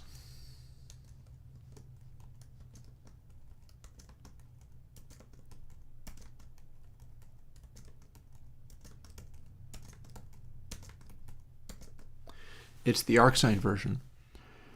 So we're using these different values, the values we see here,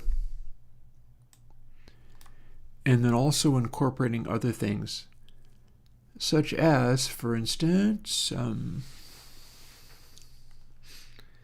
additional multiply factor. But see where it says x3 divided by 6 and x3 divided by 6? Well, guess what? That stays the same. But immediately thereafter,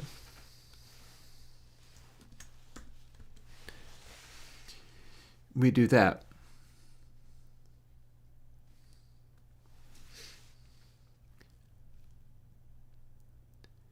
And then likewise, we're going to sort of continue along that path. It does make me wonder whether I can combine these factors. Like, is 3x5 divided by 40 the same thing as x5 divided by 3 times 40? What are we looking at here?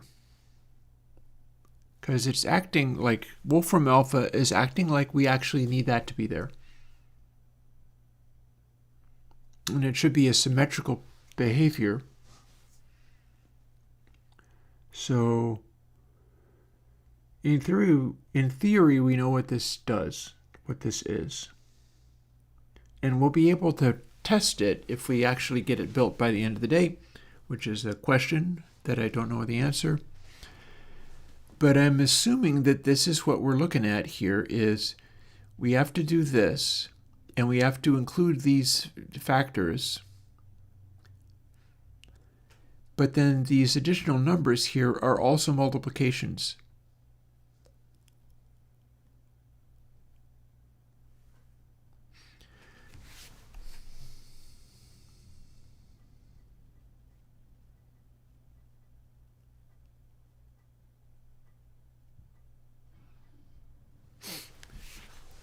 So one thing I can do also is, we're looking at that, right? So this is the arcsine business. Here's the sine business. But what we can do is punch in, or try to punch in,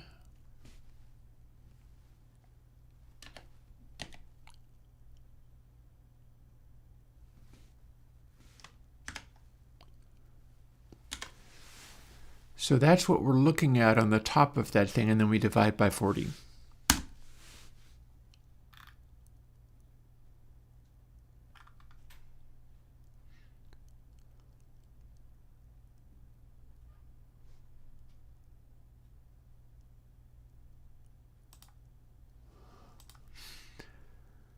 So what I'm wondering is, how do I have to go about doing this?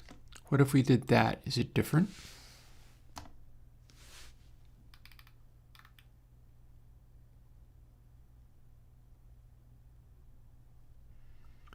Okay, it says results 243x to the power of 5.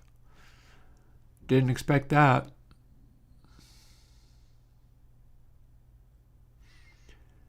And it's marked as 100 and 200 there.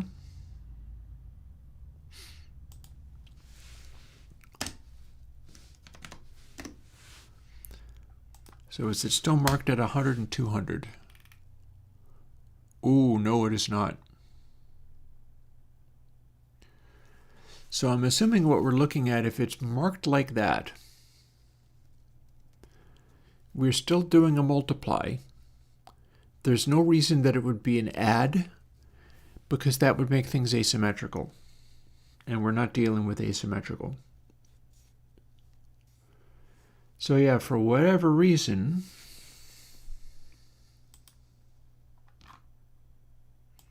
we're effectively doing this.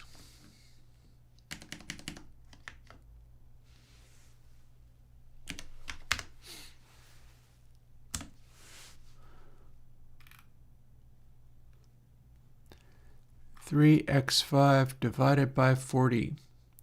That's what it says here. And now we've done it here.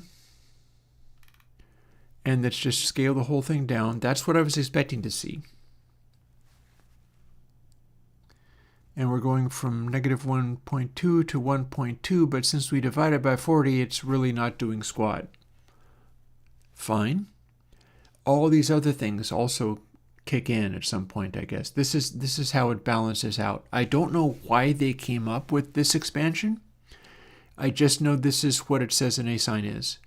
And we're going for sine negative 1 of x to counterbalance sine 1 of x. So at this stage, it's pretty much straightforward. We know what we're trying to make happen. We know what our numbers are going to be, so we can jump into, for instance, here.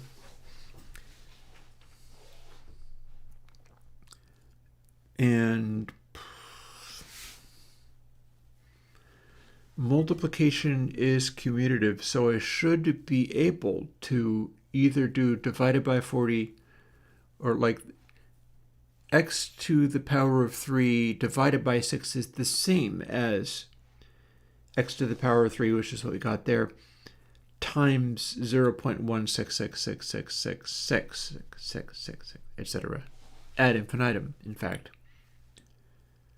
So the next one is 5. And we're multiplying it by 3, and then we have the decimal point 1. And then we're going to... So it does make me wonder but it's not going to be that decimal point either.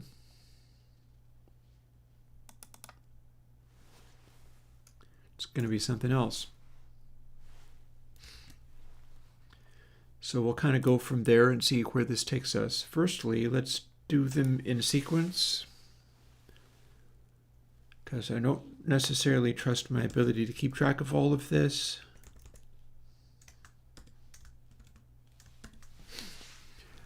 So it was 3 and then 5 and then 35 and so on and so forth.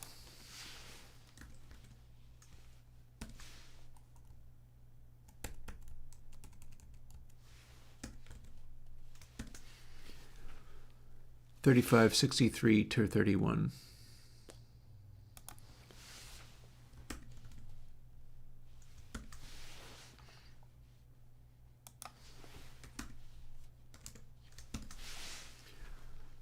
$63, and I know it's sequential, and I know that the power factors match. 63, was it? Yes.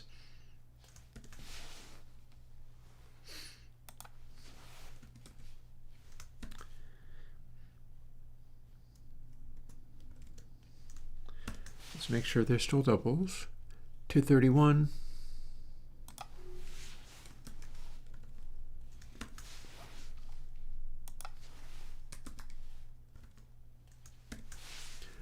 Then back down to 143 for some reason. It's a little weird the way this add up.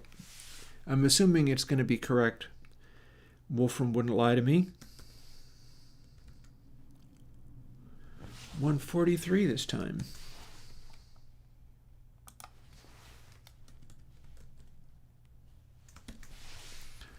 Then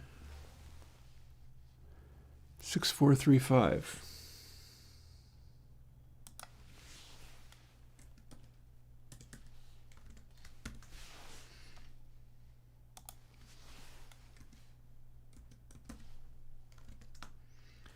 I'd love to know how they arrived at it. The sine one is very simple. The big numbers are factorial. This one bounces around a little bit, so it's weirding me out, and I don't know really quite what it's up to. But we'll find out. 12155 next.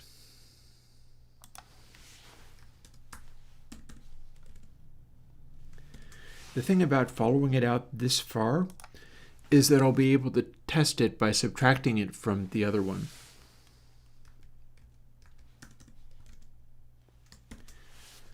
Because if I've got it wrong and the numbers are this big, it'll probably go totally crazy. And that'll show me that I did something wrong. So let's see. First things first. 12155. Next one is 46189.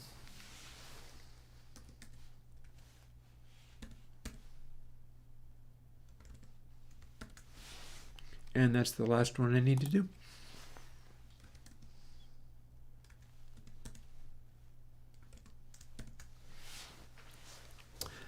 Boom. And then all of these other long numbers are going to be straight up replaced by other numbers that are probably quite a bit smaller. And I'm going to save those in my shuttle verb calculator thing. So you may ask, what's my shuttle verb calculator thing? I spend a lot of time fooling with this little thing and loading up verb text with stuff like this to test it. Each one, I've run about 100 million options to go through and get these, and then I go through and test hundreds of those, and then end up with stuff that I'm willing to call, say, Sunset Chamber. And we see what that is. So currently,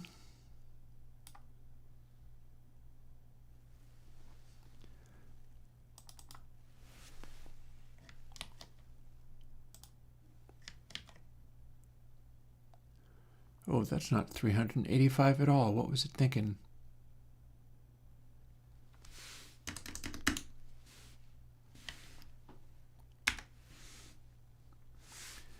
Currently, I'm going to set up a reference here so I can tell what the heck I'm doing.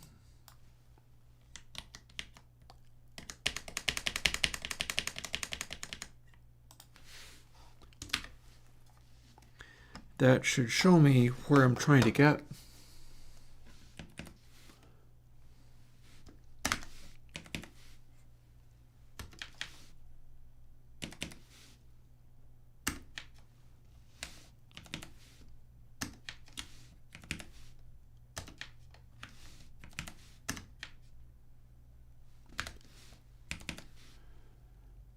And 21 is as far as I'm going to need to go.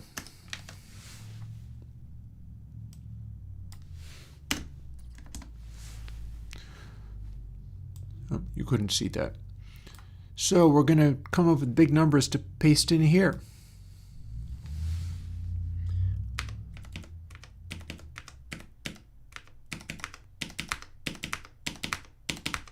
Make sure I can delineate them from my reference right there.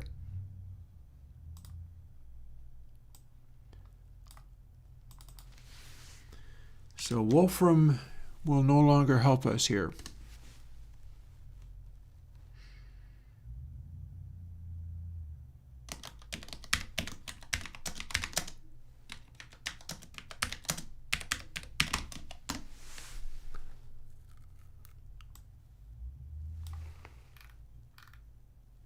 This is the one I used because it has been clicked on.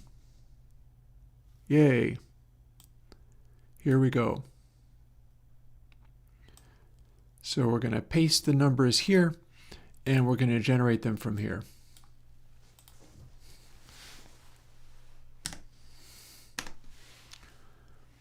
We'll start with... Are we starting with... We're not starting with 6 because that's exactly the same as the previous one, but we immediately move to 40.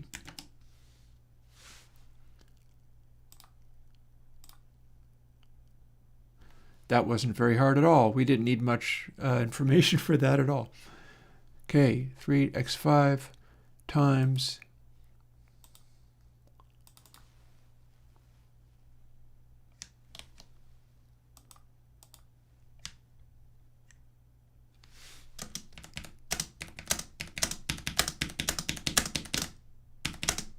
Make sure it's easy for me to work with. All right.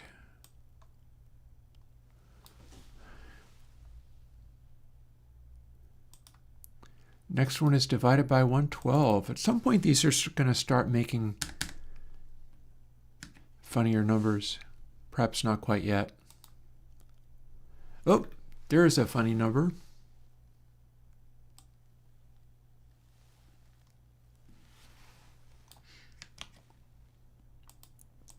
Immediately we start taking up all the space. We don't need to use that many bits of precision.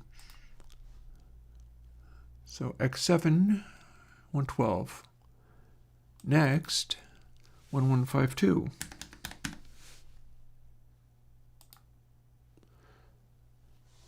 Okay, that's funny as hell. I've never seen it extending 5. That's extremely amusing. I've seen 6. I've seen 3/3. I've never seen not quite half. Amazing. Cool, we copy that. That becomes our 9.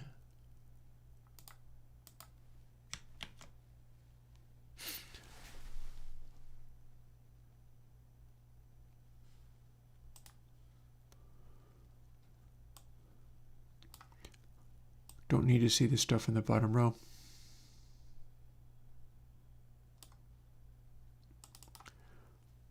Okay, 11522816 is next. If all this works, it will cancel out the other sign. 36363. Remember how I said I was a continuing 3 or a continuing 6? Guess what? We can have both at once. Yay. Boop. Okay. 2816. How about 13312?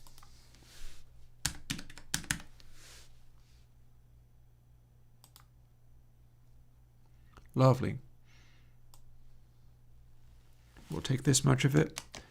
It's wasteful that I'm asking it to do so many digits of precision, but I enjoy it, so we're going to continue asking it.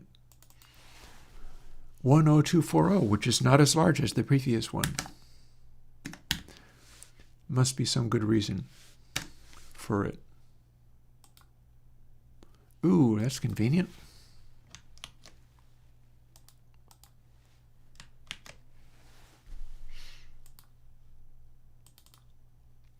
How about 557056? That does appear to be what I'm looking at. There's even a small space in there where a comma would go. No, that's not. That does end. Or maybe it does, maybe it doesn't. Well, we're not going to be able to enclose this much of that, so never mind. It's fine.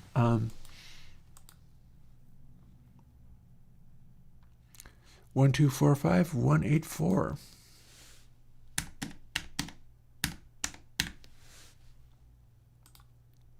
Boop.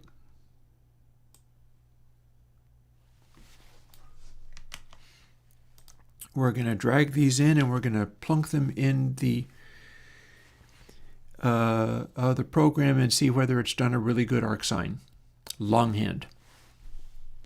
I think all the arc signs would have to be longhand because it's not like it's a repeating pattern. You can't really invert that past a certain point.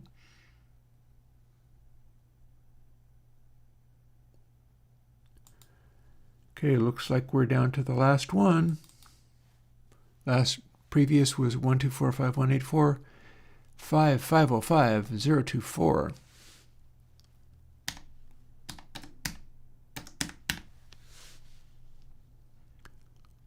5505024. Splendid. Oh, look at how neatly it lines up. And all of these are very much within the range of what you would be doing. There's not nearly as many zeros in these. Interesting. Boop. Okay. Goodbye, math calculator. Goodbye, this. Save that. I'm in the wrong place, so let's not do that. I need to have this selected. Then I can save it. Oh, Cal bless. I lost access to the Minecraft server. It's still running. It's still there. I haven't done anything to delete any of the stuff or whatever, but I can't connect to it anymore. I need to, maybe as soon as tomorrow, if I feel really full of beans, I basically need to go and call up my fiber internet provider and have them walk me through working with my firewall or whatever needs to be done in order to get my new address, because I can't connect to it in any way. The power went out. Actually, it's not even so much the power went out, but I unplugged and removed it so that I could get the oil tank replaced some months ago. And ever since then, I plugged it back in, I connected it back to the network, and it was freaking gone. It was no longer connecting, and I have never been able to make it connect again. It's still there. In fact, it's on. It's connected to the internet, but I can't get to it. Which, that means if I can fix this networking problem, then we have it back. And if we have it back, I'll do some more Minecrafting days. Probably by then I'll need them. But yeah, no, it's still there. Nothing has changed. In fact, I even logged on to the laptop that runs it, and I went and I copied out everything that was there. So I have it locally on the main computer. I can log on to that, not on the network, and play it as a single player world now. And I've never been willing to do that because that's not really the point, is it? So yeah, wish me luck with that one. I'm going to have to get help at getting access to it again. But I mean, the computer it runs on is fine. And the network connection, as you can plainly see, is still there. But I can't get it to go. It's a strange and annoying thing. But it's a separate computer, you see. So I've simply, at no point could I connect to it in any way, shape, or form. There's the rub.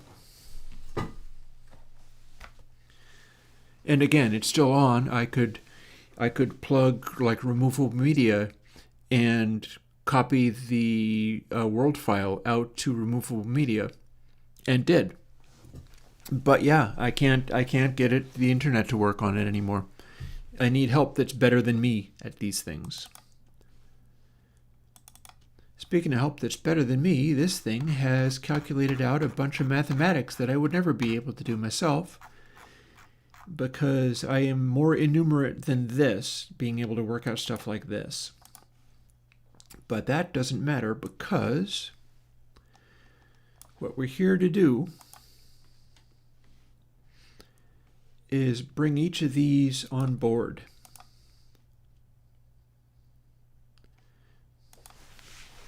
So we're going to start with x3.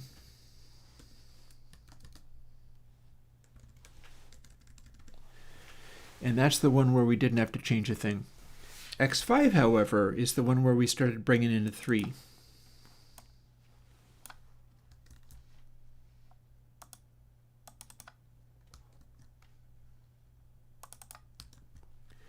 In theory, that's where this goes next.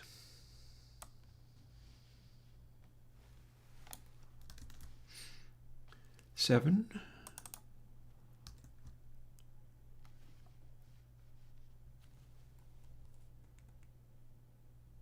Boy, this is going to be cumbersome in it. Give me my screen back. Okay, 7. And let's just go in here and squinch this back down again as long as we're doing it. I probably can't get that to perfectly match every single time, but probably can do at least something. And this one's even easier. I just have to add 5s until we're done.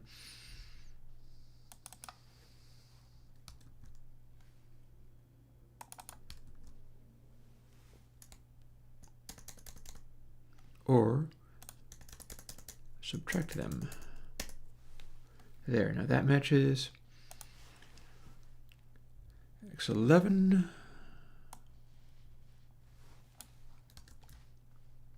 Goes after the 5s.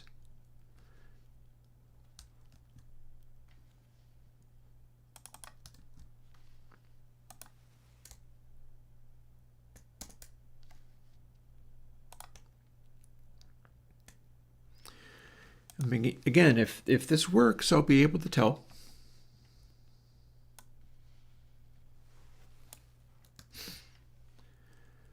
After the 36, 36, 36 business, we'll punch in that one.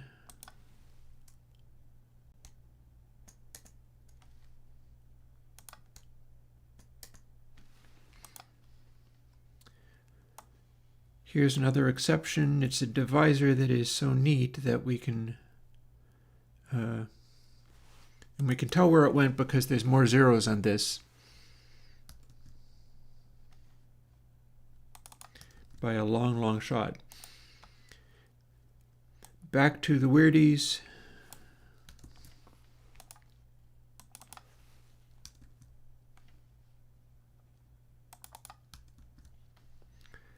Again, way less zeros this time around.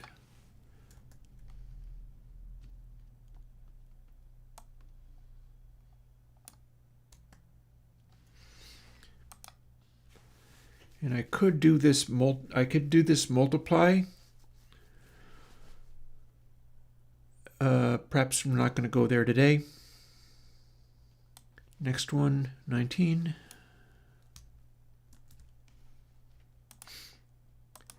Places where all those zeros go. Again, I could multiply this by 12,155, and if I'm correct about this, that'll give me the same result. Multiplication is commutative.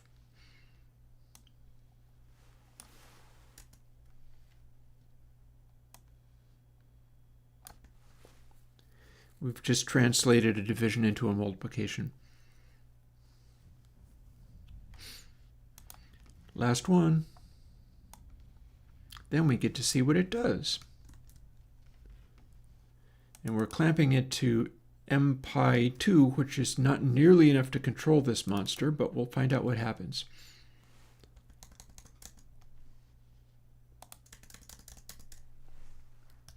There. In theory, we're done.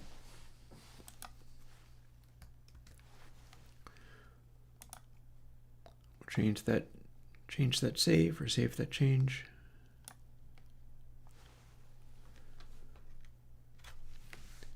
We'll take that away.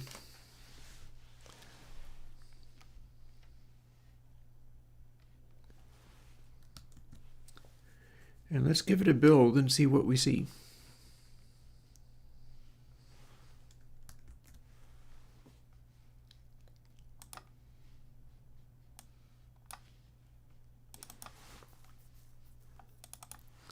Interesting to find out. Hang on. There we go. Me all trying to figure out what the heck I'm doing. I would say this hasn't been such a long day, except for all morning I was working on stuff as well, so I guess it kind of catches up at the end.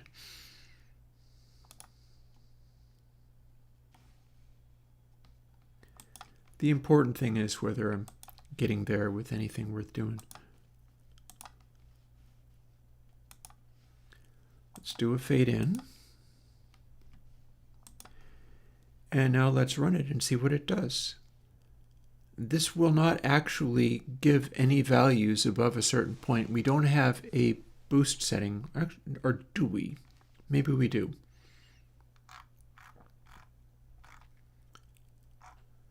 Okay. Purist console. I'm looking in the wrong place.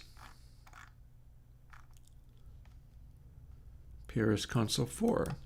Purist console 4 bus. Okay, so set smooth to 0. Set fader so we have a massive boost. Let's see what this makes, or if it should run at least.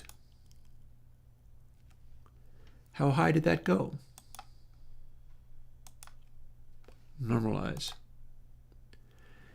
Yep, that's acting like an arc sine, all right. So this is actually the peak. We get this, and then it just stops right up there because we've clamped it. So what we would be doing is clamping it to more like 1 rather than trying to clamp it to 1.57 or whatever. This is it clamped to 1.57.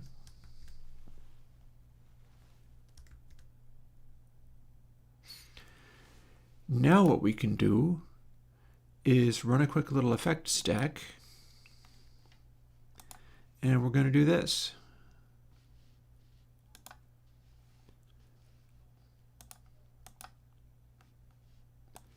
And we might as well, oh, it's not going to make any difference, I don't think. That's at Unity. Or we could saturate it. And then we're going to add what we've got here. But we're definitely not going to add extra boost. Let's see what this made.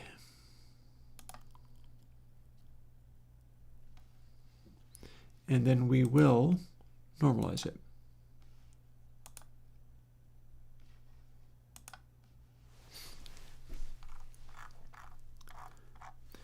So if that is a correct arc sine, what we will have is a perfect sine back again. And then this should be clipped to this point. And that is simply because we took the sine and we continued to go into hard clipping. The sine was being driven into hard clipping. And so the way we can see what this did, and that should be about the same, honestly. I don't think we're going to get any more hard clipping at the end of that, is to move the selection to the start. And now we should be able to just literally run a span on it and watch to see if other harmonics pop up.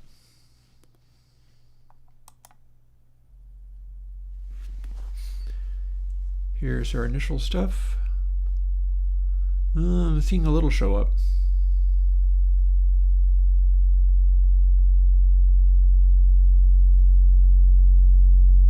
That might not be the worst problem in the world.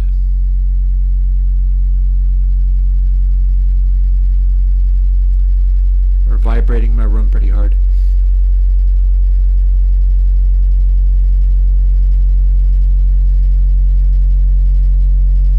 Okay, so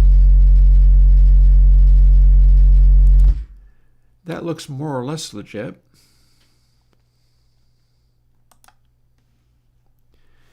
I'm going to say let's undo all of that. No, let's redo that so we have our ramping up sine. And let's make another effect stack and fool with this a little bit more, this time with span included in there.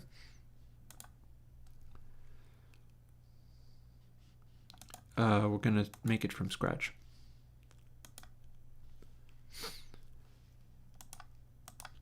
So we will start with not overboosting anything. It was going into a clip where it was not continuing to get louder.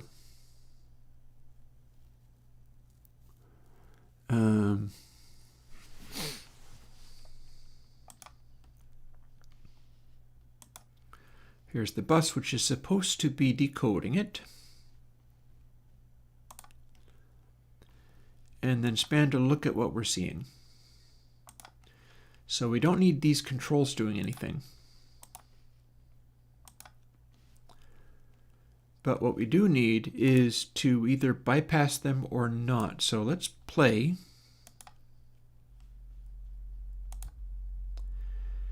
And then if we turn the bus part off, we should be getting changes. So here's the encode. And we see our harmonic appearing. And we hit the decode. It's less, but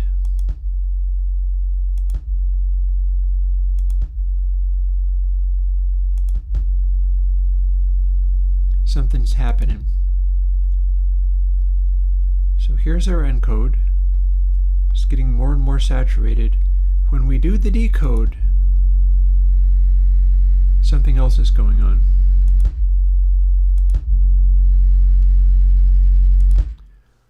Maybe not entirely unpleasant. Oh, wait, hang on. I just realized something. Let's save this. We'll get back to this.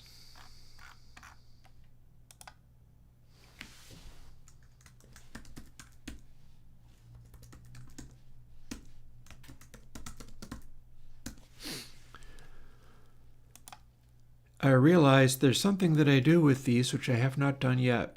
And no, we're not going to save that. I'll get back to it.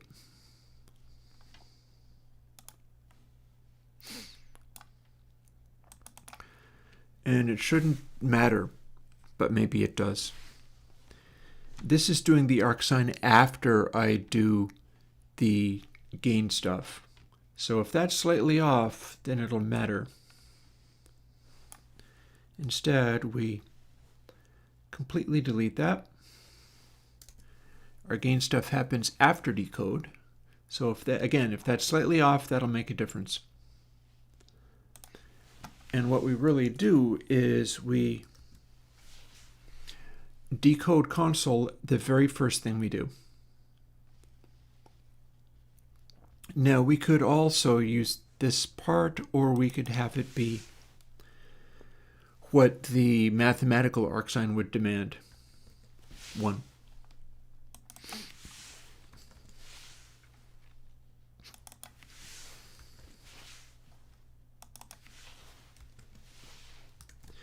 Math arcsign needs it to be that. Although the way we've got it set up, it's not going to be too fussy about it. And again, all of these get to be pluses. It's supposed to be these values, for what that's worth.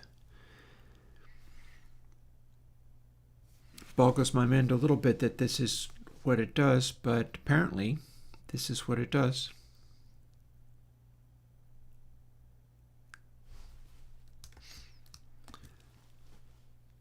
Let's build this little puppy and see what we've got. We might try also simplifying it somewhat. Because like some of this seems excessive. It's supposed to perfectly cancel, that's the thing. If it doesn't perfectly cancel, something's up.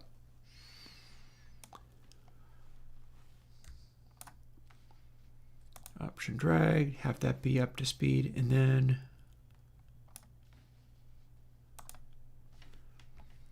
install. Let's fire this up again and see whether we can get it to do anything in the last 10 minutes of stream.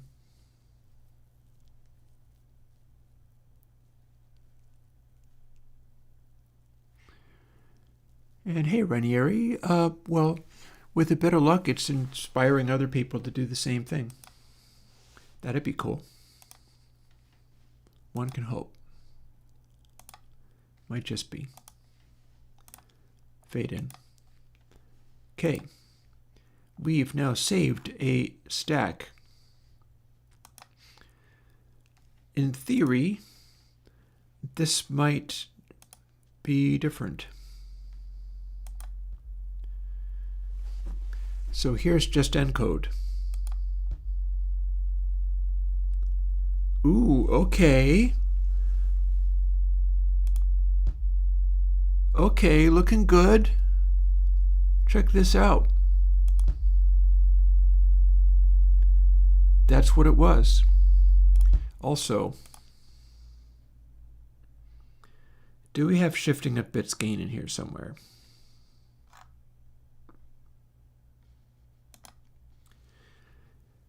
I'm fed up with this loud sign rattling my windows, or rattling my mirrors and my stuff and my everything. There, now we can't hear it. So here's our regulation encode. And you can see it's producing more and more harmonics. Here is the Wolfram Alpha calculated 6 kabillion bits worked out mathematically. Decode. I feel like I see a little coming in here. What's that about?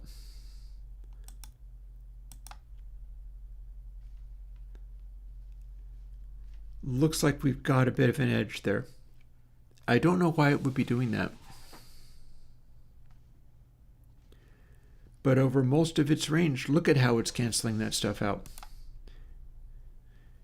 We've got good, strong harmonics being added by longhand as a sign.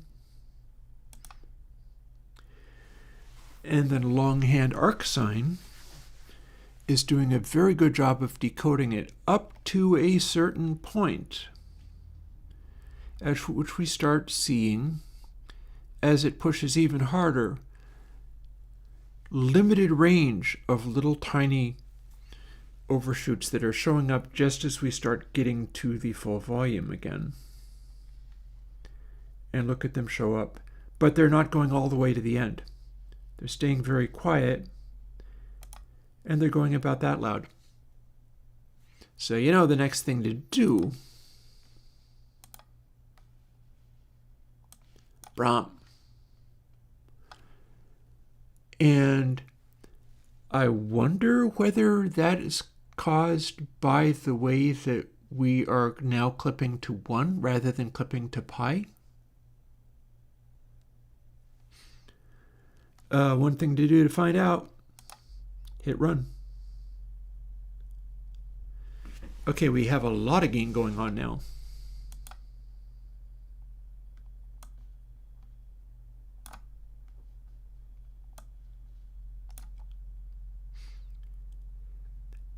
Yeah, we start going hard into it,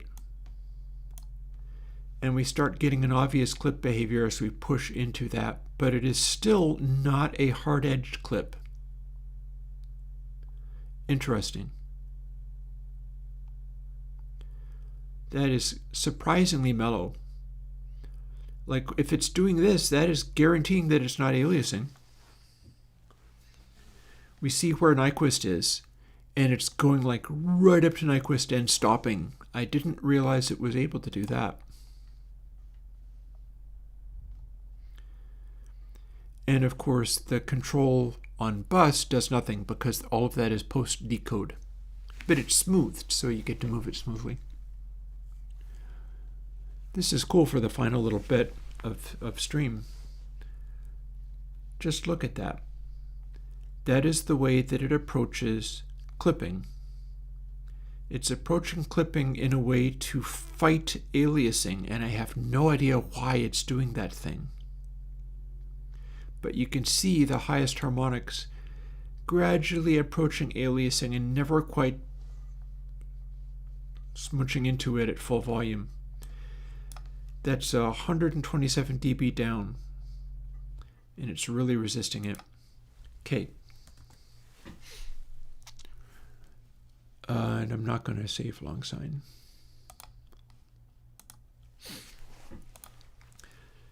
So you realize the next thing to try is to extend that range out a little bit farther, seeing as we have it now clipped to exactly 1.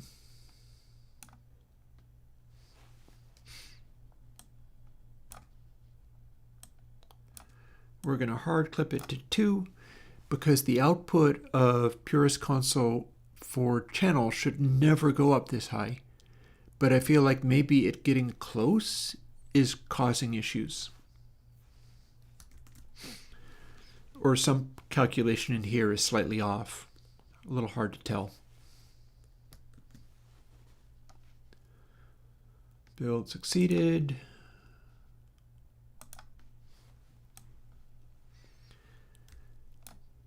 Bring that over here.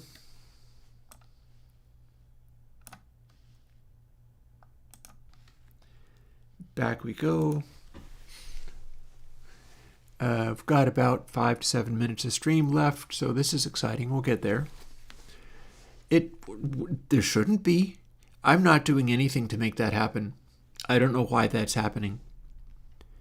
It's like some bizarre interaction between the sine and then the arc sine is canceling, but it's not canceling perfectly. But when it does hit clipping, it's hitting clipping in this weirdly graceful way.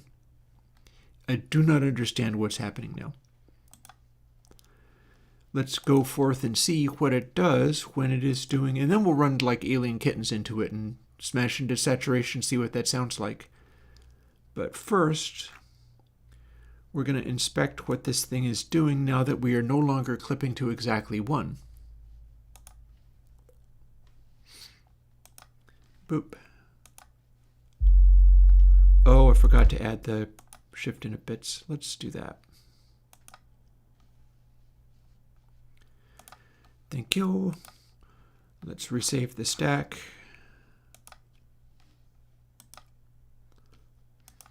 That's sitting behind me, but it doesn't matter. It's fine. There. Oh, wait, come on. Oh, I know what that's about. I didn't slant it. Give me a second. It gives me a nice steady way of observing what that's doing, though. Sure, let's try it like this. All of the room in the world for clipping the heck out of it, but we're not necessarily going to do that right off. Effect stacks, Pierce console 4, padded, fader all the way down.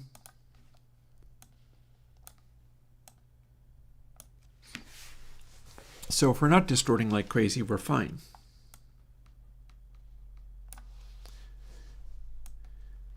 It's very clean up until when we're starting to see some harmonics, because this is where we start hitting raw clipping. So I will tell you one thing about this, which is, as it hits raw clipping, that's a hard clip. It is not attempting to wavefold. It's just sitting at pi. So we are actually changing the sign into like a trapezoid, and that's probably what this means.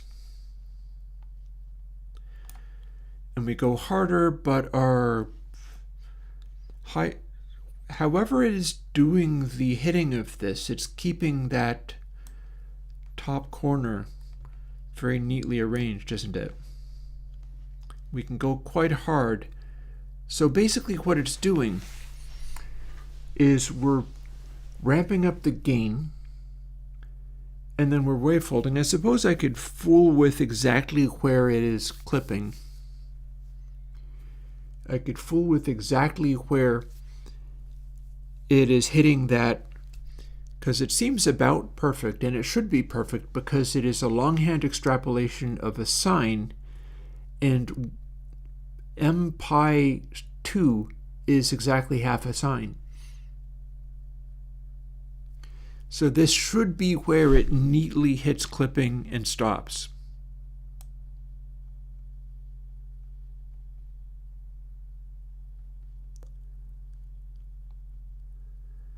Feels like I might have some funny irregularities in there somewhere.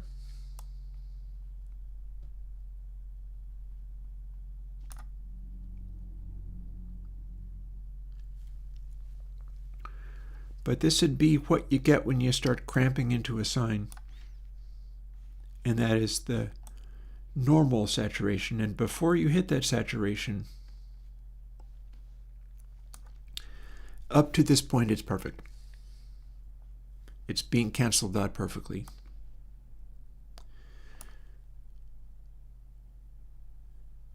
So what that makes me wonder is, what do we start getting when we have multiple console 4 channels summing into it and driving the reconstruction past what it should be? And I'm not sure if I know the answer to that question. We might all find out together when I put it out as a plugin. And there's me changing long sign again.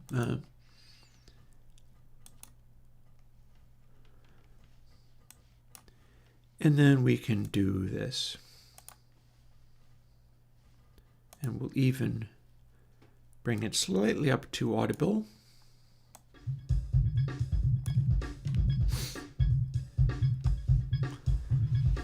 So the sound of slamming into Pierce console 4.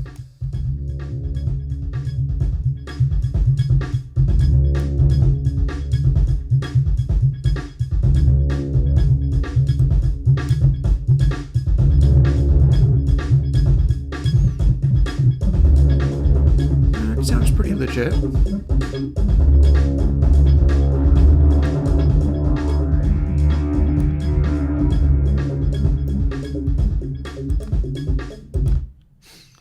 Interesting. And then the other very familiar track, Discord.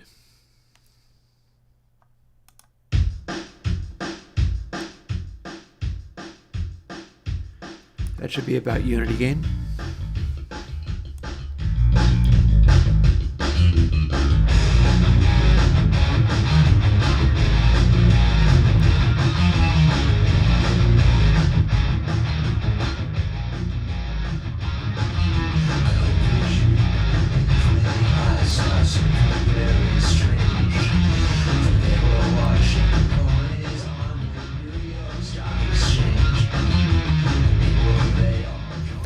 And by contrast, if we were not decoding it,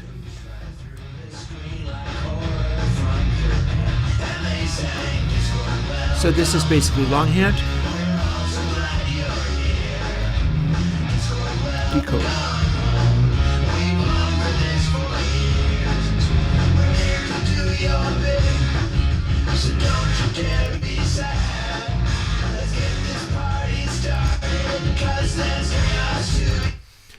Okay, that's interesting. Looks like when we do it like that and then we unsquish it, the way that it hits raw clipping using longhand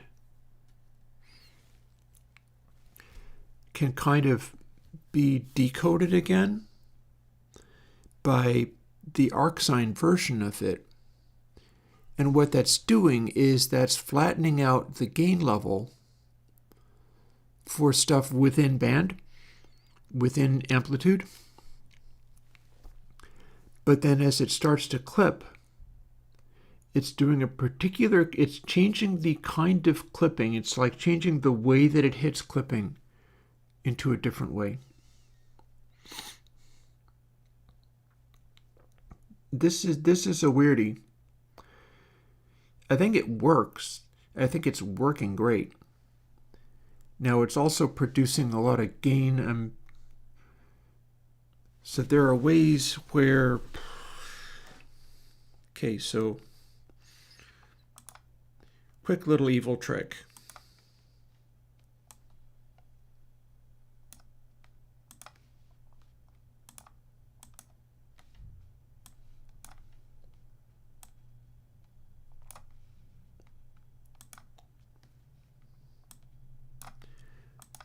This will now go too hot into the bus. Let's see what happens now.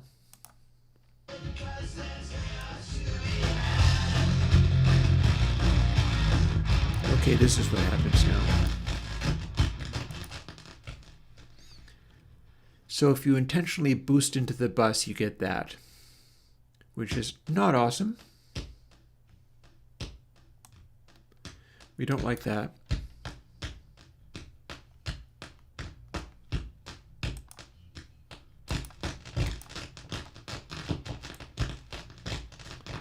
Let's see where that other one is. Here it is. Okay, so that's 6 dB passed. 0 is fine. So it does not like being driven into extremely high gain areas. I'm going to sort this before I'm done. Give me a sec, because we don't want that. I can already tell that is a side effect I would not like. So now let's see what happens.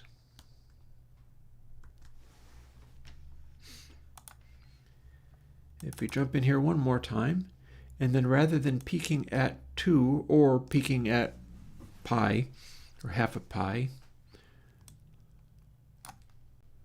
let's stop it at literally 1, or perhaps very nearly 1. Let's see what we get.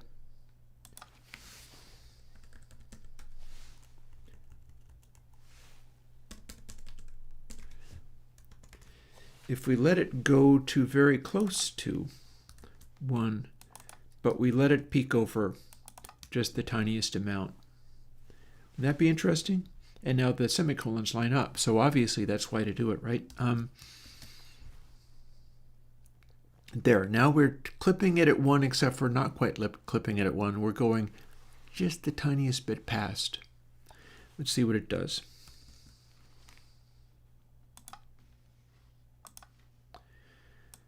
Because we need to not have it clip too far. That was what was causing that effect. And we can't be sure that processing in between these things won't ever give us peaks beyond what it should be.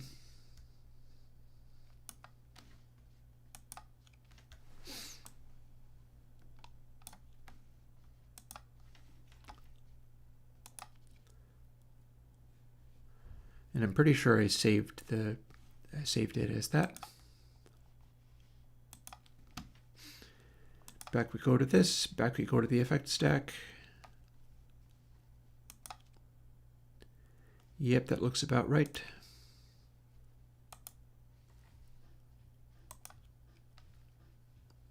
Channel.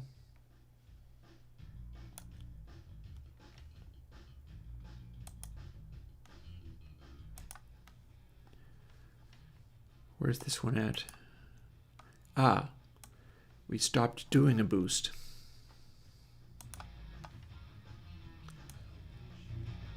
Here's a big boost. So what kind of crackliness do we have now?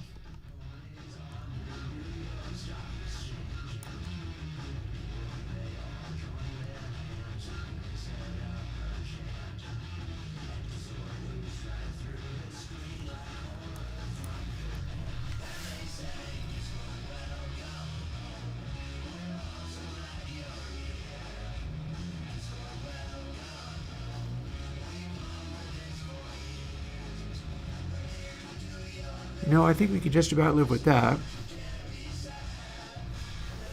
Of course,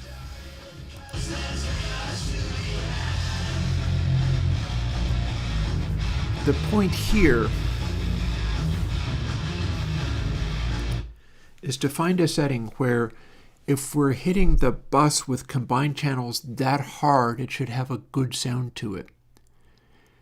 Now, if we hard clipped at way beyond 1, it was appalling. The amount of extra boost on there was unreasonable. But we could probably take away some of those zeros and let it hit a little bit harder than this. I feel like we could get a sort of crazy analog drive thing where there's a certain amount of grind and crackle to it if you hit it that hard. Because it's not really doing a thing where it's obviously crackling and broken and wrong. And the output of this, I'm padding with shift and of bits gain just to get it behaving. So that could also be clipped off afterwards, or it could be like peak limited afterwards or whatever. But the idea is we're stuck with having to do this particular calculation. Like we're stuck with managing this the way that it is.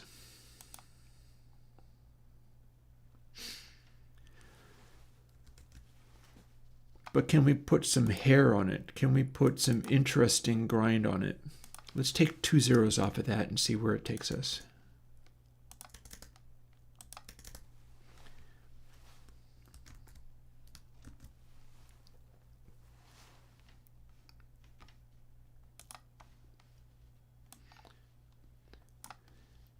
I'm not even going to copy it to the desktop yet. We're doing adjustments. Last minute adjustments because it's technically dinner time, but it's too exciting. I can't stop just yet. This happens to me when I'm doing the video games too sometimes. There's a perfectly legit thing for it to be happening now. Okay.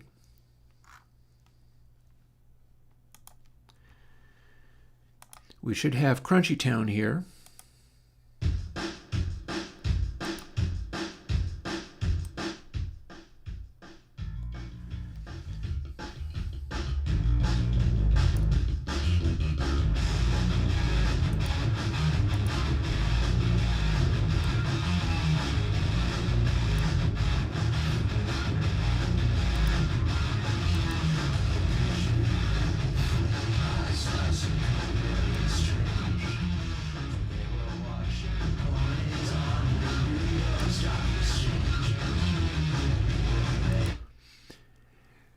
I feel that edginess. It's not taken over from the squish, though. I think we want to go a little farther. We can't go all the way to 2. But we apparently don't need to stick like right at 1. And once we've finished, we can run that sine wave into it and see what it's actually doing. But we're going to do this by audio. We're going to do this by sound. Let's take another 2 out. Let's go real hard. That is a substantial amount of extra spike on the top of it.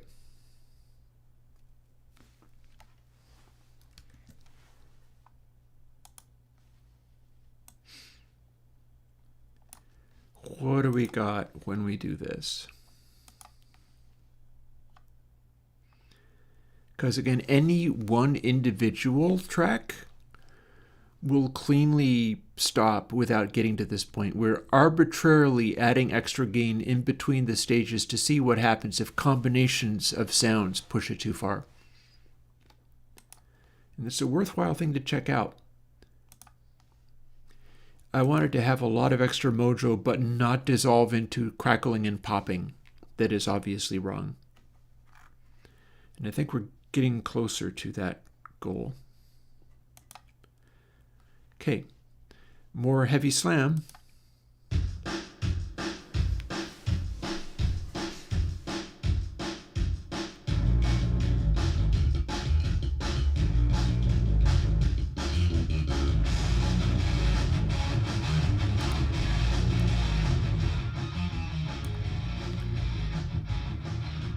Not bad, I think it's getting there.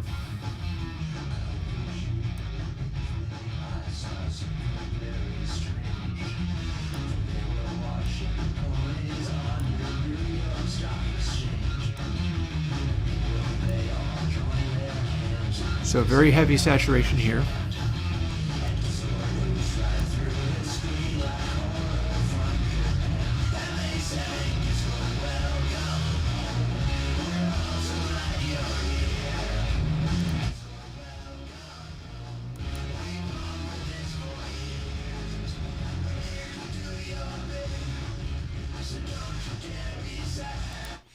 Interesting. Okay, and again, this is 6 dB extra gain where it's not supposed to be. I feel like I could get more madness out of it. Like when I went all the way to clipping it plus minus 2, that was wildly obviously way too much. But maybe it doesn't have to go quite that far. I also feel like I could probably do with dialing some of these back. So let's also experiment with some of this. Maybe we'll end with the one that is only this big. Technically, that's 143 times this many zeros. Oh no, there's more to that one. And we'll take it to 1.1.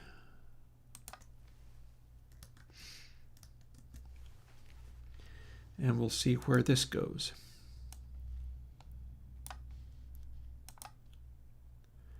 This could be a neat little result. This is quite different from what I'm doing with all of my normal console summing. And I am going to go and have tacos almost immediately. This is just last little bits of mayhem for the stream. We will resume again next week. Don't know if I'm going to be plugin making or whether I will have figured out how to solve the Minecraft server problem. I'm not sure. We'll find out. But in the meantime, here's where I have taken Purist Console 4.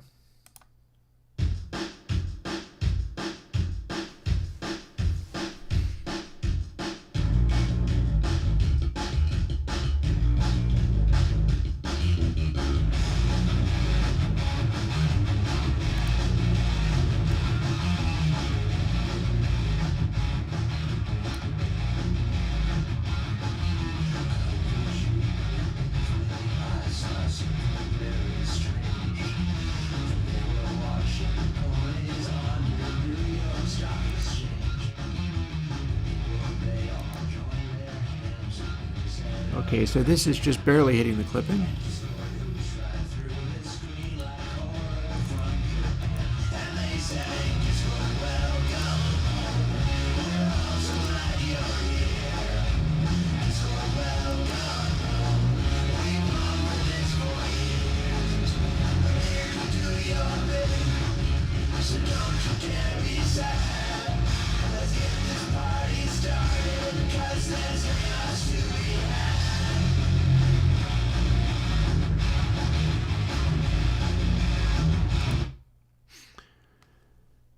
And one final thing, what does it act like if we're actually using it in normal sense? The entire combination of everything is overdriving the bus that hard, and we're allowing it to be overdriven like that. But then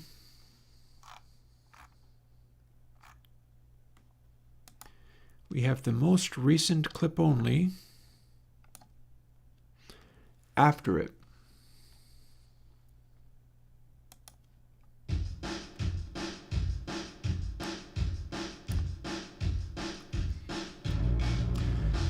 Now we are no longer distorting. So this is running that entire system.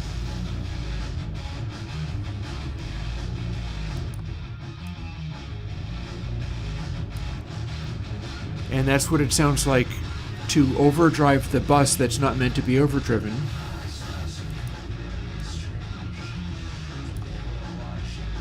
Compared to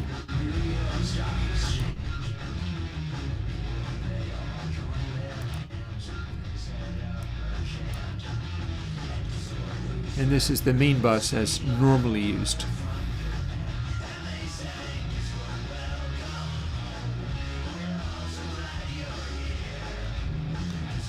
Combine things into the bus.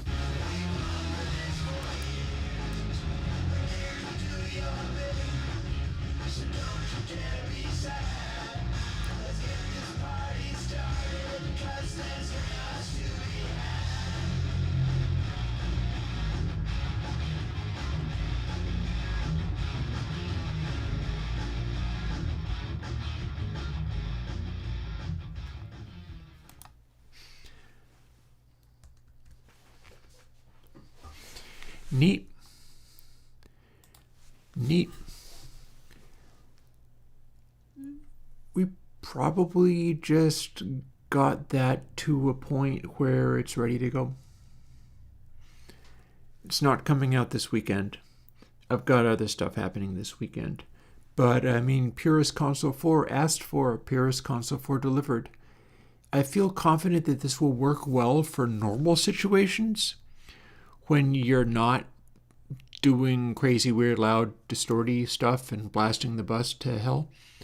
I feel like if you balance stuff using the faders and don't make things unreasonably loud, it'll probably be very nice to you. But, yeah, should be able to run with this. And I'm very excited about the Bezier control smoothing. That's going into Purist Console X3. No question about it.